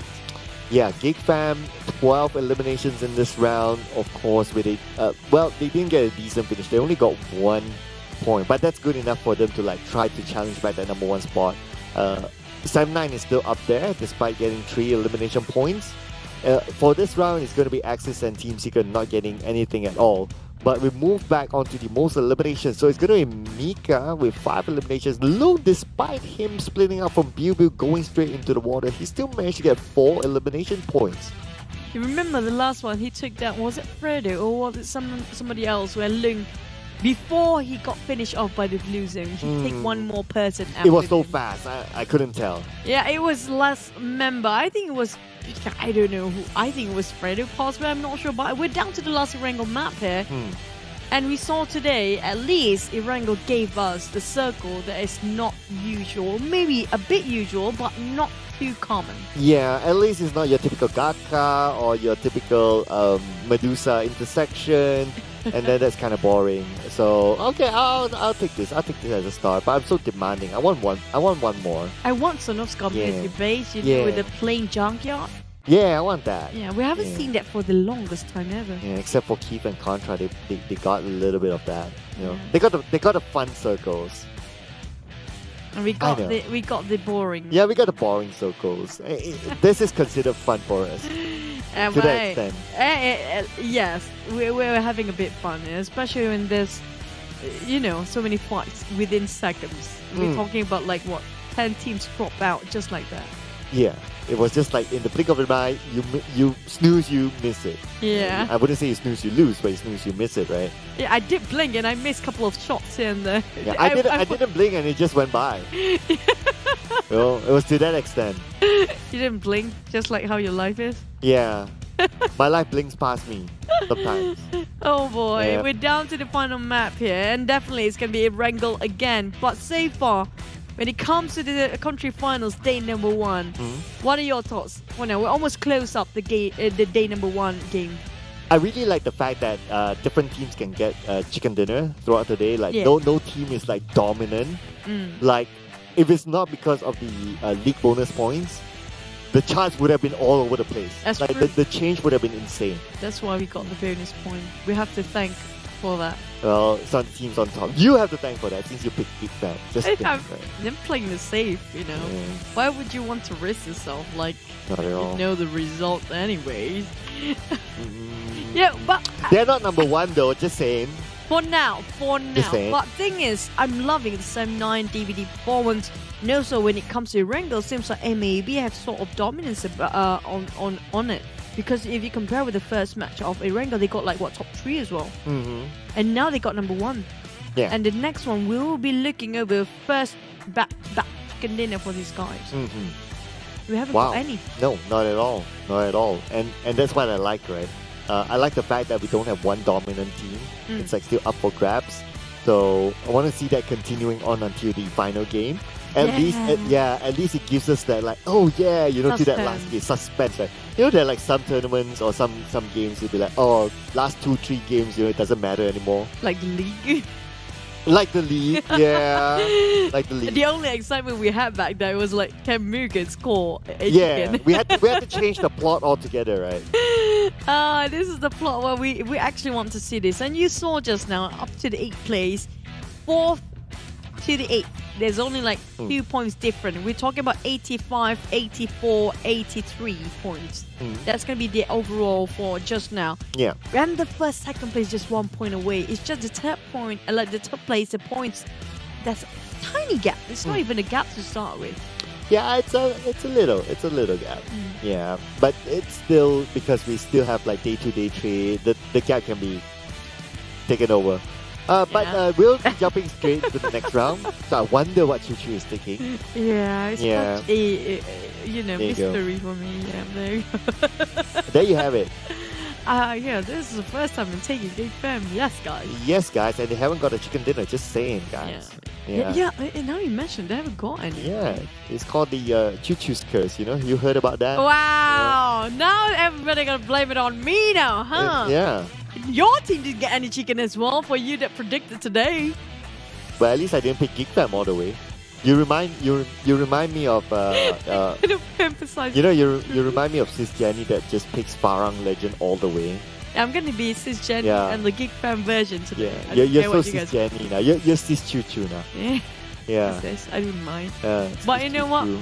Choo Jenny. If Geek Fam didn't score the chicken by end of today, then the Curse's curse definitely is true because I picked them the entire day. I thought that you're going to say something like, okay, if Geek Fam doesn't score a chicken dinner by the end of today, you're going to do something. You're going to do like a backflip or something. Oh, really? A backflip? Yeah. Do I look like a person who can actually backflip? I might broke my back. I'm too old for this. But that's the point, right? Oh, thanks. You want me to be in the hospital then?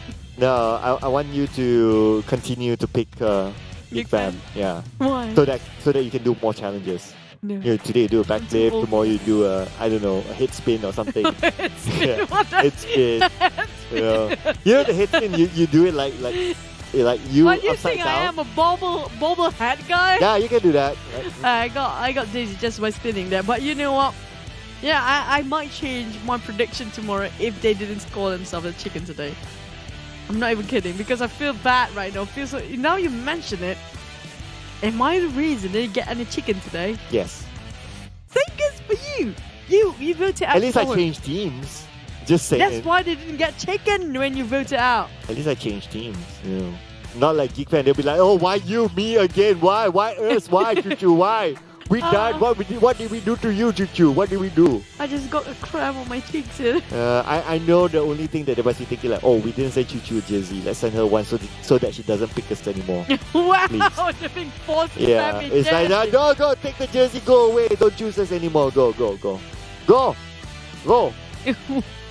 Why so angry? I just reacting to like on behalf of Geek Fam. I can't smile anymore. I'm I go, Choo-Choo, take the jersey, go, run away, go. We don't want your prediction, no. Let's go back to Erangel, guys. We're done with the chit-chatting. But definitely, this is going to be the last match of today. We finish off with match number 6. Erangel the third time. This is the first time we're having straight Erangel, so I want to see how it plays out. These guys, are they going crazy when it comes to 3 maps straight of the same map here? I know, right? I'm feeling like, overdose of Erangel all of a sudden. It's like too much of Erangels today. Like 3 in a row. At least it's better than 3 times a Sunhawk now. Oh, yeah. Don't complain. Yeah. Okay, fine. Can I take 3 Livics? No. Livic was also pretty much The like same. that. Yeah, like the same. But anyway, what's not going to be the same? Hopefully it's our circle. And hopefully our fight live as well as we jump into Erangel, ladies and gentlemen. So this is the final round for today. Will Sam9 still be on top? Stay tuned. Check it out, Erangel.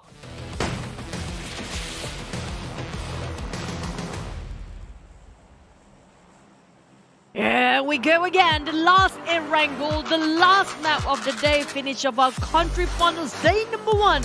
2 more days to go, 12 more matches to play, but here comes the closing. Will they still standing at number 1 for Sem 9? Will they be taken over by Geek Fam, only 1 point shy? Well, we might looking over DVD, who's been on the 3rd spot right now. Actually might take the throne away for number 1 by the end of day number 1. It is possible. Imagine like Geek Fam and 7-9 doesn't perform in this round. Maybe they're out very, very early. And DVD scores a big one with the chicken dinner with elimination points. They could be number 1. And this is like, I can imagine like Bosskurr, he's like, Bosskurr cute. he's like crying behind the scenes. He's like, ah man. But then again, it's still number 1. It's still like day number 1. Why is he crying? Because since PMPL season 1, he is it's always the almost moment for him. I remember season 1, he was like 1 placement below C. I still remember that. That's like the closest, like, it's not even far off for the point as well, right? It's not, yeah. There's so many almost. It's like you're always second, but you never be the first. Yeah. That's like the worst moment and the worst feeling you actually ever feel in the entire world. Wow, suddenly a lot of feels for... Yeah, because imagine like no matter what you do, you happen to be, you know, banging your head up on the wall, even though you just put everything that you have, you still placed in second. What else can we do? That's the usual thing that will be asked by the players as well. What else can we do? Like what Goku say, right? You try until you get it. Like we're determined to, whether it takes 10 years, we're gonna do it. Whether it's 1,000 years, we're gonna do it. Can we actually live for 1,000 years? Well, Goku can. Oh, he is a Goku cute. So. Yeah. As long as he maintains his cuteness, you know. Yeah. He can do it. But he's growing mature over the year. If you actually see the. Is he? Yeah. Oh, okay. I mean, like during the interview. Wait. Aiman again. Oh no. Round 2. Oh no, and it's our boy. Oh no. Oh no. Oh no. What happened to Bosskurr? I mean, like we saw them. Was it the Murama map? They got quite okay. Was it in the first Erangel again? It was. It was the first 1-2 rounds. They were okay, and all of a sudden they like lost team. Not too sure what Aspa can pull off. Like he only has bruh. Everything just go wrong right now for them. Bruh. Nothing seems right. Bruh. Somebody needs to buy them dinner. I think they can't wait to go and eat or something. Look at the DBS. Okay. It ricocheted over there. Okay. Putra. Aspa. But he still got a shot at it. Okay. He still got himself Mampa points. Mampa points. Yep, Mampa points. But here comes another. It's same purple. I'm not sure which purple it's this. Sem 9 or super Bosskurr. close. Oh! Yeah. Oh! What a clutch Aspa, but it's not over yet. There's still a lot of Sem 9 chasing him from behind. Here comes that. Yep. Yeah, that was anticlimactic. Yeah, we're just about to like, oh wow, but yeah. He still got 2 out of 4, by the way. At least. At least he got 2. Trying so to be he didn't happy go for them. empty-handed. Yeah. And it was really confusing to see which purple was it. I know, right? Sem 9 and Bosskurr, both of them actually on purple side. I know, right? But hey, here we have total headshots. So Damru 21, Adelu 18, and Long with 16. By the way, the top headshot person or player would also get one of those awards as well. Yeah. So that's why that's why we have this stat. Total throws used, Mika, Long, Adelu. Oh, Long is actually in both of them. Not bad. Adelu as well. Yeah, but do they have a award for this throwables though? I forgot. I think so. Yeah, I think so. I need to re-look back, but I think so. But damage-wise, all of them are Geek Fam players. Boring. Next. Even Mika is like 3,000 over. More than the rest of his teammates. That's quite a number. 26,000 Cloud. I know, right? boring, next. Just looking at those stats. Oh, okay. I mean, like, I don't want to jinx them. I do hope they get chicken just for the sake so I can actually predict better tomorrow, So I can pick a team that might have a chance to get chicken, not the other way around. So finally, you're taking a prediction seriously? When did we ever? Well, I know you did during the early weeks. Not me, for sure. Yeah. Total healing. We have this as well. Not much of a surprise that Kacang Susu is. Yeah. He's the healer for Axis in Sunhawk, Sunhawk. yeah. So Jimmy as well. He's living up in all maps here, not just Sunhawk. He's trying to do in all the maps here. Yep. But I hope he doesn't have any ideas to like heal in Erangel. It's just not. Just Why no. not? No. Just to give them the ideas, right? It's to just make. I know. long. If you feed that idea to him, Geek Fam has a higher chance of getting the chicken dinner, right? I know. I know what you're trying to do. I see that. But so far, we haven't seen a lot of healing games winning over this time. So it does change a lot when it comes to comparing with the seasons. Last season, this season, the gameplay changes quite a number of it. Especially on the shotgun meta. Oh, yeah. Yeah, like this season is Yuck. that moment.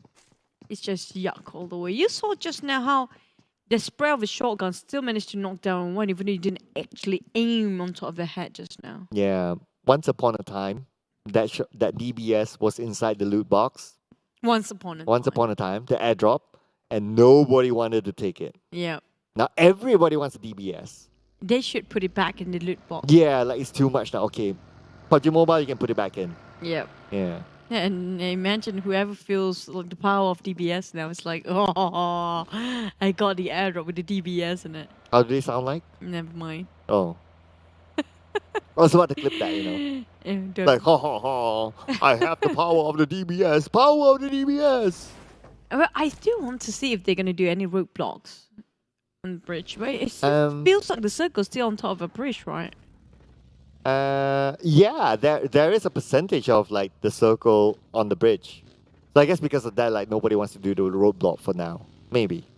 Now, one of the things that I miss the most when casting PUBG Mobile games is actually the circle to be seen in the map. We rarely get to see that nowadays. Like how is that again? Back then, we have we get to see more of the maps and the circles. Oh, right, yeah. These days, not so much anymore, huh? Yeah. This time it's like, okay, when the circle wants to close, and that's the moment. It's only a couple of seconds. Yeah. So it's a little bit of a different focus. Perhaps wanting to focus more on hopefully the action. But speaking about action, you asked about the bridge camp. So it looks like confirmed no bridge camp. Team Hub made it across. So, yep. It's a bit Business too as usual. risky. I think it's a bit too risky to play, the bridge camp or even the roadblock these days. Unless you have, sort of a fancy idea, a very creative one that nobody actually can think about. But it's too much resources being used for lining up the cars. And cars and vehicles are actually quite hard to find these days if you're quite late dropping yourself from the parachute. So, yeah. Yeah, I guess that's why you can see that some of the players, like, okay, they send one person out of 4, like maybe 1 or 2 were like, okay, your focus is to get the vehicle, come to wherever we are at. You have one job. Yeah, one job. Yeah, get the vehicle. And that's why sometimes you see like someone gets caught out because they try to get the vehicle. But speaking about getting caught out, Luke may run out of Luke as he bumps into Team Secret. Oh. And that's another DBS for you. There's the nasty shotgun again. Yeah. Just it. Uh-huh. Imagine if they can actually scope and shot from afar. It's more ridiculous. No. No. Just like how broken Micro Uzi was once upon a time. No, thou shalt not do that. No. Just no. Oh, it would be really fun. Here comes another shot coming out from Mini 14 of eye shots. Quite scattered forward side of Team Secret, and they not really move in as a 4. They're quite far apart from each other. If one knocks down, quite far-fetched for them to be revived. SMG is trying to move. He's still in second phase, but a lot of team has been gathering resources and moving quite fast here. Yeah, I know, right? Like, despite the fast movement, we don't see much action. as a start. I think that the fast movement is just more of like, okay, we try to get those prime positions as quickly as possible. So far, based on their individual ideas, it seems to be working out.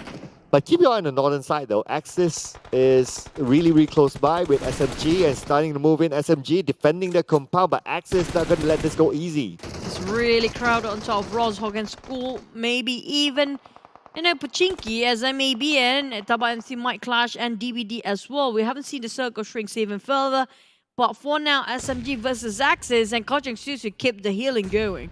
Oh! Close one onto Dell.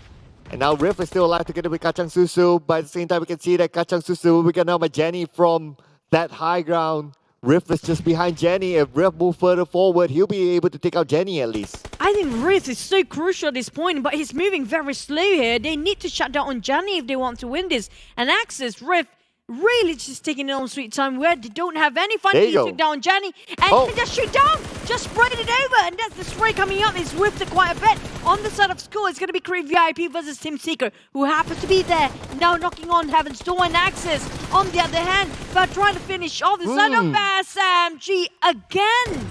And somehow Shinji Molly Drax, not too sure what happened there, but now Creed VIP against Team Secret with Insomnus. Trying to win this fight against Fredo. Fredo wins that onto Insomnus. And now Crit VIP will lose 2 players with Sam and Razor, the last 2 standing. They need to move in to win this fight. Sam is starting to move. But then again, the hallway, this may be a disadvantage to him. Aizen spots him out, and Aizen will be got now by Sam.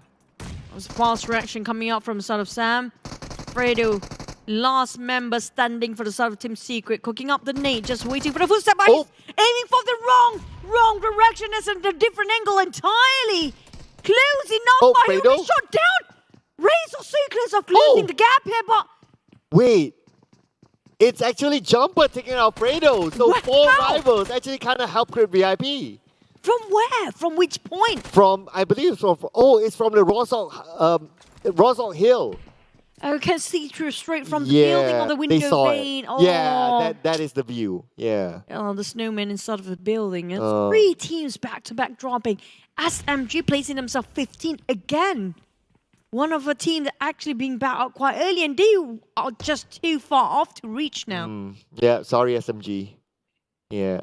But our observers were savage as well, just showing Fredo's box there with the snowman. But at least this is good news for Crit VIP. They were helped by 4 rivals. Now they just need to reset. But the bad news is that it's down to only Razor and Sam inside of School. If Team Heart chooses to go in, it's going to be hard. Now, I saw a notice just now. Sam9 lost 2 men and they're down to 2. DBD can actually have a shot take in the first place here if Sam9 being finished off, because look where they stand right now. In the middle of the crossfire of everything that happens to be saturated there. Everybody gathered there, so they kind of caught out in between. But for now, they're still safe. Seems like nobody's spotted up just yet. Yeah. Let's see what happens next, as we can see some movements on the southern side. With NC MAB coming close with Dingoz. NC may bump into MAB as they're still moving. Now with the high ground in hand, looks like maybe they're interested to take over the high ground that is held by Team Hawk for now. Oh, well, fire has been shot just now. I think DBD actually being pressured by the side of Yoodo Alliance. They have to make a big U-turn. And now we'll bump into TABAH MC because they made that big U-turn, by the way. And Dingoz is trying to gatekeep as well against the 2 teams. Which group DBD and also TABAH MC, they have nowhere to go. They have to take up the fight like it or not. Check out the left side. NC DBD starting to clash. And now we can see that Frankie gets 1 over Yen. At the same time, we can see that School, it's only the 2 players from Crit VIP still alive. DBD getting the advantage against Lex, and DBD looks like they're in trouble with NC just above them. Magic's trying to just snipe from afar here. DBD walking into Dingoz next. They don't have a choice. They need to take 1 team and fight it head on and win over that compound and dominate for a bit and reset, then only move forward. But for the side of Dingoz, they're forced to actually fight DBD because Yoodo Alliance waiting on the other hand. Same goes for the insights, which is going to be Dingoz. TABAH MC on the other hand is also struggling to get inside of a circle. Everybody just pincering around to make sure they're safe. But in the meantime, seems like a bit of a peace, not too calm, heard a couple of shots, but nothing seems to connect. Oh, yeah. A couple of shots there. Maybe warning shots as well, just to mark that territory and maybe manage to get into the circle. But then again, the position has been compromised. Other teams know exactly where they are. MAB, the team that has the potential to actually rise up to the top 4. Now, MAB getting over. Maybe just, warning shots again. Here comes the side of DBD. They kind of stuck themselves in a trench here. Sort of a pit with the terrain, making sure that they can get themselves covered. This is actually a very strategic place because if there's one team looking over and the other team on the other end, they won't actually spot the ones actually in the middle. So they can actually stay there for a bit on the side of DBD. Yoodo Alliance also still gatekeeping this side of a circle, but nobody's coming up from the backside anymore. It'll be the last team having their backs with the blue zone. But problem is, circle has shifted again. We have no clue where the circle is at right now. Yeah, this is where I guess we You really want okay? to. Yeah, I mean, I kind of choke with the circle. It's like, oh, okay, moved away. But look at the there is a movement here from Axis, so they came in from the northern side, down into the circle. Very smart. Yeah, easy entry for them. They're not taking the middle bridge, they're taking the right bridge. So naturally, they will have a lesser resistance into it. That's kind of true. Not having that much of challenges and competitors, and also not committing too much fight here, definitely will save a lot when it comes to their resources. But the one actually struggling is going to be the one on top of Rosshawk. Looking over Geek Fam, you made a big U-turn just now. Nope. Never mind. Yep. Too many teams here. Let's go around. Yeah, I mean, Rosshawk is Yoodo Alliance. They are close by with Yoodo Alliance, so naturally they'll be a bit, they'll be there faster. Now with the high ground, been held on by Ripple Boy, but the long range coming from Zuli on the other side. Dingoz, looks like they're falling apart with Team Power moving in. Camper straight get into the shack and finish it off straight away, but will it be a trap for Camper as Dingoz spotted him out? It's Kiddo boosting himself out with not many things to work with. He got himself trying to ban 8 and that's it. Not many first 8s at all. There's none of in any of Dingoz's players. Geek Fam on the other hand, not going to waste any more time. You know what? We can't see you, so we won't take the fight head. Oh, okay. Olio almost getting one onto Geek Fam. Geek Fam just passing by. Olio spots him out, but can't connect enough shots. But the Triple Boy there too from Geek Fam immediately down.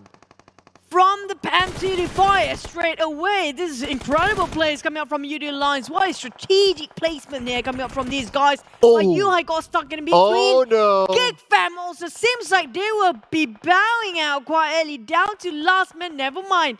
13th place. I'm done with predicting them now. I'm done. Mr. Producer, please put a Geek Fam for Choo tomorrow again, like the whole day. No!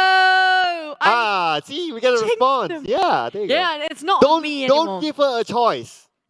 It's Geek Fam all the way. You gotta stay loyal, you know. I didn't get You gotta jersey. believe Geek Yeah, Fam. I mean, they didn't get any chicken for today. You have to believe. I believe Choo what? believe that Geek Fam can do it. You nasty mean thing. No, you don't be Lelang, okay? You don't be Lelang. You nasty guy. You don't be Lelang. Frankie out. And never mind, DBD. Oh, this is going down the drain. We thought they might actually take #1 spot. As Sem9 still survive. DBD seems like they're a bit short-handed here. A bit of a toll taken out on them as remaining with 2 players. And 4 rivals. Can 4 rivals take away the 3rd spot here? This will be, okay, 3rd spot, probably. There's still a possibility there. But I'm interested to see if DBD can overtake Sem9. But now Sem9 with 5 elimination points in the bag. They are looking good so far, but let's see what's going to happen. MAB, another team that can contest that #3 spot. Yeah, this is going to be intriguing. Pique my interest to actually see how this goes, how this unfolds for these guys. Especially outside of MAB, they have been brilliant when it comes to Wrangle. Everything just incredible for them. It feels like they know every nook and cranny. But Sem9 is still not willing to give away that #1 spot still. Got himself quite a number of eliminations already, like Sir Cloud mentioned before. Even though they're just 2 persons working things out. But I still managed to clutch it out if they want to. I know, right? What a good point there. Only 2 of them managed to get 5 eliminations so far. Wow, not too bad, not too shabby. But look at the circle right now. Genexus is in it. The only team with a full squad in the circle at this moment. Axis should be able to enter easily. Same goes for RSG, but they need to be careful of NC just behind them. Well, Genexus and 4 Rivals seems like having a bit of a clash just to make sure they mark themselves their perimeters and territory. While the others still taking their own sweet time to get into the circle because they still don't know if the circle will be in their favors or not. Now the circle's shifted again. This is a time for them to move. Oh, speaking about moving, looks like Team Hawk is moving right now, but look at the vehicles currently smoked up. Yoodo Alliance currently on the outside of the circle. Echo will be taken out as well. And Team Hawk somehow managed to survive in the circle. What is this place? There's no structure. There's nothing in between it. What is that place? Well, I guess they're just depending on the geography of that area. So far, so good for them, though. Gotta give it up to them, making those right decisions for themselves. But Yoodo Alliance needs to move further forward as Voki takes down Red Bull Boy. I saw that nade flying over straight in his face just now. The toss coming up from Voki. Here comes another nade and a boom! It goes by. Nothing seems to connect. He didn't finish off straight away. A bit high. You have to toss it a bit high, Voki. It's slowly closing up. Oh! And Geek Fam eliminates it. This is the chance for a team to place himself at second and third place. This is the chance for Sem9 to open up a gap. And now Genexus trying to stop Axis from coming in. Genexus starting to be the force to be reckoned with. They are currently in the middle of the circle. NC prepping up a nade. And he sees his opponent there. RSG, Lex tosses out the nade, but Lex will be taking out the Ranger with a shotgun. Takes him one. But they get that from afar. Takes out Razor as well. A trading 1-2-1 for these guys, RSG, and also the sort of TABAH and C. But look at the the flying grenades all over the place. And Flax trying to build this one. They're going to leave this. They need to leave this. It's too much for them. Flax don't have any more time. Match is being knocked down. He tried to go for the other way around. Flax find himself a new angle. They're trying to close up on RSG. RSG caught red-handed. The end of them as TABAH and C. Nice call coming out to reposition in the last minute. Yeah, NC got them surrounded, immediately taking out RSG. But now it's going to be Yoodo Alliance against 4 Rivals. At the same time, we can see that RSG, number 9 for them. 4 Rivals starting to stop Dingoz from trying to get into the circle. 4 Rivals not having part of the circle for themselves. 4 Rivals spot out Yoodo Alliance, taking the fight against Yoodo Alliance first, or Genexus. They have to decide now. As TABAH and C, they have very small space and time to reset themselves before having another go, but Axis spot out 4 Rivals, definitely knocked down on one. But it's too far, he can't finish them off from this distance. Oh, Leo talking about finish off. Looks like it's going to be Yoodo Alliance eliminated at 8th place, 2 elimination points. At the same time, we can see that NC is in. Not in the circle, in fact, but they need to fight with Team Hawk, who is currently in it. The one that actually have nothing to hide themselves with except for just a slight slope. There you so go. Geography, they got a circle, but it's just too hard to be the center of attention right now. They are at the junction, they are at the fork, where it's going to be really approachable, really easy to take over by these guys. Oh, NC starting to go into the circle, but they get Flex will be taken out by Harm from afar. 4 Rivals is moving into, but they need to deal with Access, who's currently still intact. 4 Rivals still at full squad, currently playing by the rim of the circle. Access knows exactly where 4 Rivals is at. At the same time, we can see that Harm takes out NC, and there's going to be number 7, 4 elimination points for NC. It's really an open field as a finisher here, with 5 eliminations dominating for Team Hawk. Even though they don't have much structure, only 1 rock to work with, they worked their way in. They defended it, and just look at the spray coming from Diamond Kitchen. Just a blind one, hoping and spray and pray, they say. The crispiness of the spray will finally hit the target after some time here. While Sem9 quite busy at the back line, finishing off with the side of Axis and 4 Rivals on the other end. We're looking at only 5 team remains. Axis finally bowing down here. Team Hawk might have a shot to win this. Yeah, 5 teams left here for this chicken dinner. Well, talk about 5 teams. It's no longer 5 teams. It's going to be the 4 teams here for that chicken dinner. And Sem9 is still in this as part of the 4 teams. Genexus as well. Still with 3 team members. Team Hawk with a full squad. 9 eliminations from Team Hawk's side. This is just insane.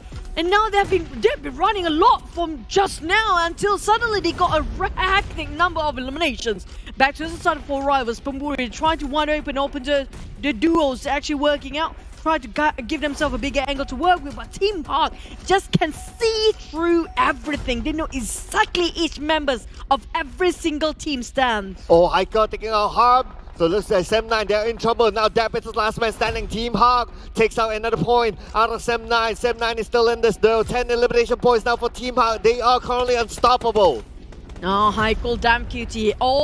Each of them get their own roles and angles to work with. Zolly focus on the set of 4 rivals with Camper on this side. It's going to be forming to take up the battle here. Genexus on the other hand, Bew, Loyu, Loyu and also Xiaobo is actually still surviving except for Bew.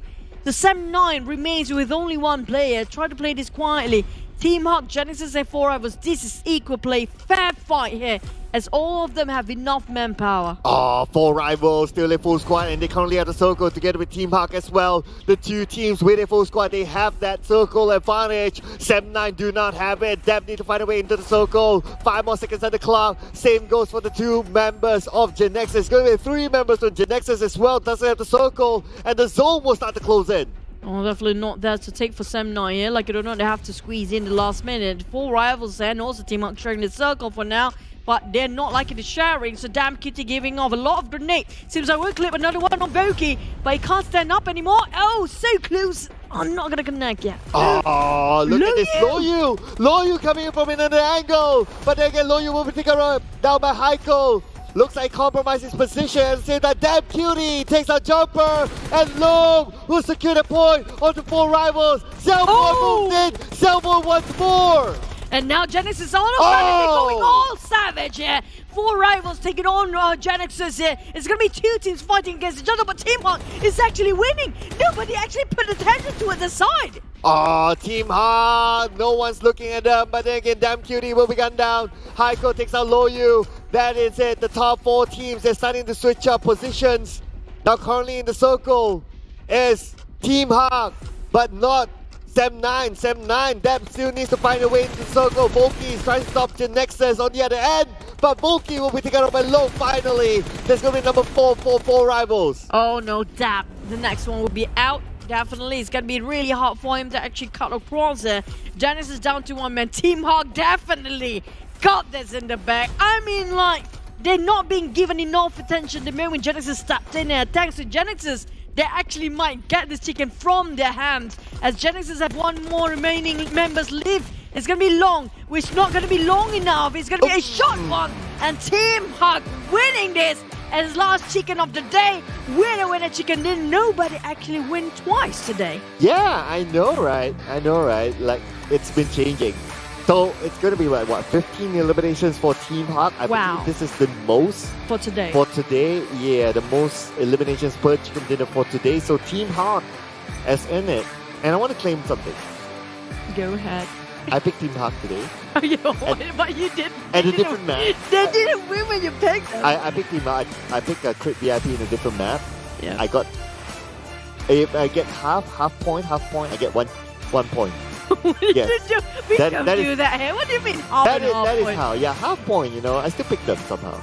But you know what? The fact that you rotate teams for your predictions today, and they got a shot to win when you're not predicting. For me, I don't have... Geek Fam don't have any shot to win since I'm picking them all the way.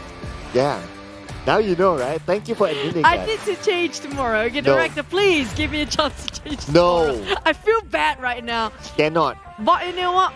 If you have every single game different teams for chicken, this is such a great day. I know, right? And that's the fun of it, you know. If it's not because of the bonus points, it's everywhere. It's everywhere. Yeah. Plus, Team Hawk was one of the team actually in the top 8, right? If I'm not mistaken. Yeah. And it was like, what, 2 to 3 points gap between all the number 4 to number 8. So where they at right now? Did they actually overtake the number 4 spot?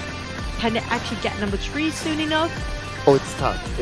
It's hard to tell. You got 15 eliminations. Yeah, because they got a lot, right? That's going to be 30 points in the bag. But considering that teams on top move as well, maybe they're close, but not number 3 yet. Yeah, maybe 4. Yeah, it's maybe hard 4. Maybe 4. Maybe 4. It's more like it. But wait. It was like, what, 80-ish plus 30. And the third place before was 1-0 something, and they got ousted quite early. And most they get is like 10 points. It's still possible, by the way. Well, let's see. Let's see. Are you going to change the team park now, tomorrow? No, I don't not yet? want. Okay. I mean, I don't want to be smacked by boy colors. Yeah, you'll be like, why choose my team, you know? You go choose other team, you don't choose I'll my be team, the okay? most hated person in PUBG Mobile later. But you know what? Travel distance wise, they travel quite a lot. But this is sort of we're looking at the teams that are really aggressive, deserve to win this time for this season. Yeah. I mean, like Team Hawk, they are a team that, you know, has a lot of aggression. Genexus as well. Sunline as well. In fact, for Rivals, we have seen their type of gameplay that can offer a lot of elimination. So, not too shabby. I mean, like personally, I like the 4 Rivals when it comes to country finals. If you compare with the league. During the league, it was way too late for them to actually start to do something about it. But this time, country finals, they are more than ready. Straight away, day number 1, they show us they have to prove us something. Yeah, and they got like 13 points. Not too bad. And looks like Team Hawk is the only team that gets double-digit elimination. Geek Fam, on the other hand. Look at DBD and Geek Fam, they only got 1 point. And Team Hawk, if they started off with 80-ish, they might actually cut across it. Dun dun dun. Dun dun dun. I know she's just trying to change the topic away from Geek Fam. I know. I mean, like, I'm sorry, Geek Fam, but like, the more I rooted for you, the more worse it became. I feel like I should be playing. Wow, he got 10 eliminations just by himself for damn QT. Can I claim something? Go ahead. Yeah, he damn cutie is in my what the thing that we did. What we did? What did we do? The thing that we did, the one that we put in the dream team. Yeah, the dream team. The dream team. Yeah, damn cutie is in my dream team. Just saying. Just saying. I take all the coach and the analyst most Goku DVDs. Yeah, you took right? all the old you took all the old men. Yes. Yeah, I saw that. Hey, I took all the one of That's why they're not even playing, you know. Boyka, Moscow Q, who was the other one? Mampa. Mampa. Okay, Mampa at least played. Yeah. Okay, look, here we go. This is what I mentioned before. Where are they at? Oh no, they were on the second page before. It's not even the first page. They're not in the top 8 for Team Hawk because they're 99 now. So you deduct 30 points. It's like they were in the 60s. They were actually on the 12 or 13 place. Yeah, they were like somewhere about there. So far. Jumping out to the top 7 is not too bad because you're That's guaranteed. a huge leap. Yeah, you're guaranteed the next round. So many teams been pushed down by Team Hawk. Look at that. There were like, what, 4 teams been pushed down entirely. Yeah, I think it's not that hard to count if there's the arrow there. Yeah. Yeah. I'm just trying to be smart here. Yeah. I look smart, right? You do. Hey, Yeah, but you do. Yoodo Alliance. Yoodo Alliance. Here comes our top 3 eliminators. Dap, 4 rivals Pumburu and also Lung. Almost the same as the last one. For Lung and was Pumburu there last one? I don't think so. Or was right? he? Yeah, he was in one of it, but I'm not too sure what category was it again.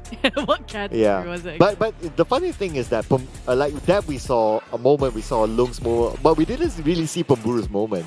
Maybe he was like just stealing it away. His moment is too much with other players. So this is like so many this. stats going on. Okay, so there's the individual awards, the one that the prize pool of $3,000 US. So we have the gunslinger. So far is Damroot, Survivor, Little, despite him hardly playing today. Oh, he didn't even play today. Field Medics, Putra, Eagle Eye. It's going to be Jimmy OP, and the Grenade Master so far is Mika. Still, these are the players actually in the run, but for Gunslinger, second and third place still Geek Fam. Survivor, it's gonna be Dingoz, RSG, and also Genexus on the run. Again, Geek Fam for Field Medic if they can actually take Putra down. And Axis is there as well. A lot of geeks in each of the category too. And we're not done with them yet, you know. Yeah. Like, the season MVP race. So far is Mika. Wow, okay, interesting. Damroot just behind him. If Damroot gets another MVP, it's going to be the second MVP for this guy. Like, somebody just give him a race or something. I agree. Because last time we saw quite a number of him. Even Yuhai is very closely behind. It's like 0.1 in difference when it comes to MVP points between these two players. Lung is like the same with Sam9 Dap. Who else do you wish actually have in this lineup here? Damn Cutie possibly. Yeah, Damn Cutie. I would want Damn Cutie. I think he definitely deserves that as well. But Maybe Olio for me. you pick Olio? Maybe for me, Damn Cutie and Olio deserve to be there. I think they're just next to it. Yeah, I think they should be fairly close. They shouldn't be too far. Yeah. Yeah, I guess those are some of the ones. I'm trying to think of others, right? Like the other teams that's not lobbying about. Rift, but Rift is not consistent. That's the thing. That's true. Yeah. It's like this time we don't see any movement coming up from him that much, anyways. But here comes our recap while we're looking over the players. Yeah. Do you think Ranger can actually get it? Or Rex?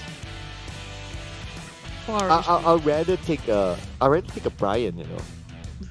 Sometimes, yeah, Yeah. it's like they have been alternating, but Yeah, because they alternate. yeah. The recap, yeah, we're just gonna talk this briefly enough. Well, Team Huck, who are actually not even up there, win this. That's you want to win? Don't be too early into the circle. Yeah. Yeah, Novo, and they were kind of lucky that no one bridge camped them.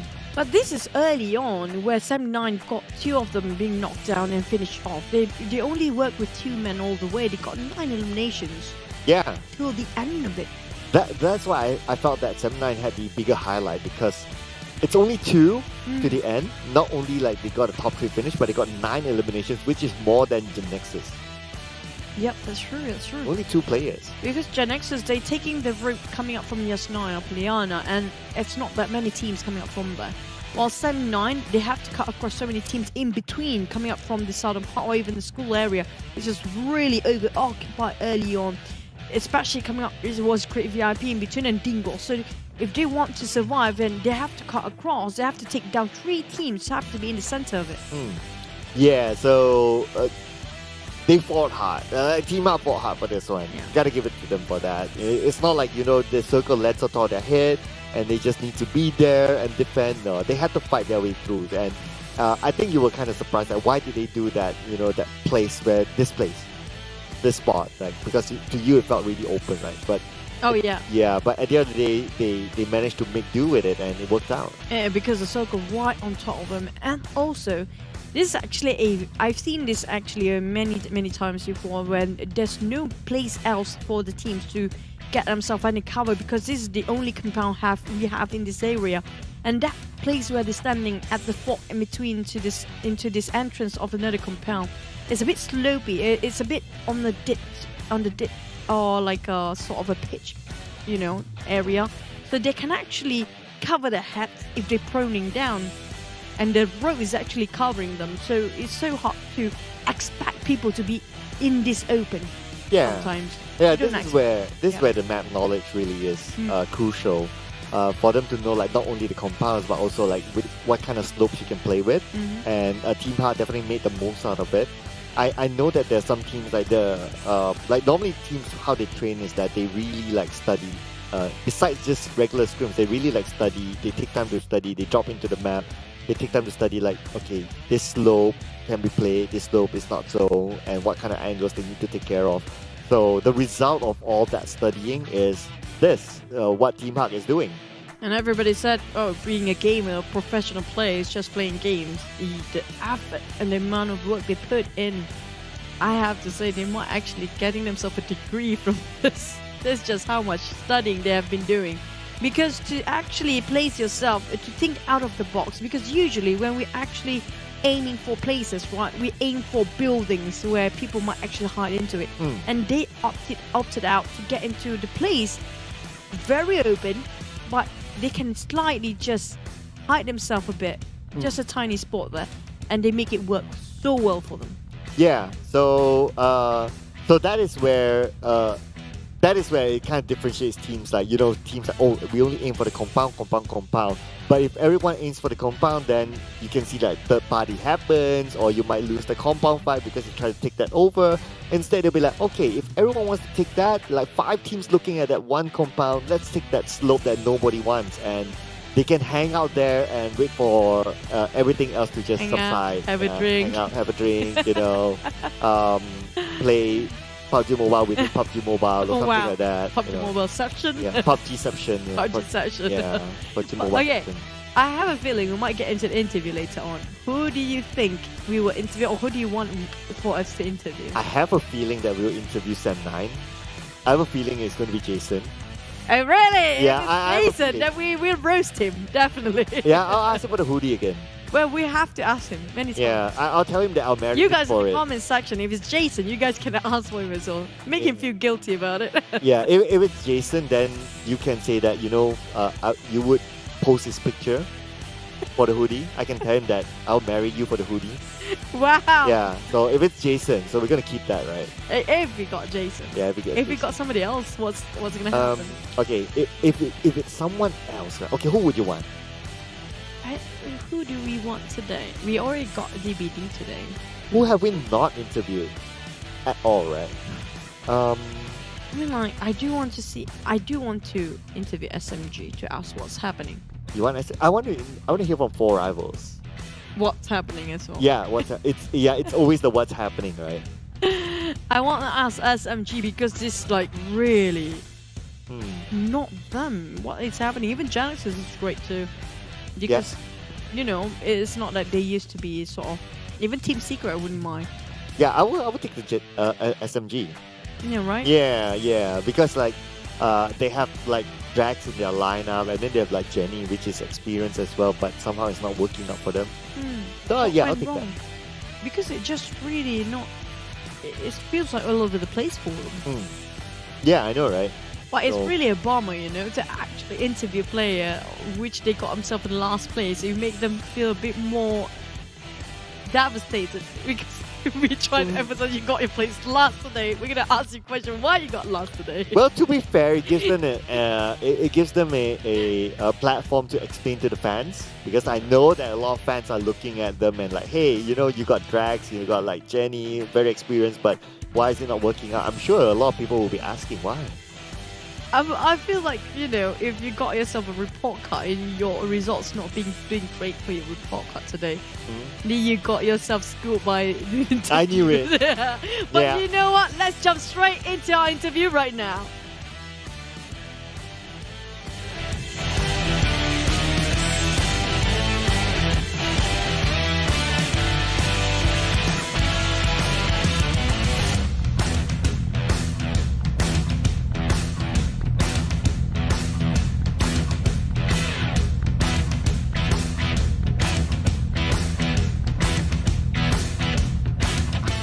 Jason, what's up, my man? See, I before the interview, like Chuchu was asking me, like, okay, No, who do you wait, think would be? Jason, my man! Yeah, My man! Yeah, she was asking me like, who do you think will be interviewed? I was like, okay, it's going to be Sam9, it's going to be Jason Banjo, that's for sure. And here we go. See, we're so connected, I think I deserve a hoodie. Yeah. Yeah, Oh, Jason, what? Jason, Okay, I'm okay. He's like, he didn't hear if I it. got a hoodie. He will marry you Really? if you got a Yeah, hoodie. I'll Yeah. marry you for the hoodie, Oh, whoa, that's a little too much. Okay, yeah. Okay, we'll Think of take it. that offline. Okay, Yeah. we're gonna text you later. But just for the sake of official, how are you feeling for Sem9 today, Jason, the manager of Sem9? Today, I gotta say, we feel pretty great. We maintained our spots on the first day, but we are not like chilling out just yet. We're gonna be going full force for the next 2 days. But overall, today, pretty good day. Not as good, but there's still some mistakes. But yeah, we're still fixing on it. Hopefully, we can carry on the next 2 days. Right, okay, so I knew yesterday you heard what I said online. Right? So, okay, a little bit of distraction. Yeah. But okay, you heard yesterday what I said online, right? I said that I compared Sem9 right now. It's like the comeback team. They're like the Never Walk Alone team back then, and now they're coming back similar to Sem9. So what are your thoughts about this kind of a comeback, and how did you guys achieve that? I could say in making this kind of comeback, it was like all sorts of planning around many angles. We had like a disciplinary action, like we note down like what's wrong, who did what, and we note down all the pros and cons on what we're doing, and eventually we just managed to like fix it throughout the preparations before the league stage, and even in between the league stage we had some we had some stuff happen. Like discipline issues. Sometimes there's some flaws happening, which was on the previously it happened a lot, and right now we're just fixing it up slowly but surely, and we hope everything's going great right now, which right now is definitely going great. So we hope to maintain that, and we're preventing like stuff like that from happening again. Okay, hopefully nothing bad happens, because we saw a lot of accidents for the players today. But back to it, I do want to know, like, because we saw Sem9 sort of having a pattern, sometimes they meet up with this team too much, right? So do you have any preference regarding the team that you want to avoid fighting the most when it comes to PUBG Mobile? And also the team that you want to take a fight every single time there is them. Even though they deny wanting to fight, you're still going to chase their tails. Is there any certain teams? I want to listen from the manager itself. I mean, there's no specific team that we really wanted to fight. There's no specific team, so like we want to, not much specific teams we want to take down, but overall, depending on which team we want to fight depends on how the circle shifts. Like if the circle shifts towards on like a team that is already holding on the compound and we are forced to like crash upon them and fight them, then we'll take the fight. But normally we wouldn't really have like a specific targeted team to fight. The moment he actually have a smirk, you know that's a lie, but it's okay for the sake of official ones. It's okay. Good answer, yeah, Jason. Yeah, he's giving the PR answer, Okay. Yeah, we can feel that. But we'll let you guys go to celebrate your night. So far, so good today. You're at #1 spot. Hopefully, be able to maintain that for yourself, for the fans as well. But speaking about the fans, any words before we wrap up? To all fans, thank you guys so much for like supporting us throughout the whole league stage until right now. It's in the country finals day 1. We've got 2 more days left, and we're not going to let you down, and hopefully we'll grab that trophy and secure our spots to see. And I would like to grab that hoodie, just saying, no. Yep. Yeah, please. I'll grab it for you guys. Thank you. thank you, Yeah, ladies, do yeah, it. We're going to okay. record that and we're going to make sure Alright. it clipped, okay? But Yeah. thank you so much, Jason. Good luck all the best for tomorrow and the day after. We're rooting for Sem9 to come back. Hope you have a great evening. Bye. Thank you. Yeah, Yep. roasted him for Yep, sure. we got a hoodie You now. know what? The moment he Yeah. smoked, I know that he knows which team. And then he's like, I'm going to go for the PR answer. I'm not going to tell you guys. Yeah. Yeah. If we know Jason, right, he's the type that he will just say it. Yeah. Yeah, but he's being nice now because camera. Yep. Yeah. But that's it for today. We're done with our cameras today, but then we're not sure. You guys have been awesome, very supportive to us, and also we have to thank all our sponsors, Realme, GT Neo. Sorry, I kind of lost the train. GT Neo 3, and also our official digital telco partner Yoodo, and also not forgetting our official live stream partner TikTok. And this is Stu, and this is Cloud. So Cloud, we're out. We're out. So we'll be doing the dance as usual. See you guys tomorrow. Bye.